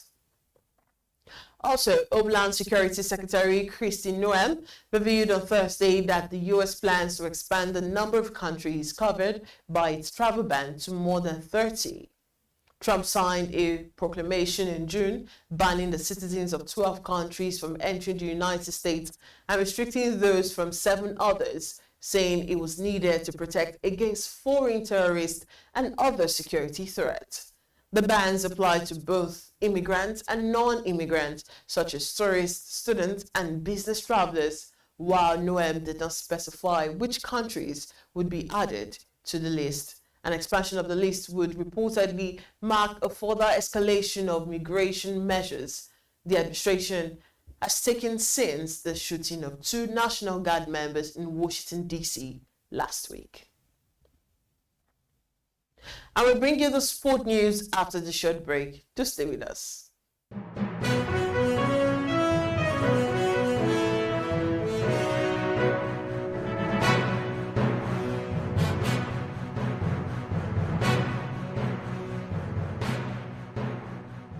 And now to sports. Nigeria's captain William Trust Ekong has retired from international football days after he was included in the Super Eagles provisional squad for the 2025 Africa Cup of Nations, billed to start on December 21st.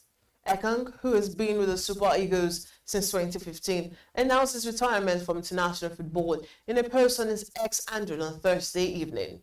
Born in the Netherlands to a Dutch mother and Nigerian father, Trust Ekong said representing the 3-time African champions was an honor, expressing happiness for being a part of the group that showed that it is possible to come home to play and represent Nigeria. Ekong's retirement reportedly came about 2 days after he was named in Nigeria's 54-man provisional list for the 2025 Africa Cup of Nations. And to end the news, Manchester United slipped up at home against Sogoto Magasa's late goal earned West Ham a 1-1 draw in Thursday's Premier League fixture at Old Trafford. According to reports, the 3 points that would have lifted Ruben Amorim's United side to 5th spot on the league table. Diogo Dalot fired United in just before the hour mark, but United failed to close out the game, while Magassa's composed finished and showed West Ham left with a deserved point. Man United lost at home at 10-man Everton in their previous Premier League fixture, moving above Liverpool into the 8th position. And this is where we wrap it up this afternoon on Business Day Television News at noon. Remember to follow us across all our social media platforms on YouTube, on Instagram, and on Facebook. I am Deborah Eze. Many thanks for watching.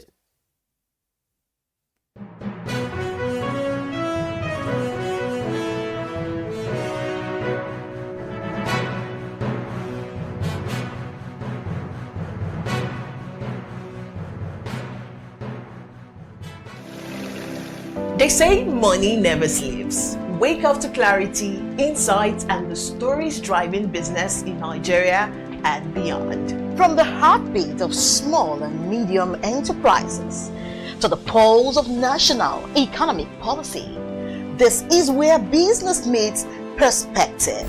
With expert guests, real-time analysis, and stories that matter to you.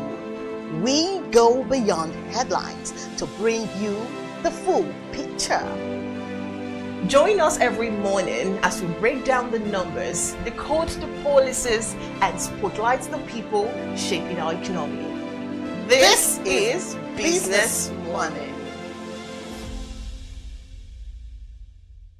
We are not just showing off businesses, but telling the stories behind them. The hustle, the art, the orders, and the wins. Startup Spotlight, showing every Monday on Business Day Television. Welcome to the Triumph Against Odd podcast. Most people go through their lives without knowing what their superpower is, right? But if you're lucky enough and determined enough to find your superpower before you get to a certain stage of your life, you will be incredibly successful. Look, the first thing is you just decide not to look at the challenges, because if you do, it's going to end you. The closest thing I think is that I had a deeply military background, which is a bit of a never say die background. I saw an opportunity in non-interest banking, and I felt that the demand was there. There was pent-up demand for it. People were yearning for it. And I felt that if we did it properly, if we brought in professionalism into it, and if we brought in our experiences, our various experiences from various backgrounds into it, that it could succeed. Very few people do that because very few people explore their superpowers. They just explore bread and butter issues. I need to eat, and Yes, there will be challenges. This is a very difficult business environment. The government keeps working on how to make business easier. The first problem to overcome is really just starting, right? We thought about this idea for over 2 years before we even took the first step. You cannot ignore this country. No, and to be from here, I think is an incredible privilege. Nigeria will be ascendant in my lifetime. Imagine working hard for a whole year, then one error in the grading system shatters your dreams. May 14th, JAMB admits errors. August 8th, WAEC confesses discrepancies. Two of Nigeria's biggest exam bodies caught in breaches of trust. That's the reality. And no, it isn't just a glitch. It is the rewriting of millions of destinies. It is young Nigerians robbed of certainty, parents questioning everything. Experts are calling for reforms, private sector involvement, and transparency. But the question is, will anyone listen? What happens if they don't? And if exam results can't be trusted? Then what else in Nigeria's education system is broken? You won't hear this depth anywhere else. Only on Business Day Premium. Want to know how Nigeria can fix education? Want the full story on the children left out of school? Then Subscribe today to enjoy our current series on education and other sectors. Don't stay in the dark. Stay in the loop.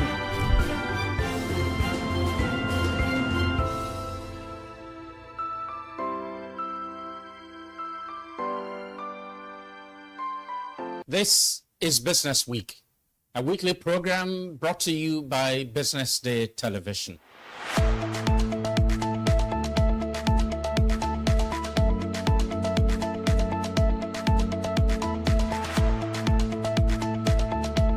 For many years, we've talked about the need to, essentially diversify our revenue stream away from, the huge dependence on oil revenues.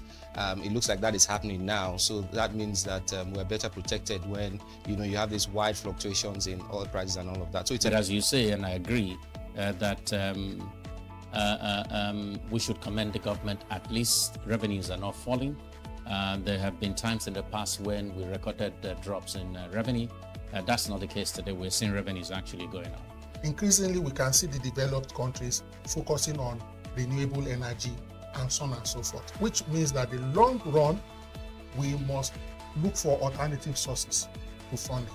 So, the government says that crude oil theft has essentially come to an end.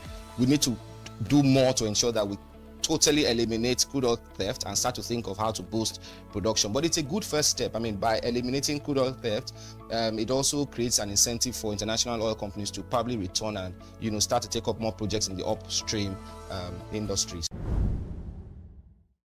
Stay ahead with Business Day Mobile, your gateway to Nigeria's most trusted business news, market insights, and expert analysis.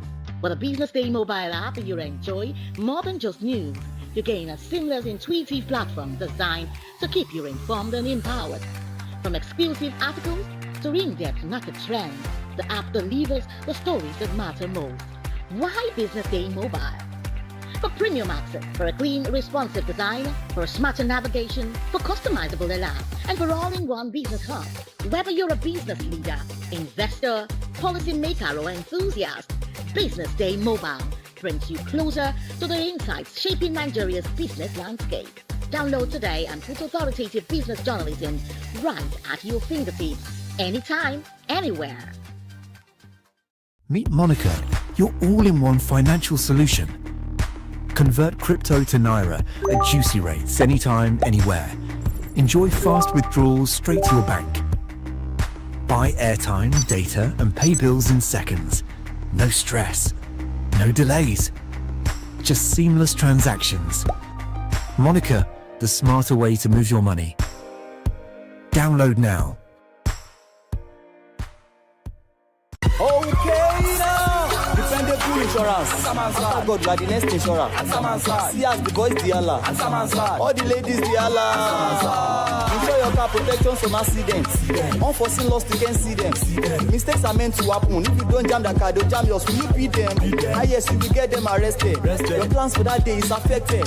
You waste your money, you waste energy. With AXA, you can be protected. Get the protection that pays today. Call 0700 AXA Mansa to get a motor insurance that pays. At Stanbic IBTC, we are here to help you grow with financing that helps you expand, expert knowledge across 20 African markets, trade solutions that open doors to 195 countries globally, and an online banking platform that works hard because with us, there's possible, then there's more. Visit www.stanbicibtcbank.com/business for more. Stanbic IBTC. True strength. What defines it? The brilliance of a player? Or when a team comes together to win? A solo beat? Or the rhythm of many? The flair of one dancer? Or the art of a troupe? One distinct voice, or the beauty of the symphony. At FCMB Group, we build ecosystems, empower communities, and creates the future. Because we believe it's not just one, but the power of the group that delivers the future we all desire. FCMB, the power of the group.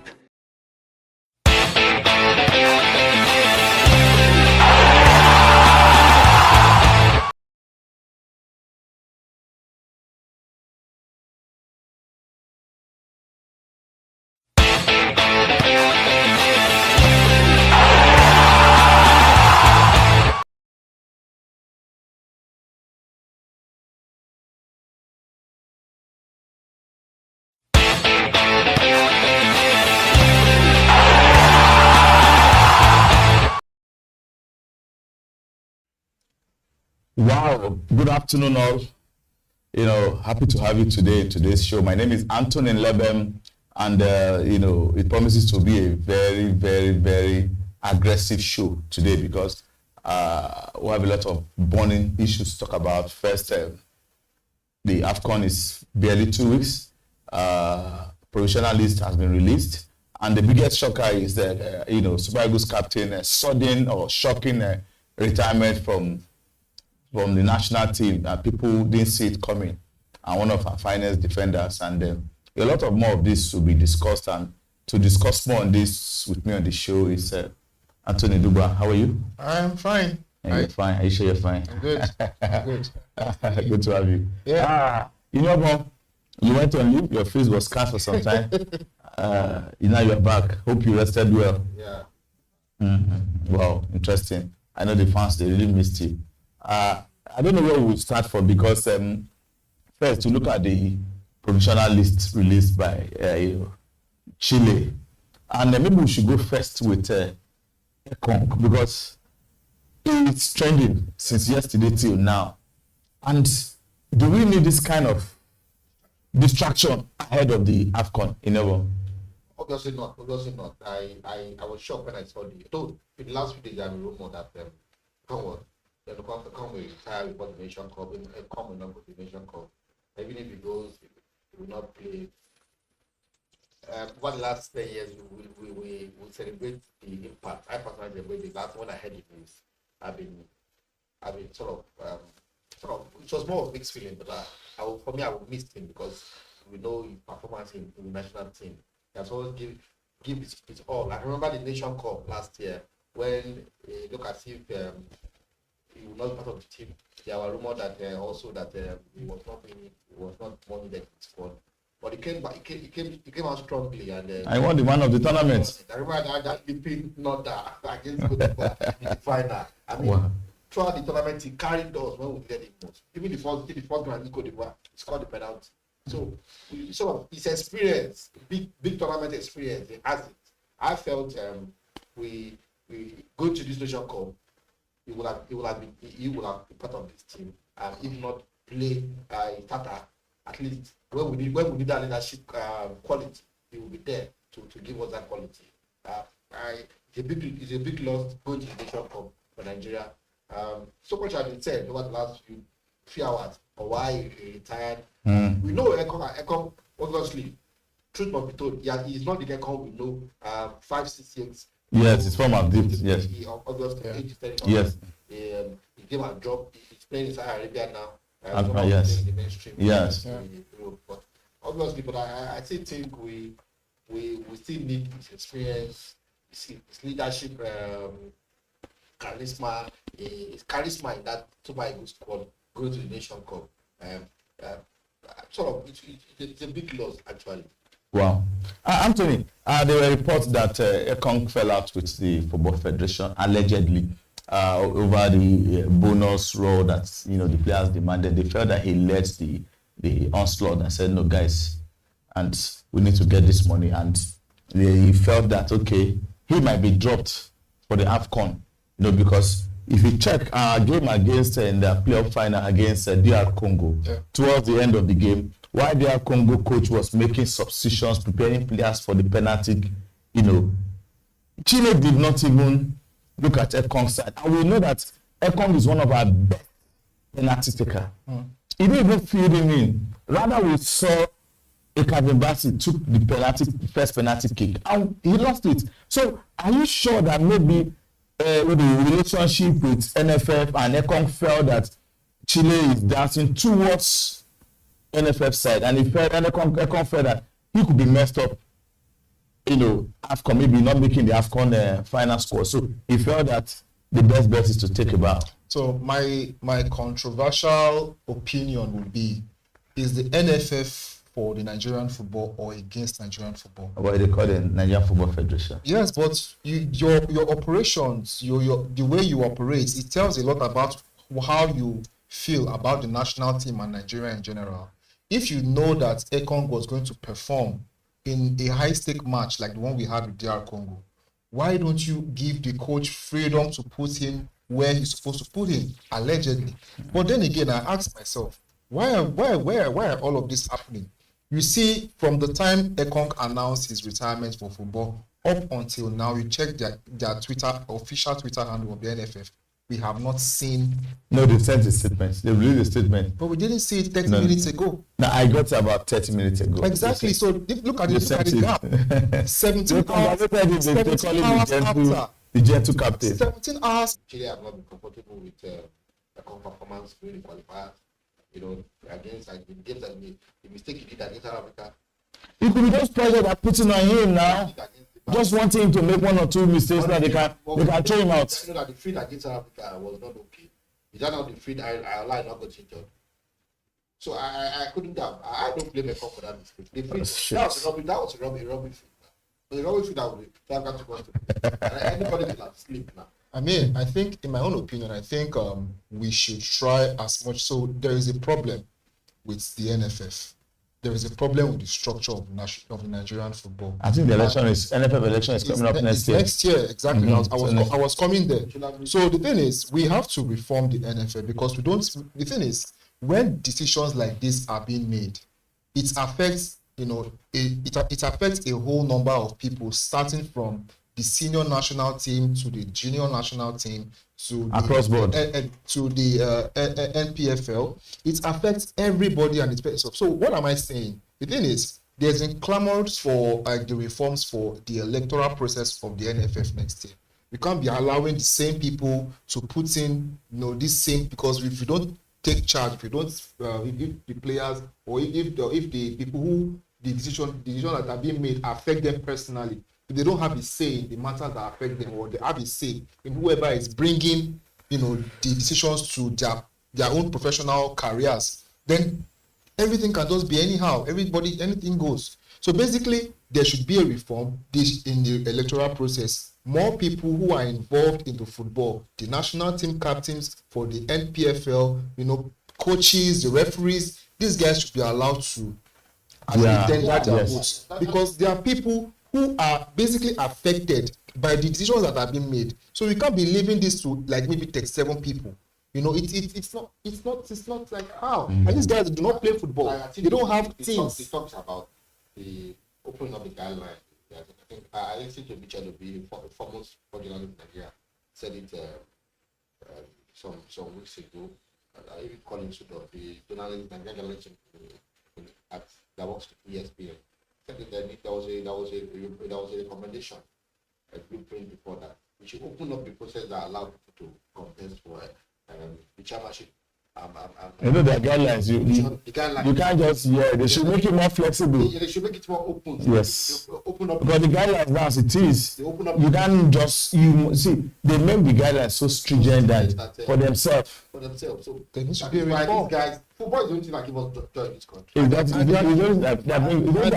to bring it down now. People that will be, even women that are coming to the viewing center. I can assure you, forget that this thing that is happening with national team. At that Nations Cup, you see millions of Nigeria glued to their TV, really happy to watch the Super Eagles. So it shows you that despite all these things, Nigerians don't joke with football. Especially with the national team, Super Eagles, they don't joke with it. It doesn't matter whether you're a Christian, you're a Muslim, whatever things. So this takes me straight to the main of the major talking points. That score, let's see. It's 54. Now it's the final score will be 3-28. So if you look at I'm sure we have seen the squad.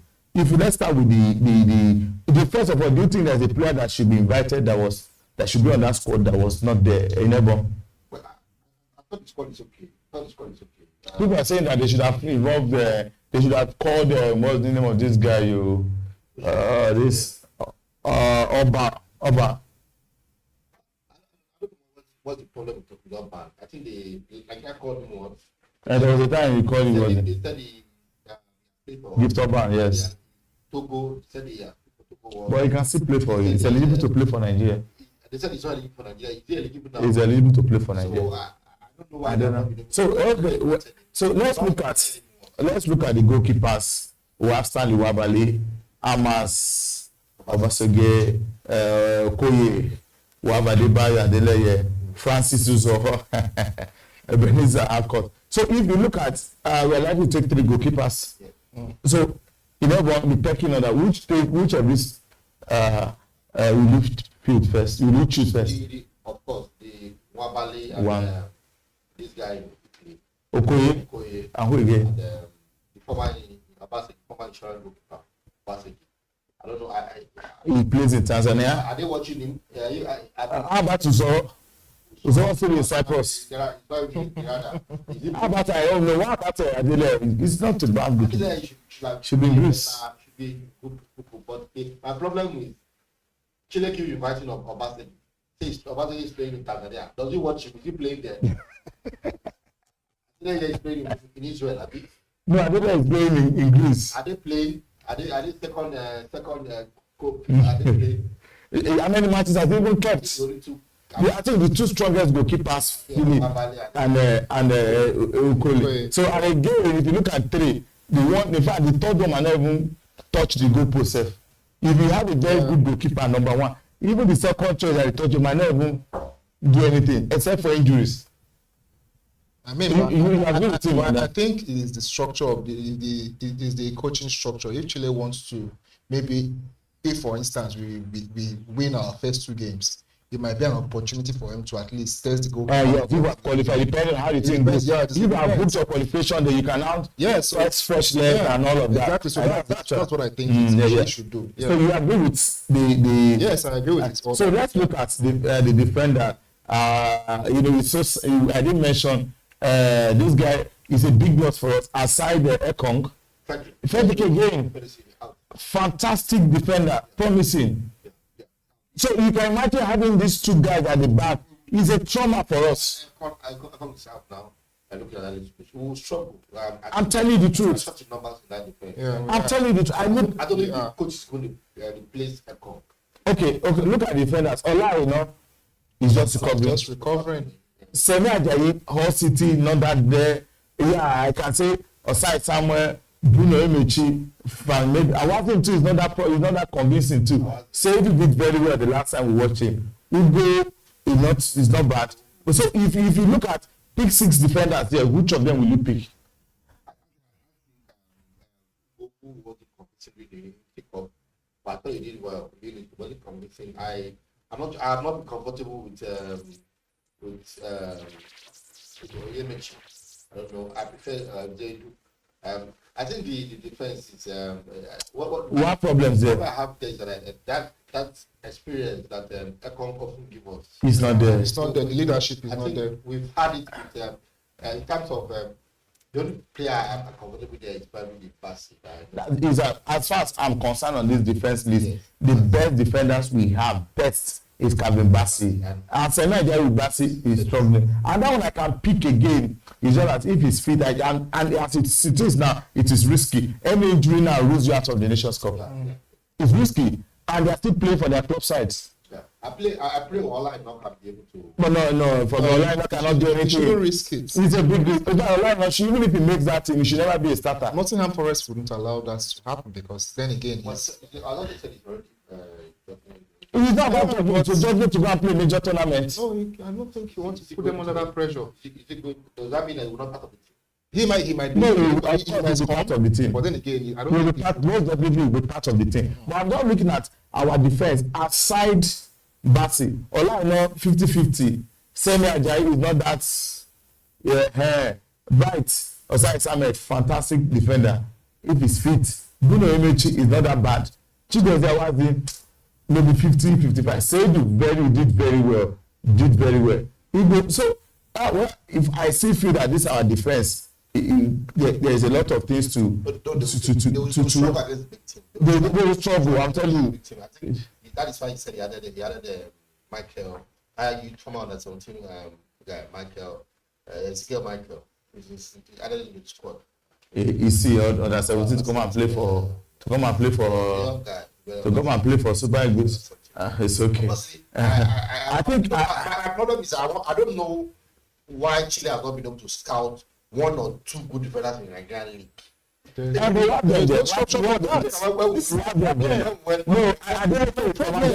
Yeah, but that's the only person that defense. You know, he's the only person the NPFL. I might never make that team, sir. Not make the team. I might even watch it. I went to Keshi will watch the Nation Cup. You know, Keshi is a homegrown. Started there, he played and all of that. You understand the league perfectly. I think that one of our strengths, if the coach can, and I pray they remain fit before the tournament, the midfield, you have Alex Iwobi, Frank Onyeka. I don't know why use Alassane Yusuf. They keep inviting him and they are not using him. We are not even test his strength and what's the point in inviting him? I don't even know. He will be in the final list. I don't think he will not play. I don't even not play anymore. You'll be surprised this guy will make that list. Yes, he will just go for 3/4. Maybe have somewhere in the federation. Somebody in the federation that. Oh, Jesus Christ. Somebody don't like it. Raphael Onyedika, Crisanto Suchi. I think the guy should. I don't know. He's a good player. My own in this midfield, if they tell me to take 5, I'll take Iwobi, I'll take Onyeka, I'll take Ndidi, I'll take Fisayo, Bashiru. From Lazio. Yeah, from Lazio. This guy. Yes. Then you take Onyedika. Yes, Onyedika. I think we have them. The midfield we shouldn't worry. But my worry again in the attack is somebody to distribute the ball. That's we hope I've not been able to do this. Lazio guy can do it. We can do it, but this Lazio guy is just that his problem that he's always, injured. If he's fit, he's a very good player. He's an attacking midfielder. He's good. But my worry is that we have a lot of players in the attack, but our reliance so much on Osimhen. I hope he doesn't hurt us. I'm happy with the form of Lukman is picking up form. He's getting fit. Samuel Chukwu is a fantastic form. I'm so happy. Osimhen, no doubt about his form. But Simon, I think this kind of player, I won't be surprised if after the AFCON you hear that Simon has a. We need and I don't know what go to Nation Cup. I think we need a joker. More somebody that I thought should be the joker. All eyes is on Osimhen. I think like the 4 Nation Cup. Where someone brought in the joker. Yes, the joker. Yes. He bring him on and he scored crucial goals in games that was very, very crucial. But we have the joker for there in that attacking lineup should be that Rosimi and the guy from Sparta Prague. I hope he can be able to make the squad. And the third natural pick from Nacho. Paul Onachu. Again, we have too much players here because a lot of players here. I'm sure the coach might not be able to. It's a if I get the quota system, it might make the team. Quota system might make the team.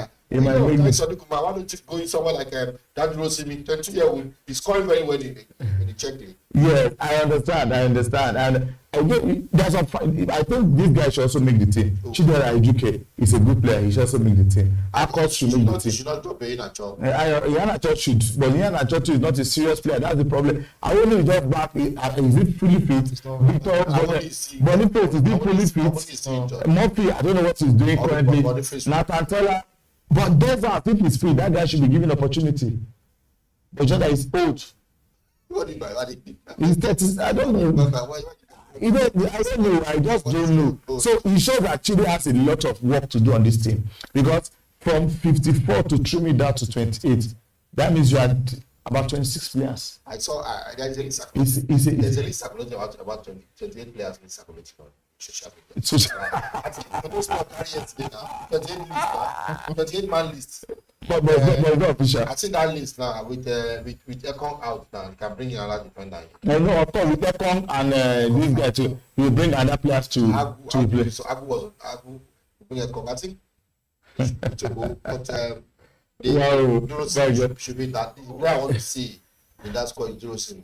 Okay, fantastic. When it comes to BDTV, my center, time is not always our friends. This is how far we can go into this show. I know a lot of us are not happy with the way our football is going. But again, let's remain hopeful and let's remain patriotic that this next AFCON, hopefully, Nigeria will win it. Stay tuned for a much more, engaging show next week. My name still remains Anthony Leben. Thank you for being here. Thank you. My name is too Anthony Duba. Thank you. And in everyone you work. Let's see how you win AFCON. Let's hope that let's hope. And always, like I always say, pray for the Super Eagles. Bye. See you next week.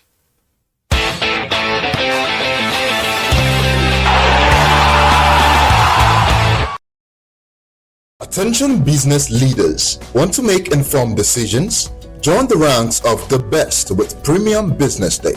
Access in-depth analysis and expert opinions to stay ahead. Subscribe now at premium.businessday.ng and unlock premium content. Plus, you get 50% off your first subscription. Don't miss out. Make smarter choices and seize new opportunities. Sign up now and elevate your business game. Visit premium.businessday.ng today.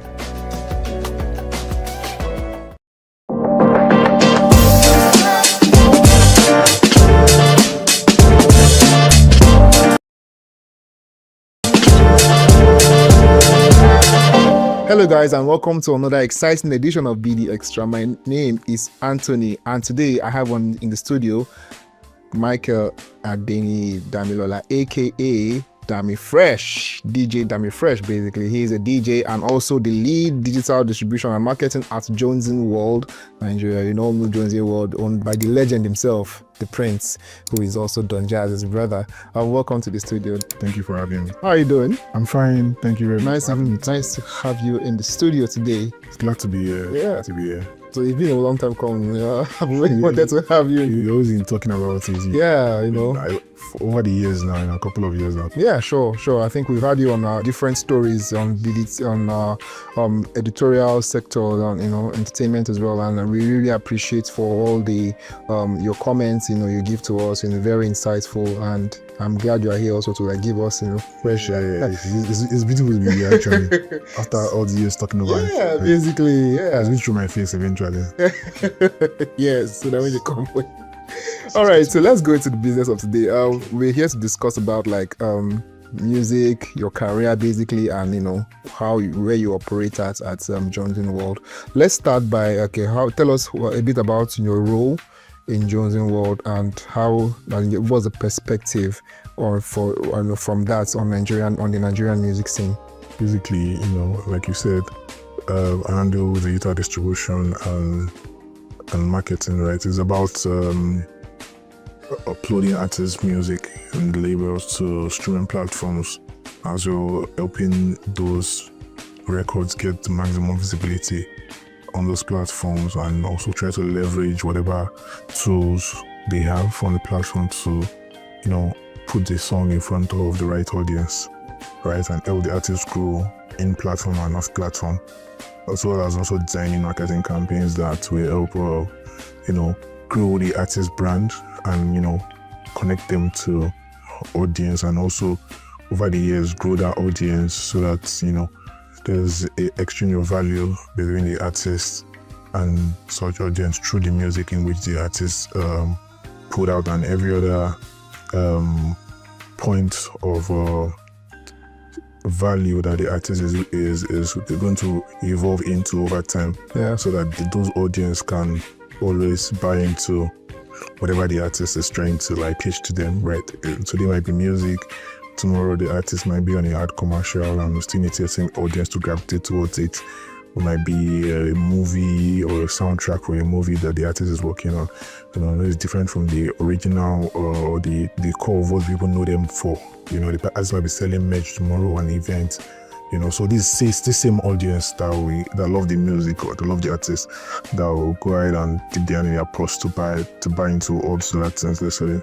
So my work, is to help an artist build such ecosystem whereby they can leverage their craft across all these fronts and beyond. We as music consumers, we might not know what happens behind the scene. Basically, we might not know in terms of like what the artists actually have to go through in terms of getting like branding or whatever they do, so that they can earn like extra like bucks, So basically, not everybody knows about this, and not everybody knows about like what you do for your artists.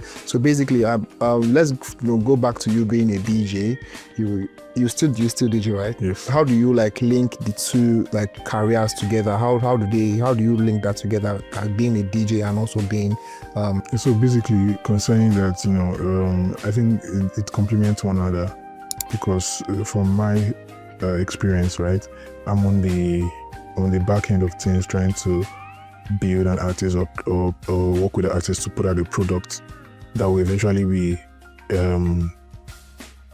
put out there for consumers to consume.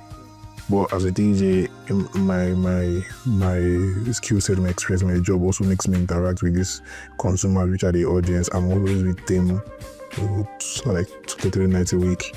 So I know what people want. I know what dance floor, wants, right? So that also informs and helps me in terms of when I, in rooms where we discuss about creating music or creating value that for an artist that the consumers want to, buy into. So this experience helped me to navigate between, being on the forefront while performing, or on the back end where trying to create product or brands that these consumers would like to, to be a part of. So that's cross-pollination of personality, is an additional advantage for me, because I understand the heartbeat of the dance floor, and I'm also at the forefront of where the product is being created. So I can also always, use my knowledge and expertise and experience to say, okay, why don't you move it this way, or go and update this way, to also add value on that front as well.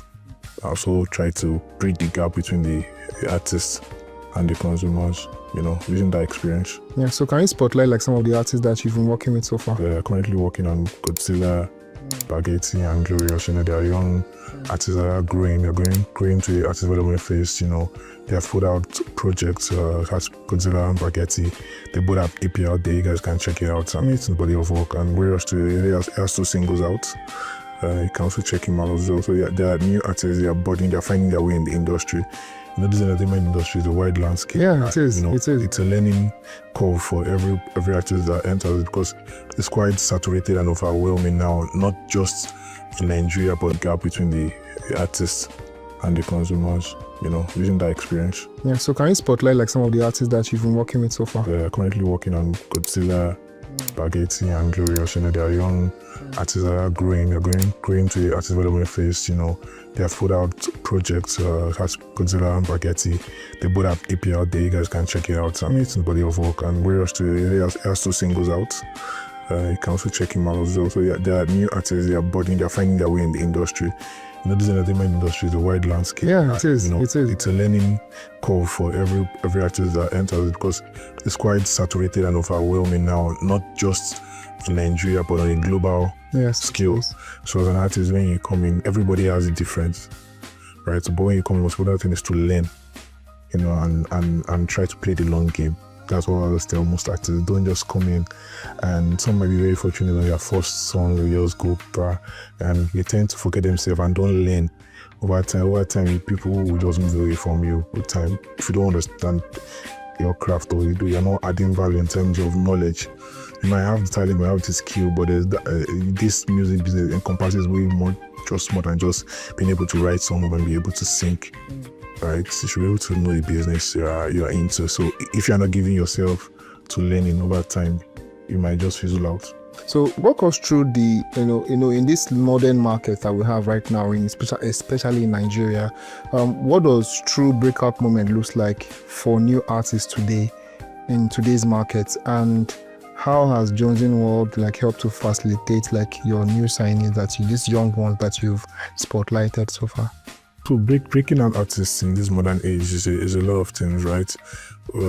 People will say it's about money, it's about this, For me, based on my experience and what I've seen over the years, breaking new artists is a lot of work. There's money, there's a lot of strategy behind it, there's a lot of planning, right? But again, this what I'm about to say is kind of controversial, because this is why sometimes in some part of the world, especially in our country, some business entities don't want to invest in entertainment, because sometimes you need the grace of God when it comes to this arts and music pay. Do you get what I'm saying? Because a lot of people that have come into here spend millions and spend thousands of dollars and nothing to show for it. Because sometimes you might just do everything right, but you just need the element of luck and grace for it to work. So, but in terms of doing the groundwork and breaking an artist, you need to first of all put in the work into the creation of the music, because that's the core of everything. You need to find a good sound for the artist. The artist needs to sell themselves into that sound and believe that sound, and find good producers to work with it to fine-tune that sound, because that is your identity, as a sonic identity. Then also as an artist, you need to understand your visual identity. Although it might evolve over time, both the sonic identity and the visual identity, but for you to break out, you must be distinct, you must be different, and you must own it, you must be confident about it, and you have to be consistent. So if you can, you are sure about your sonics, you're sure about your visual identity, right? And you are consistent, There's a lot of social media tools that is out there that are free that artists can show themselves, like YouTube Shorts, TikTok, Instagram Reel. Some of all these platforms are platforms whereby artists need to, once you've identified this, there are a lot of things you need to do or you can do. You just need to be in front of people, because you're trying to sell yourself. This little knowledge about yourself that you have been able to gather or fine-tune with yourself or your team, that okay, I sound like this, I can write like this, I can convey emotions in a certain way with these lyrics or with this sound, I can do content, I have this charisma, I have this energy, I have this aura. You show that through your visuals too, as well, and your song, I can tell compelling stories, and you also push different narratives. Those are the things that move people to want to know about you, right? So as an artist, you need to know these things. If you don't have to guess it, you have to be sure part-time. Because let me give you an example. There's Adekunle Gold and there's AG Baby. Those are two different personalities. So that's why I say, as an artist, you always evolve. You evolve. But whenever it is you're starting out, you just know what is working for you then, and what you need to define it. And once you know it, you and your team, you have to milk it for that era or for that period. Right, and if you want to rebrand and evolve, there's going to be a phase. You do that and be okay, this guy is moving to another level, right? So in every artist's career, there's always that journey. For artists to break out in 2025, you must know those things, and you have to be consistent. If you're going on TikTok, you're going on YouTube, you're going on Instagram, but you have to be consistent. See these new guys that are trending right now. These guys from the north. Okay, yeah, not those ones are the Lagos boys. I'm talking about this guy from the north, First Class and OG Abba. From my research, OG Abba has been promoting that one song now since February of this year. They just broke in, I think October or November. Some other artists won't do that. They will have given up on that campaign or dropped other songs. It's not bad to drop other songs, but that's what I talk about consistency. Just don't be shy, don't feel sad if people are not, gravitating toward what you're putting out there. But it's also a test or a task for yourself too, because there's a certain parts in yourself that you need to push to before something might break through for you, right? People need to see you sometimes some annoying amount of time before they make action, right? You know when you see an ad and you're seeing that. This year or last year, he was on X every single day. We are seeing the video, and like it took one of our top artists to, I think was it Olamide or what? Yeah, it's Zlatan. Zlatan, and he was like, yes, what's up? What this guy that was running Twitter ads. Do you get what I'm saying? If people see you, but they act as if they don't see you. Yeah, but you need to push them to start. Like you corner them to the point whereby you make them take an action. Like him taking his phone to tweet that tweet. That guy didn't obviously meet him but that thing has gotten to him so much. Like, what is this guy doing? Let me talk about it. You know.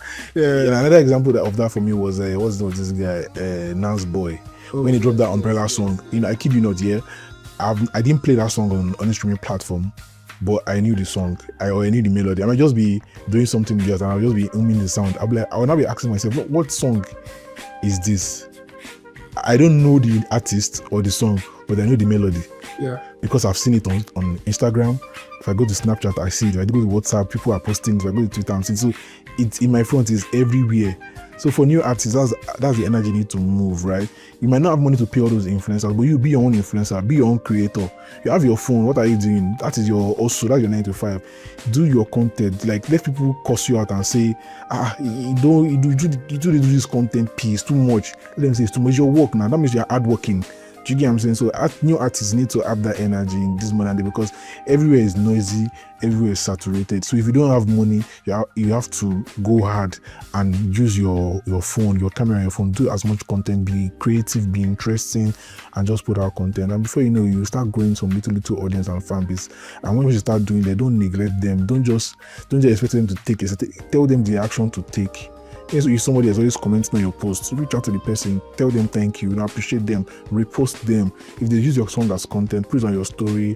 Let it be like an emotional connection between you and them, because those are the people that will buy your ticket. So you have to, in that early stage, you have to really gravitate towards them at that level and grow with them. So briefly, why do you think the industry is not seeing as much breakout stars as we used to have them back in the early 2000s, 2010s? Why are we not seeing as much as that in 2025? Because I think right now there are no new stars. There are no new, this can be a Bonner or this can be a Wiz. We even though we have like the top 3 or the big 4, if anyone wants to put himself in that conversation, why are we not seeing people that we are thinking, this can be like a mega star that will still be here for like the next 10 years? What are we missing out? For me, right, over the years I've observed this too as well. I feel like one of the major issues is that the industry is now becoming too expensive. Okay. Do you understand what I'm saying? So now, even new artists that are trying to come up, they have this idea that if you don't have so amount of money, you can't go into music, you can't go into entertainment, because everybody wants to get a piece of the block, right? So sometimes it's discouraging for the artists themselves and also to the investors, because investors, they're in the business, so they've done some certain project that maybe didn't go well, or they are still want some that is going well for them, but it's not based on, if you check the money in which they have invested and the result they are getting where they are right now, is not equating, but actually they've enjoyed some level of success. So it's too expensive, right? So basically that's one of the major reasons. It's too expensive. Because we talk about who's willing to take that risk to invest millions of naira in you when nobody even knows you yet. And how much are we talking about in terms of the scale of millions of naira? Okay, let me just say, like, at least like 500k USD. Between 300 and 500k USD, like you can be trying to invest maybe like on a particular act, one act for a period of, let's say, like 18 months to 2 years. To get more like you're looking at a project, music videos, marketing campaigns, influencer campaign. There's a lot of expenses. How many people are willing to take that risk with someone they don't know from anywhere, just because you're putting out content online and they think that, okay, you have something in you? It's not so many people are willing to take that risk now, because the entry point into the industry now is not very expensive. Do you get what I'm saying? So it's pushing a lot of people back. So that's why if you saw that really breaking out in recent time, even though they might have some funding, but the artists have to have character. You have to have charisma. It's not like before again that you just pay, and before you know it, you're already there. The times have changed.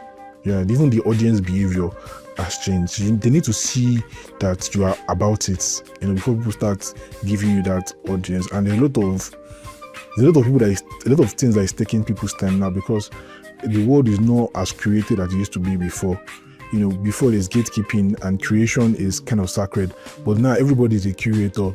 Everybody is trying to fight for attention span. So sometimes maybe on WhatsApp and you want to do something on Instagram. Before you get to Instagram, you're forgetting why you're Instagram. Then you now start to what I want to do. You now go out to WhatsApp to check. So attention span is very short. So everybody, even on WhatsApp, people are posting on your WhatsApp story. You consume content every time. Even though you don't want to consume, you consume.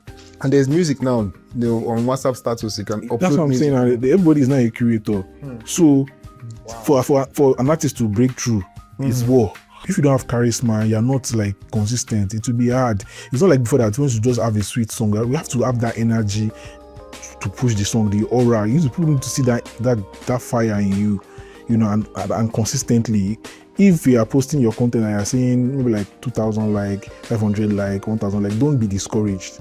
You need to work, because, and again, the way algorithm works, algorithm needs to see that you're putting in efforts.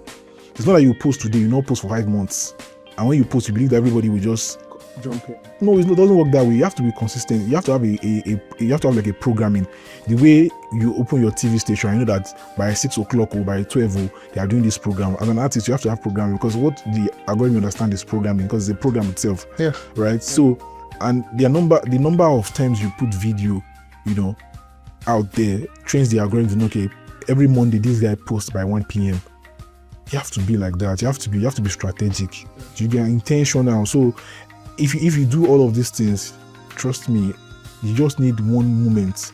And when that moment comes, you capitalize on it. Before you know it, you'll be out there. So for breaking new artists in this era, this is one of the challenges that I would say, I've observed and, I've discussed with other people too, artists, you need to just take a chance on yourself, and the times have changed. And I think you mentioned something about like gatekeeping. So I think have we crossed that part of having gatekeepers? So they're gatekeepers, but the thing is that they can bypass the gatekeepers if you know what you're doing. If you have that charisma, that tenacity, and that consistency, you still need them. But the beauty of it now is that because you have free tools that you can use to showcase yourself and go straight to the audience, they will now be forced to align with you. Okay. You get what I'm saying? Just like this Marvel, for example, now.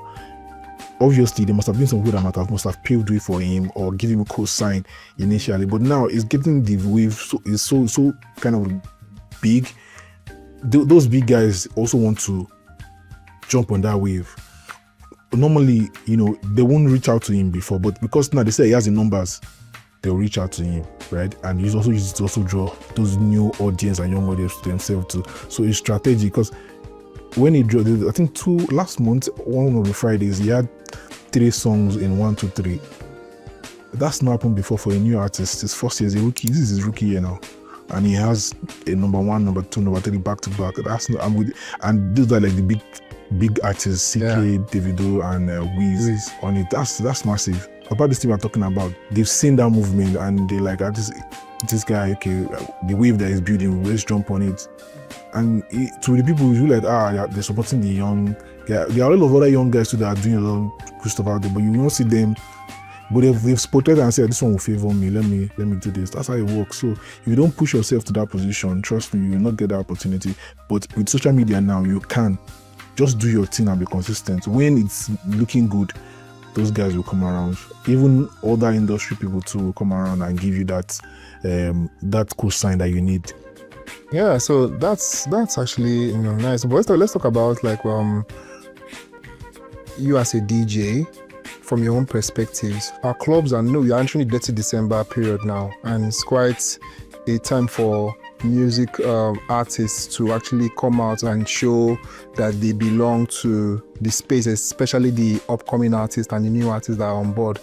My question is, are clubs and festival circuits and concerts, are they still a reliable launch pad for these new talents? Yes, they are.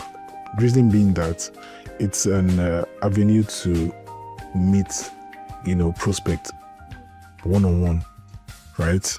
As an artist, if you have a good record, right, it's probably not a viral hit record, but it's a good song. right? And you compose yourself well, you're able to secure some of these platforms for yourself to go and showcase yourself, right? You don't need everybody at that event. You don't need everybody. If it's just 10 or 20 people that your performance or your song can wow, that's a start. It's a win, right? So let's give an example. In December, you're able to secure 10 events to perform at as a young artist coming up, and you're able to get 20 people from these 10 events, 20 people each from each of the events you go to that, that try to like listen to you or try to follow you. That's a good number to start with, because if your song is good and your personality is good, like you go check your TikTok, you go check your Instagram, and they kind of find a liking to you, you've won close to like 200 people over, right? They have families and friends, they have speakers, they have a playlist, they have friends. They can say, I just discovered this new person, check them out. Or they forward your link of your content to some of your friends. In that way, you can also build and find, or other people will find you through that medium.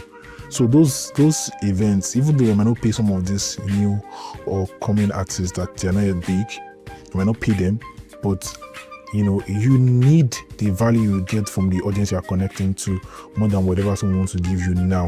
Because once you build that audience, those are the people that will probably want to pay to see you next year. Let me give you an example. Now look at Fola now. He just came in last year with that Alone song with Bad Boy OML. Fireboy jumped on the remix. He put out an EP, Bella on it. This year he did his first album.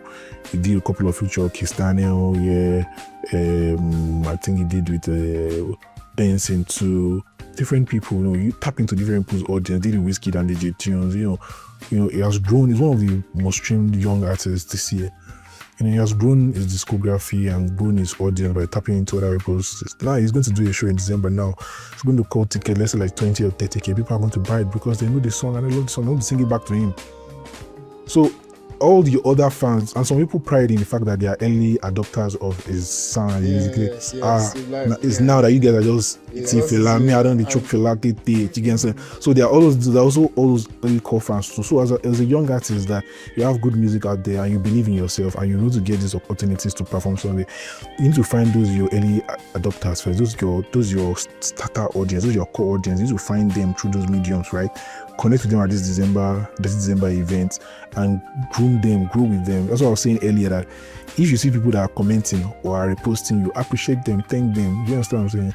A like on their comment or a reply or a DM chat, they will value. That's an incentive for them taking action to want to like your music when you are not yet known or blown yet.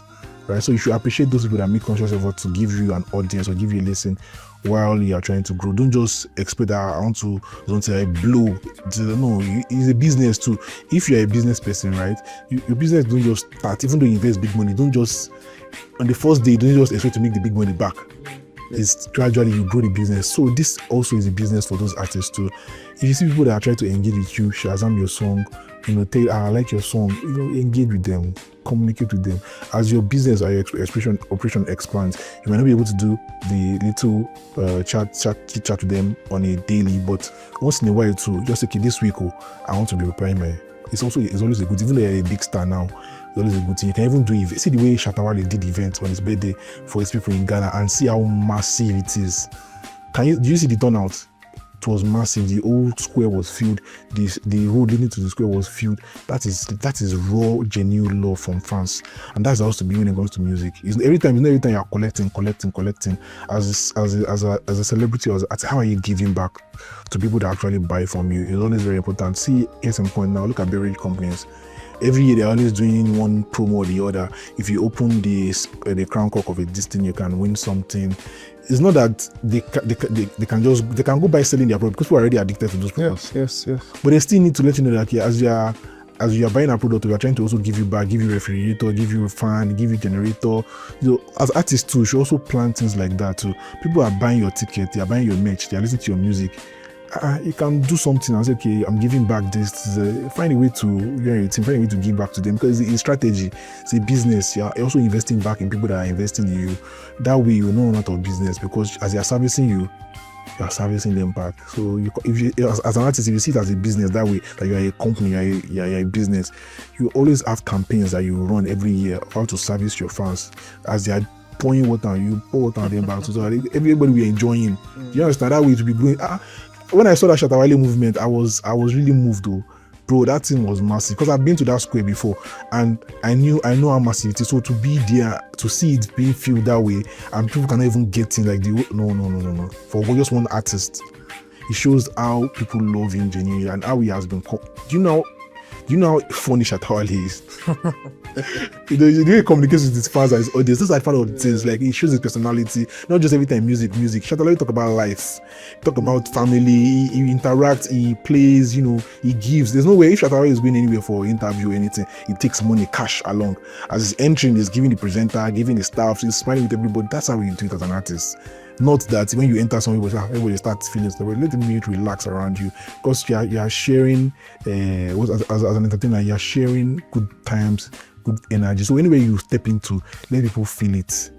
Do you get that's how I see it. Yeah. So let's move into the next. So as an artist, basically, what are the pitfalls that you should avoid if you want to get yourself signed? I know that some people, as much as they want to be indie artists and make it that way, some artists are also looking to be signed to big labels. So what are the pitfalls they should avoid to get themselves more visibility by these labels? Okay, what I will say is, firstly, educate yourself about the business. Yeah, be enlightened about the business. You have YouTube. Try and read about the business and acquire skills. As an artist, doesn't stop you from owning your skills as a songwriter. You understand? You can write songs and send to people. I read the song for you. I think it will fit you. Write songs. You can be a songwriter. You can be an engineer, say mixing engineer or a recording engineer, right? Acquire skills. It's very important. Then also, you need to be visible. Don't know how to sing and do covers and do freestyles and not show it. Because if people come to your page, what would they see? Right? See, like I said earlier, don't care about the views. Don't be ashamed. Because me too, I'm also a creative and I know how it feels. That I gave up on likes a long time ago. I'm challenging myself to drop that content because I know what it takes to do something. Do you get what I'm saying? What it takes to actually create something. It's not easy. Yeah. Procrastination, fighting your inner demons, a lot of things. You need to discipline yourself. So for you, the fact that you discipline yourself, you start down, you dressed up, you made that content, and you don't want to post it. Why? Because you are scared of what people say. Because I might not look like this here, might look like that. Yeah, even though how you present yourself is very important, but see, don't overthink it. Just post it. The things that you think that people will see, they might not even see it. You need to be consistent. You need to post as if your life depends on it. Post it. Let people see you. You are selling markets. Nobody goes to a shop that is closed and stay in front of the shop and keep knocking. If your door is closed, you go to another place. So you see you are good and we are not seeing it. How? So if you want the label to sign you, you need to acquire skills, you need to own your craft, and you need to be visible, right? And you need to educate yourself. So I feel like if you do these things as an artist, right, over time, people will see you. Because see, a lot of people on social media are scrolling, right? But the more you impute in the algorithm, the more people show it to more people. And when they get to your page and they see that you've posted like 200 content in 6 months or 300 content, they'll be like, this guy is working. Forget about the comments or the likes or anything. You are trying to, put yourself out there. And one thing you're also doing for yourself is that you are building your work rates, right? So by the time somebody sign you now and they say you have to give us 100 content before the song comes out, you won't see it as a big deal because you have done it on yourself. You understand? So you're also investing in yourself. You're trying to break some habits and some barriers. So by the time on your own as an indie artist, you already know, there's one location I saw, let me go and do content there. Or I'm going out today, you're going to a nice place. You're already thinking in your mind how you will do content. So that way you're not just an artist, you're also a content creator. So all those things, these are things that will interest labels, because no label just want to pour money into someone that is just so bare in this modern age. Because I've told you earlier, it's expensive now. So as an artist now, all these things too, you need to let them see that you have that fire. You can also do some things. Let's say like now, as an artist, they give you a producer now. You're working with a producer. Produce yourself. It will be interesting when the producer knows that you can record yourself or you can do some things yourself. Don't just be like I can write. No, you have to move. What can you learn? How can you be educated more about this business that you are doing? You know, watch YouTube videos. What is publishing? How can you be the marketing campaign? How can you refine your brand? How is content being created? What are the nice kind of hooks, visual hooks now that you can put in your content that can make people gravitate towards in the first 3 seconds? All those type of things. These are what artists are supposed to do. Don't just leave it to the team that my team will figure out. No, you to be a team for yourself. Know what every person on your team is doing, even though you may not be too vast in it, but have an idea. So those kind of attributes, if you act as an artist and a label comes, the success, the time margin between success for that particular artist will be faster, because the artist too is putting in work. It's not just like, you sign me now and you make it work for me. No. Yeah. Do you get what I'm saying? You need to put in. I'm telling you from an emotional standpoint, because I see a lot of artists do this thing and it will not work. Even though you work later, in the career, that lapses will show and it will affect you. So anybody that loves music and is passionate about it, you need to go all out. You need to invest in it, because it's your life. It's what you say you know how to do. Why don't you put in the work? Right. So that's how I see it. Okay. So finally, where do you see Nigerian music scene heading to in the next 2, 3? I don't want to go 10 years or so, but in the next 2 to 3 years, where do you see Nigerian music heading to? Are they going to be more breakout? Are we going to see more breakouts from artists that are coming up, or is it going to be still stagnant in terms that we might only say maybe 2, 3, 4, 5 artists coming out? Because this is a conversation that people are actually looking out for. You know, they want to know if and again, investors as well are trying to looking for the next best thing. So what do you see with the rate at which Nigerian music, or the rate at which the market is going right now? What do you think can happen in the next 2, 3 years? Okay, so for me, what I see will happen is, from my own standpoint and my own observation so far, definitely every year we'll have breakout artists. But currently right now, I think the numbers might not be so encouraging as to a couple of years back, because of what I mentioned earlier. The cost is a lot, right? But also another interesting thing is that our music, we continue to penetrate the global market better. The acceptance will increase, right? It will be featured on more platforms, because more regions of the world will discover it and have a liking to it. And I foresee that some other regions, other markets will open up more to African music or Nigerian music, right? I think that's what I see in the next couple of years, even though it might have a little bit of an adverse effect on the home scene, right? In terms of the availability of those acts to also give that level of performance in this region, because a lot of promoters are not willing to kind of pay those guys that amount they are charging right now, right? But thanks to people like Rema, Luna, Odumodu, then Davido, that are not touring Nigeria. A lot of people have been touring Nigeria, but just give campus tours or do some couple of, but this one proper tour setup, do 5 states, do 10 states. I feel like in the next couple of years, more artists will also join that trend. It's going to be good for our music. Some people like Jerick, doing sold out stadiums in the East. I think they're going to see more of that.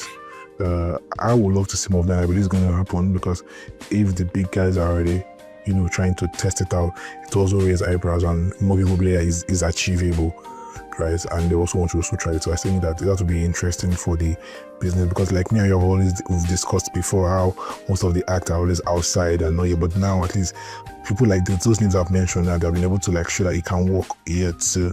But I also believe that the government needs to also help the entertainment in terms of infrastructure and security. Those venues and security is very important. If we can have that, those are the kind of things that I see that in the next couple of years will happen in the entertainment industry, whereby we have breakout yearly, right? But the numbers might not be as we used to before because of cost, right? But we'll still have every year, and the stars that are already made, they continue to find their roots in much bigger regions or new regions, right? And I also say that back on the home front, so I think I believe that will be closing up the margin.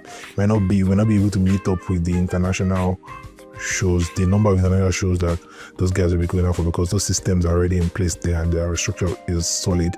But I think on the home front too, we'll start doing, amazing shows that will also bring Nigerians out to enjoy their stars, because look at that show in Ibadan, right? You look at the love, look at the passion. They know the songs, they know the lingo, they know the slangs. The connection is deeper than when you're in the diaspora and you have like a lot of Nigerian in the diaspora. There are some certain things that you see, we in Nigeria we just get it because that is very strange at the time you created the song. So anytime you play that song or you perform that song, it takes you to that memory lane or that timeline. This is this slang and stuff like that. So I want to see it more. I love it because it's our song. We should enjoy it. We should benefit from it, right? So those are the things I see that in the next couple of years I want to see more of that. Those are my predictions. Thank you so much, Didi Dami Fresh, for coming to the studios and giving us your own takes on the topic that we raised. I would like to also understand that after viewers watching this, they get to understand why the industry doesn't have as much big artists as we used to have them, and the path they need to take for them to gravitate towards breaking through as new artists in this modern market that we see ourselves. So that's all we have for today. And so this is where we come to the end of the show today. We thank our viewers for always tuning in to BD Extra. Keep watching BDTV on YouTube. Thank you for staying with us. See you next time. Goodbye.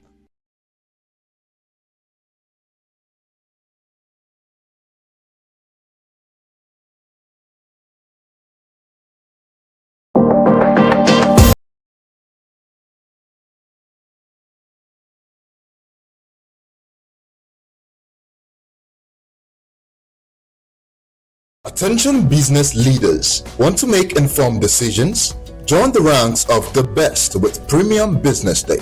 Access in-depth analysis and expert opinions to stay ahead. Subscribe now at premium.businessday.ng and unlock premium content. Plus, you get 50% off your first subscription. Don't miss out. Make smarter choices and seize new opportunities. Sign up now and elevate your business game. Visit premium.businessday.ng today.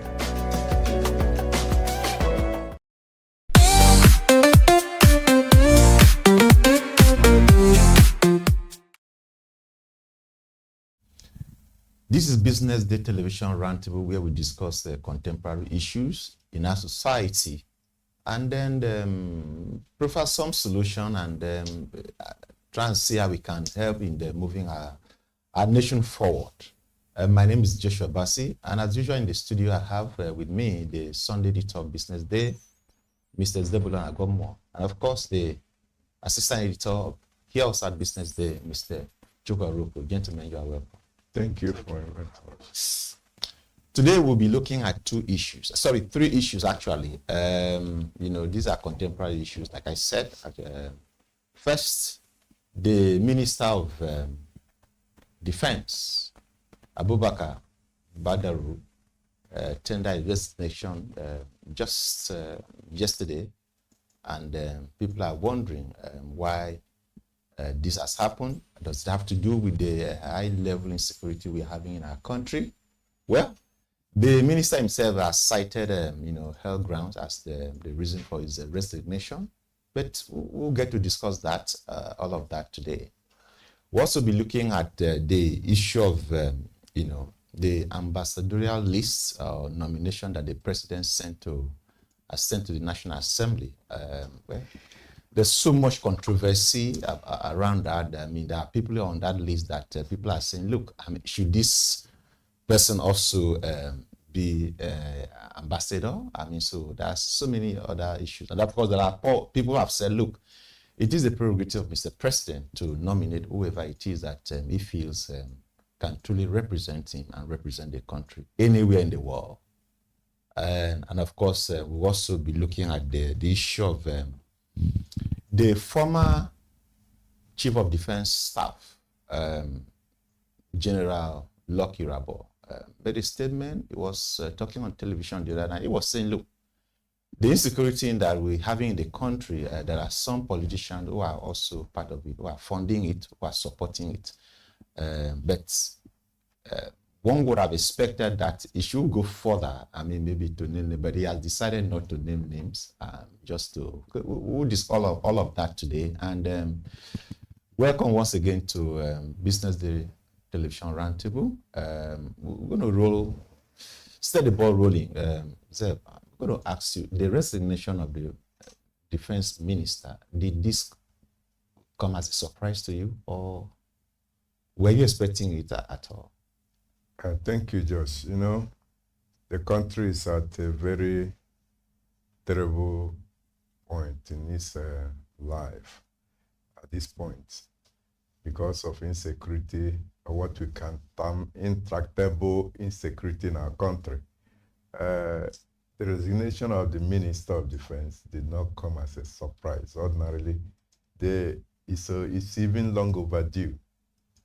He ought to, or he should have left the stage long ago, because you cannot continue trying what is not working.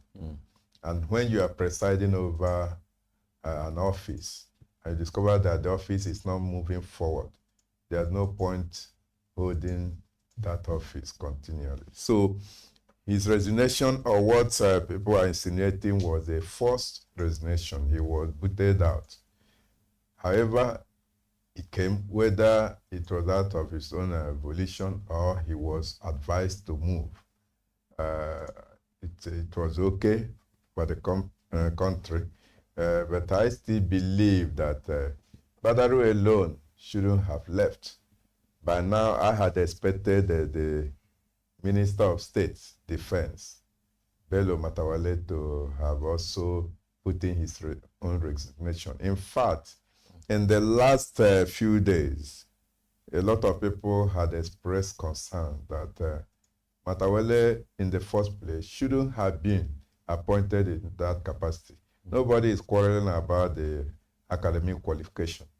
But what people were not happy about was this was a man that had a history of insecurity, to the point schools in his state were also overrun by bandits and the students kidnapped.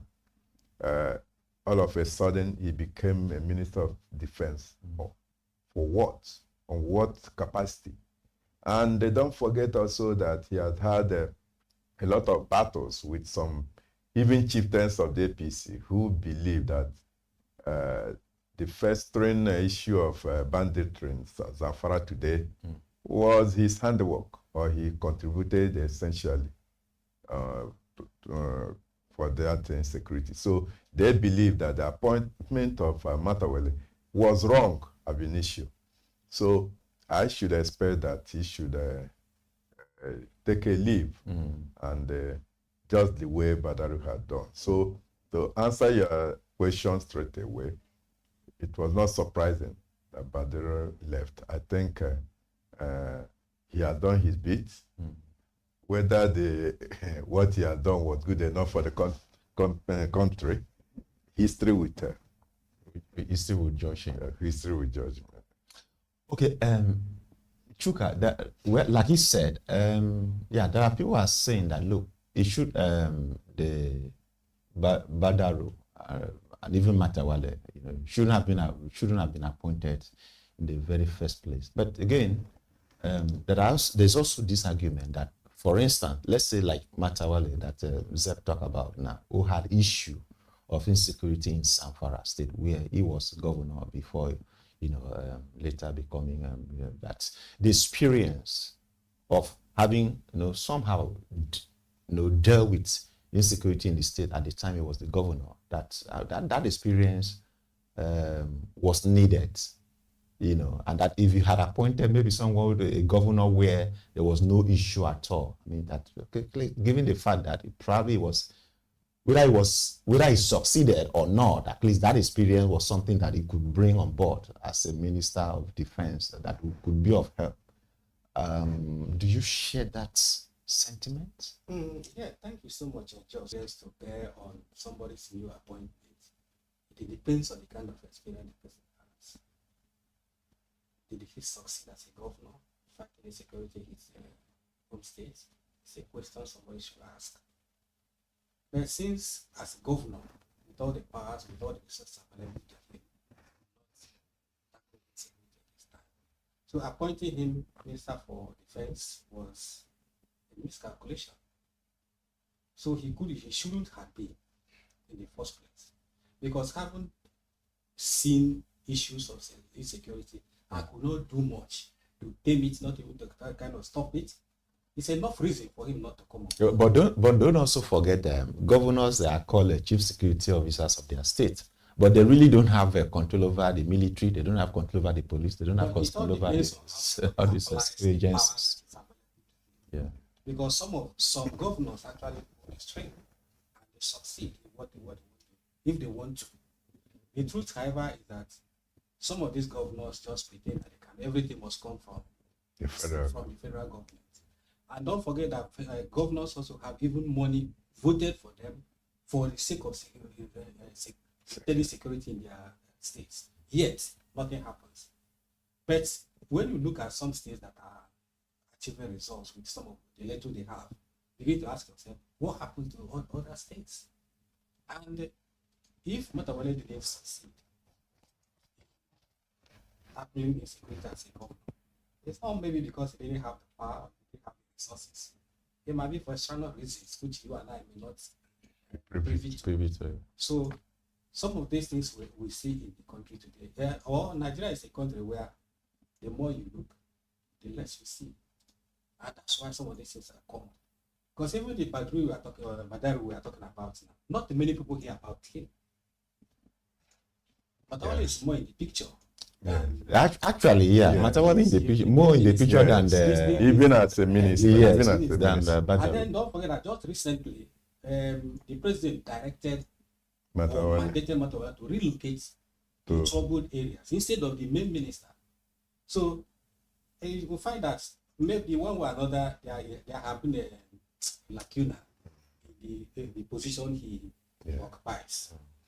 So let me say something about the governors saying that their hands are tied.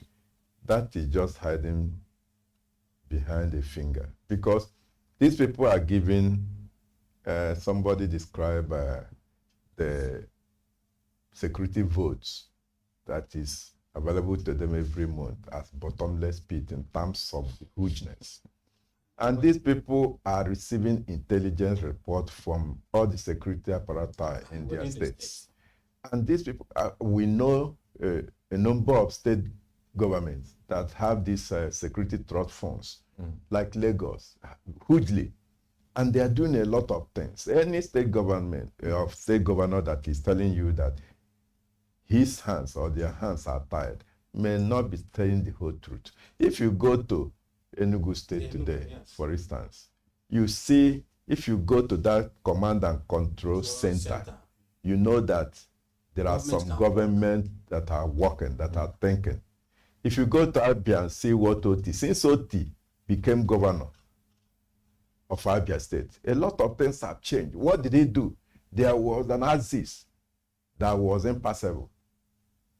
Lopanta, as if you are going to Umaya.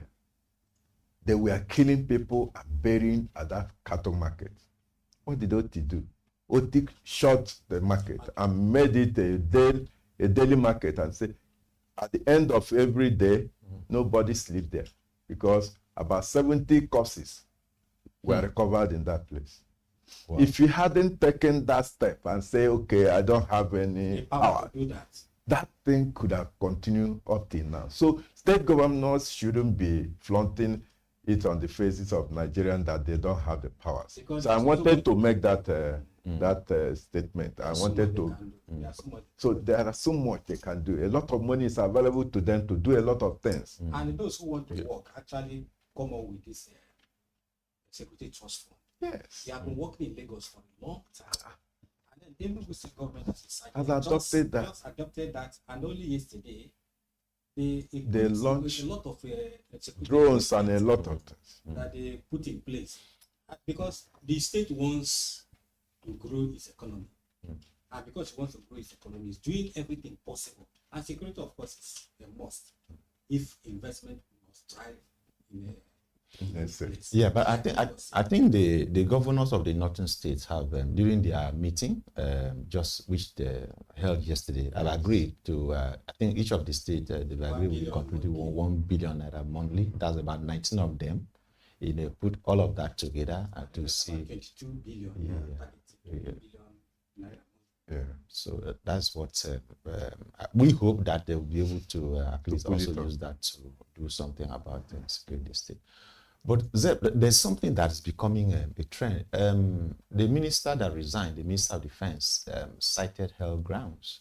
We also saw former, APC chairman also. But again, after he left the APC chairmanship, he resolved somewhere. But he has cited health grounds as a reason for a reason. So this is becoming like a trend. I mean, so I think that is also very lamentable. The culture of secrecy and the culture of lie telling is not good for our image as a nation. If any president, for instance, a president of America today is having a health issue and is going to any hospital today, they will tell the people, this is what the president is going through. If a UK prime minister today is admitted in any hospital, I think they also make it clear that this is what. I don't know why our people are so secretive.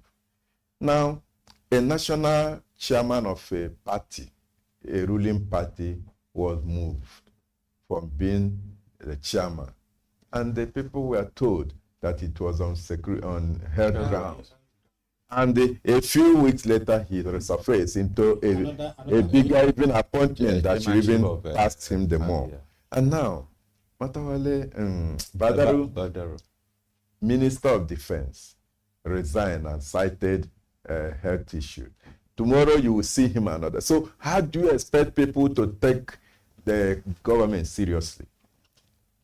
We are raising children. We are taking people to school every day and they are learning. You are telling them that telling the truth is the way to go, is the way to build a nation. Then when every day you tune in your television, you tune in your radio, you hear all manner of lies. Tomorrow you see another thing. So there is a divergence. Yeah. And people will be saying, hey, it appears that our leaders are not truthful. And before you know it, things will continue to go wrong. And our youths, the leaders of tomorrow, will adopt a negative culture, lying culture. So it's condemnable by all means. Okay. Chuka, the minister now has resigned. So what do you think the president should be? We've talked about who should be, who should not be. I mean, at least as far as defense is concerned. So what do you expect the president to do now? What kind of expertise do you expect the president to bring in to fill this gap now created by the resignation of Badar? I think the country, unfortunately, is not one that believes in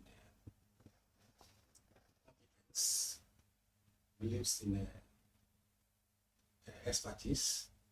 If it were, the next person is just to look for somebody who actually is grounded in security issues to take the place of them. Because if the problem of or why Madaro is being said or has resigned, because he couldn't cope with the challenges of the time. Either because he doesn't have the experience, he doesn't know even what to do, or you look for somebody who knows what is to be done. Someone who has. If I were the president of the country, I don't think I would employ or appoint any civilian, to take the position of defense minister. When you have good, experienced, retired army generals and major generals, some of them that come on television to give you, when you hear them, when you listen to them, analyze. You know that they know what to do if given the opportunity. But we will never go that way. Nigeria will never take that kind of route because more often than not, even where it's not necessary, people go for external interests, not one that will actually help the country. And that's why you find square pegs in round holes, like in Badaru, being Minister of Defense, where, of course, one day he never even made a statement that everybody where he was quoted. Not to talk of taking action, but how he might be, even if he was taking action behind the screen, people didn't know about that. So, if I were to be the president of the country, you go for those who have the competence, those who have the knowledge, those who have the experience. All right. Okay. Zeb, I mean, one name has been the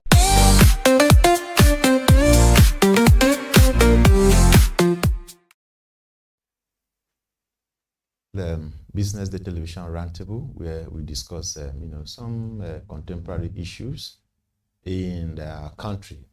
We've been looking at the resignation of the former Minister of Defense, Abubakar Badaru, who has left, and we hope that a competent replacement will come from Mr. President to be able to deal with the escalating insecurity that we are having in our country.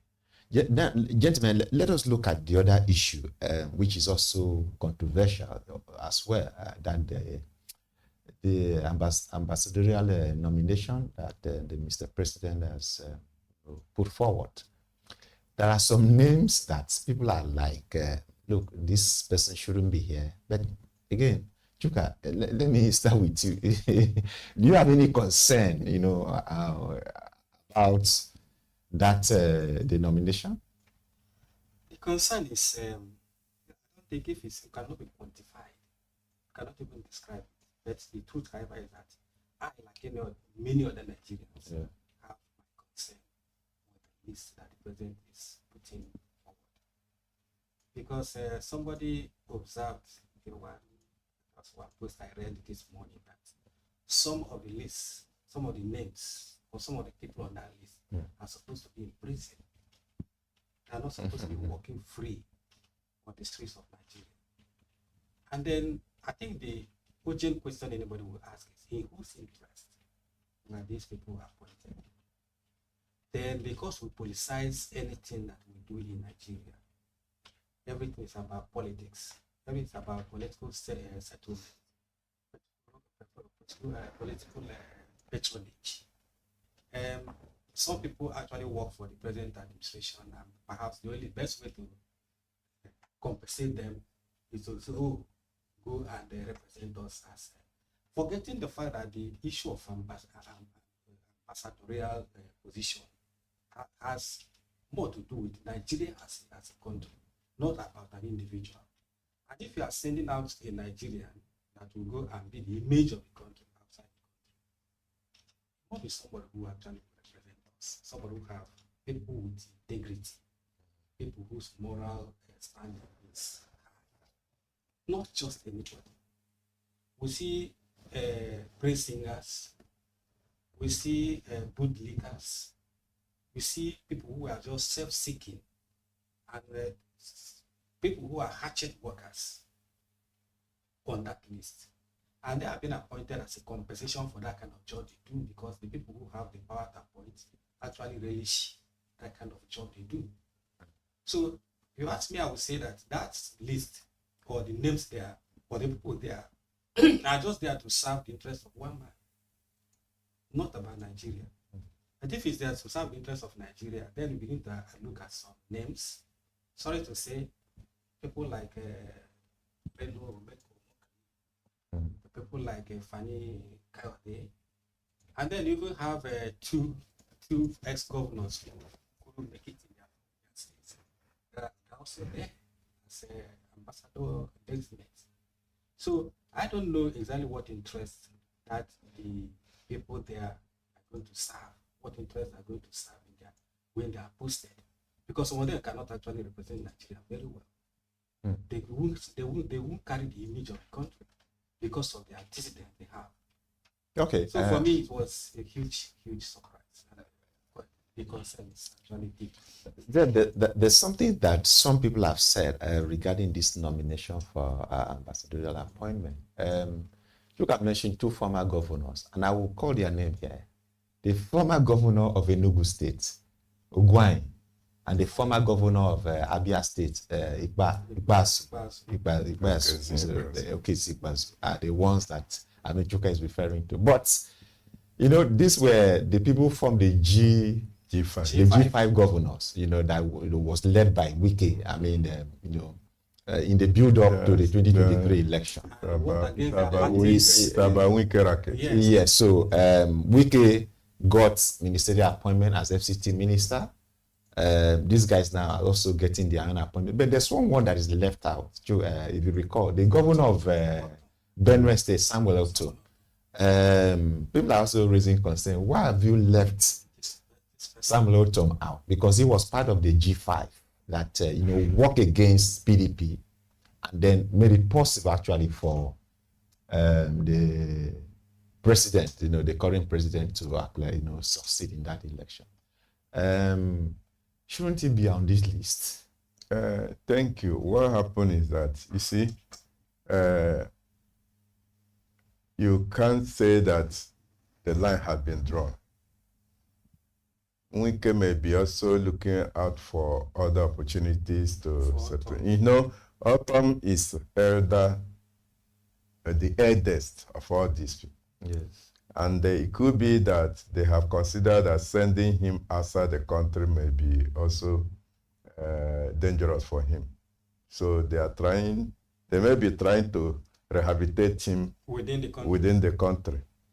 That is by the way. but actually, that was on the lighter note. But let me ask you a question.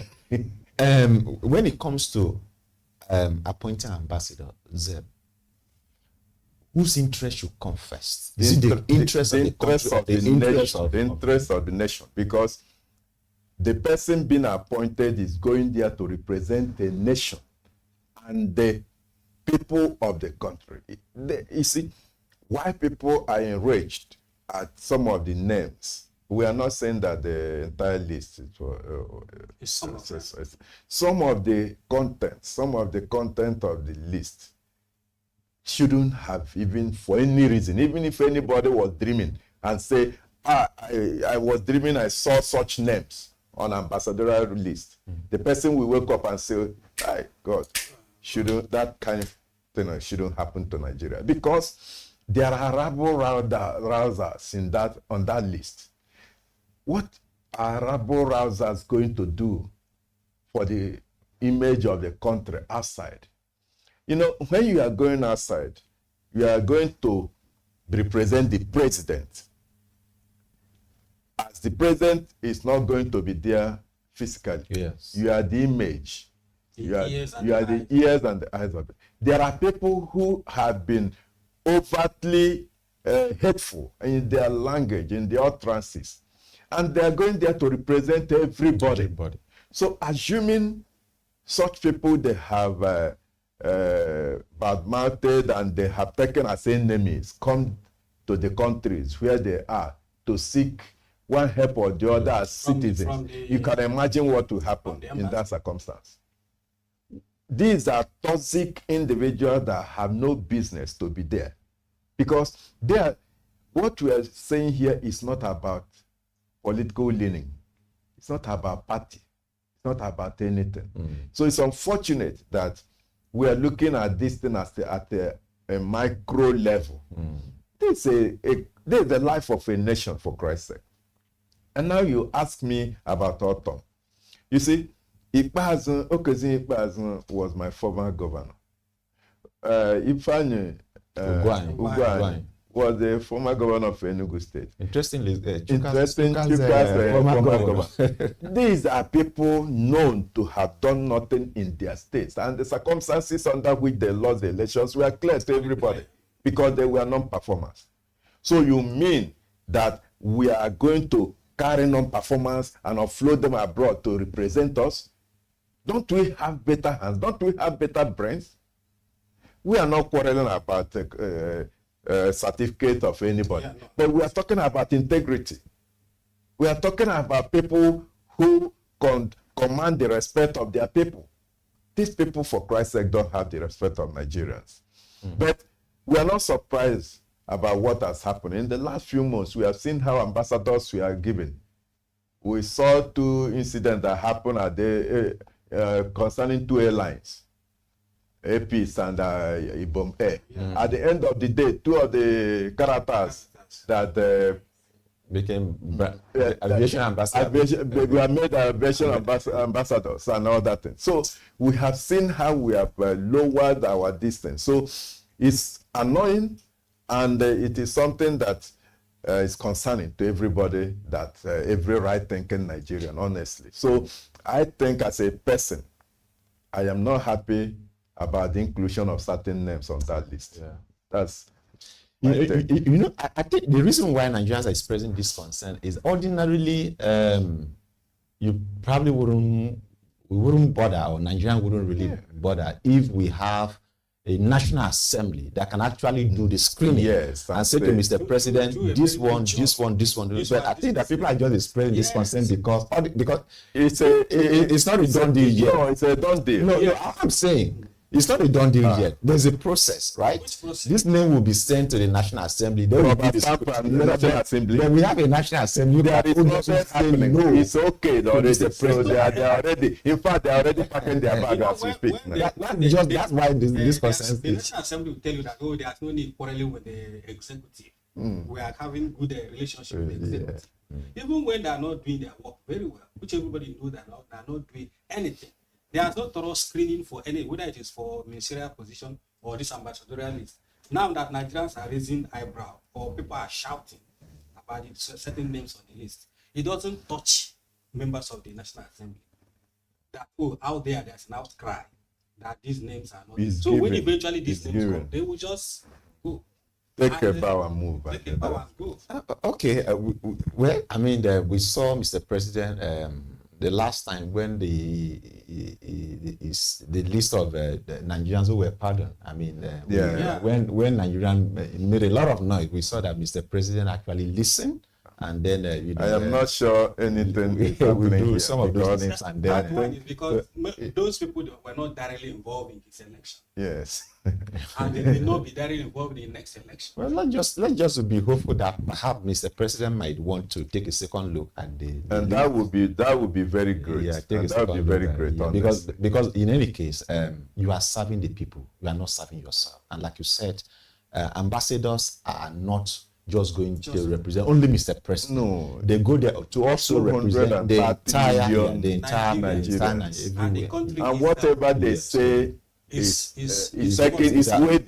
weighty enough, and it be taken as if they are speaking for the people. So you shouldn't send anyhow person. So let's just hope that maybe Mr. President might listen, because really people have raised serious concern, and let's hope that he might listen and then decide to do something about it. Some of them are already celebrating their because I mean nomination. Ordinarily that shouldn't happen if we had a National Assembly that will do a thorough job. Yes. Because some people are already celebrating. It's like nomination, just nomination level. Yeah, it's like what used to happen in those days. I don't know where it's still happening now in Lagos State. If you secure the ticket of the APC from primary, you're already celebrating. So you know it's not because they don't. As good as gone. All right, gentlemen. So just before we wrap up, the former Chief of Defense Staff, General Lucky Rambo, again, it's not really new, but again, coming from someone who was there, who has seen it all, that look, some politicians are, involved in the, sponsoring some of the insecurity we have in the country. He actually blamed this, high-level insecurity on politicians. Well, one would have expected the former CDS to probably go ahead based on what he knows. Maybe names of name, but they didn't, give any name. But is this something that should be of concern to if someone of that level? I mean, like I said, this someone was the Chief of Defense Staff. The highest ranking military officer in Nigeria at the time. Coming out to tell you, look, it's like I saw it all, and this is what he's saying. Zeb. Yeah, Josh, like I said before, I say unfortunately, we have a culture of secrecy. And those in the corridors of power know all these things. And they know that tomorrow they may also be in the picture. I think there's a culture of cover-up here that has happened over the years. I have never seen a government or an administration that comes up and say, I name these people, see them. Over time, we have been told, we know those who are sponsoring this thing. And a report that is saying this was CDS for how many years? And worked under a government. They never came up with these names openly and say, we'll prosecute them. They always say this thing when they have left the stage. And during the Nigerian Guild of Editors conference in Abuja, I remember some people asked him that, we heard that some military top chiefs are behind some of these things. He dismissed that. But it is known, people are saying it, that even the bunkering, the illegal mining and crude oil theft, and all have been handled, or been championed, or been, these people are colluding with all the thieves or with non-state actors to carry out these thievings. Then he dismissed it. It's unfortunate that we know our problem, but we lack the political will to go after those we know, who we know. People have told us that helicopters always go to Niger and to Zamfara mining our minerals. Yeah. And they come there and fly and go away easily. Nobody bothers them, nobody tracks them. But the government is aware of all these things. And the government cannot tell me that some people will fly helicopter from outside the country and come to Zamfara to mine gold, and nobody knows about it. So, my brother, what is happening is that there is this kind of collusion, and that is very dangerous. And except government begins to wake up, this time I'm sure that a lot of things are going on, arising from the threat from President Trump. I believe that a lot of things should begin to shape up, and I encourage the president to please muster the political will to do these things once and for all in the interest of the country. Chuka, do you think the president can actually muster the political will to bring out maybe if those who are behind this thing actually name and shame, and because that's what we need, name and shame, so that we can have some level of peace here? Thank you, George, for this question. But President Bola Tinubu have been described as a courageous leader because he have been able to say certain things or do certain things that others couldn't do. Other president could not do. Yeah. One of them that stands out is subsidy. But this particular case, I don't think his courage can take him that far, because he's not the first president to know about this. Recall that President Jonathan once said that people Boko Haram were in his government. And several times they have told you, oh, we know those who are sponsoring this insecurity. Yes. We know those who are funding Boko Haram. These statements are all over the place, but nobody has that courage to say, oh, it is about this. But is it that if these names are made known, Nigeria will collapse? No, everybody is playing safe, including the president, because don't forget that you can be president today, tomorrow you may not be. Jonathan is working free today because he was able to manage the situation as it were in his time. But if he had actually done one or two things which the law protected him from being tried or even haunted, today he's free. He's a free person, and nobody likes to die. Even those who are in the war front, none of them wants to die. So the point I want to make is that people are playing safe, and then as Zeblo had pointed out, there is this culture of secrecy. People like to cover up. People like, oh, I wouldn't be the one to say it. Or it wouldn't be in my time. So that's why we cannot get to the bottom of some of these problems. Yeah, let me jump in here. I think the culture of secrecy is self-preservation.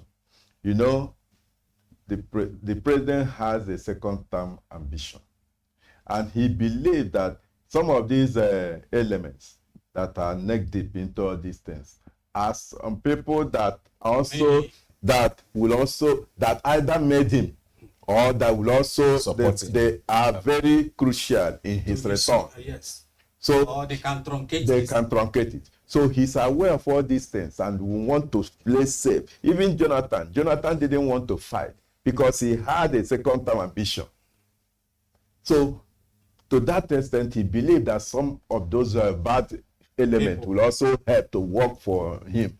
So I think So this is a case of placing self-interest above the interest of the nation. Above the nation. People want to remain where they are. Where they are. They don't want to rock the boat.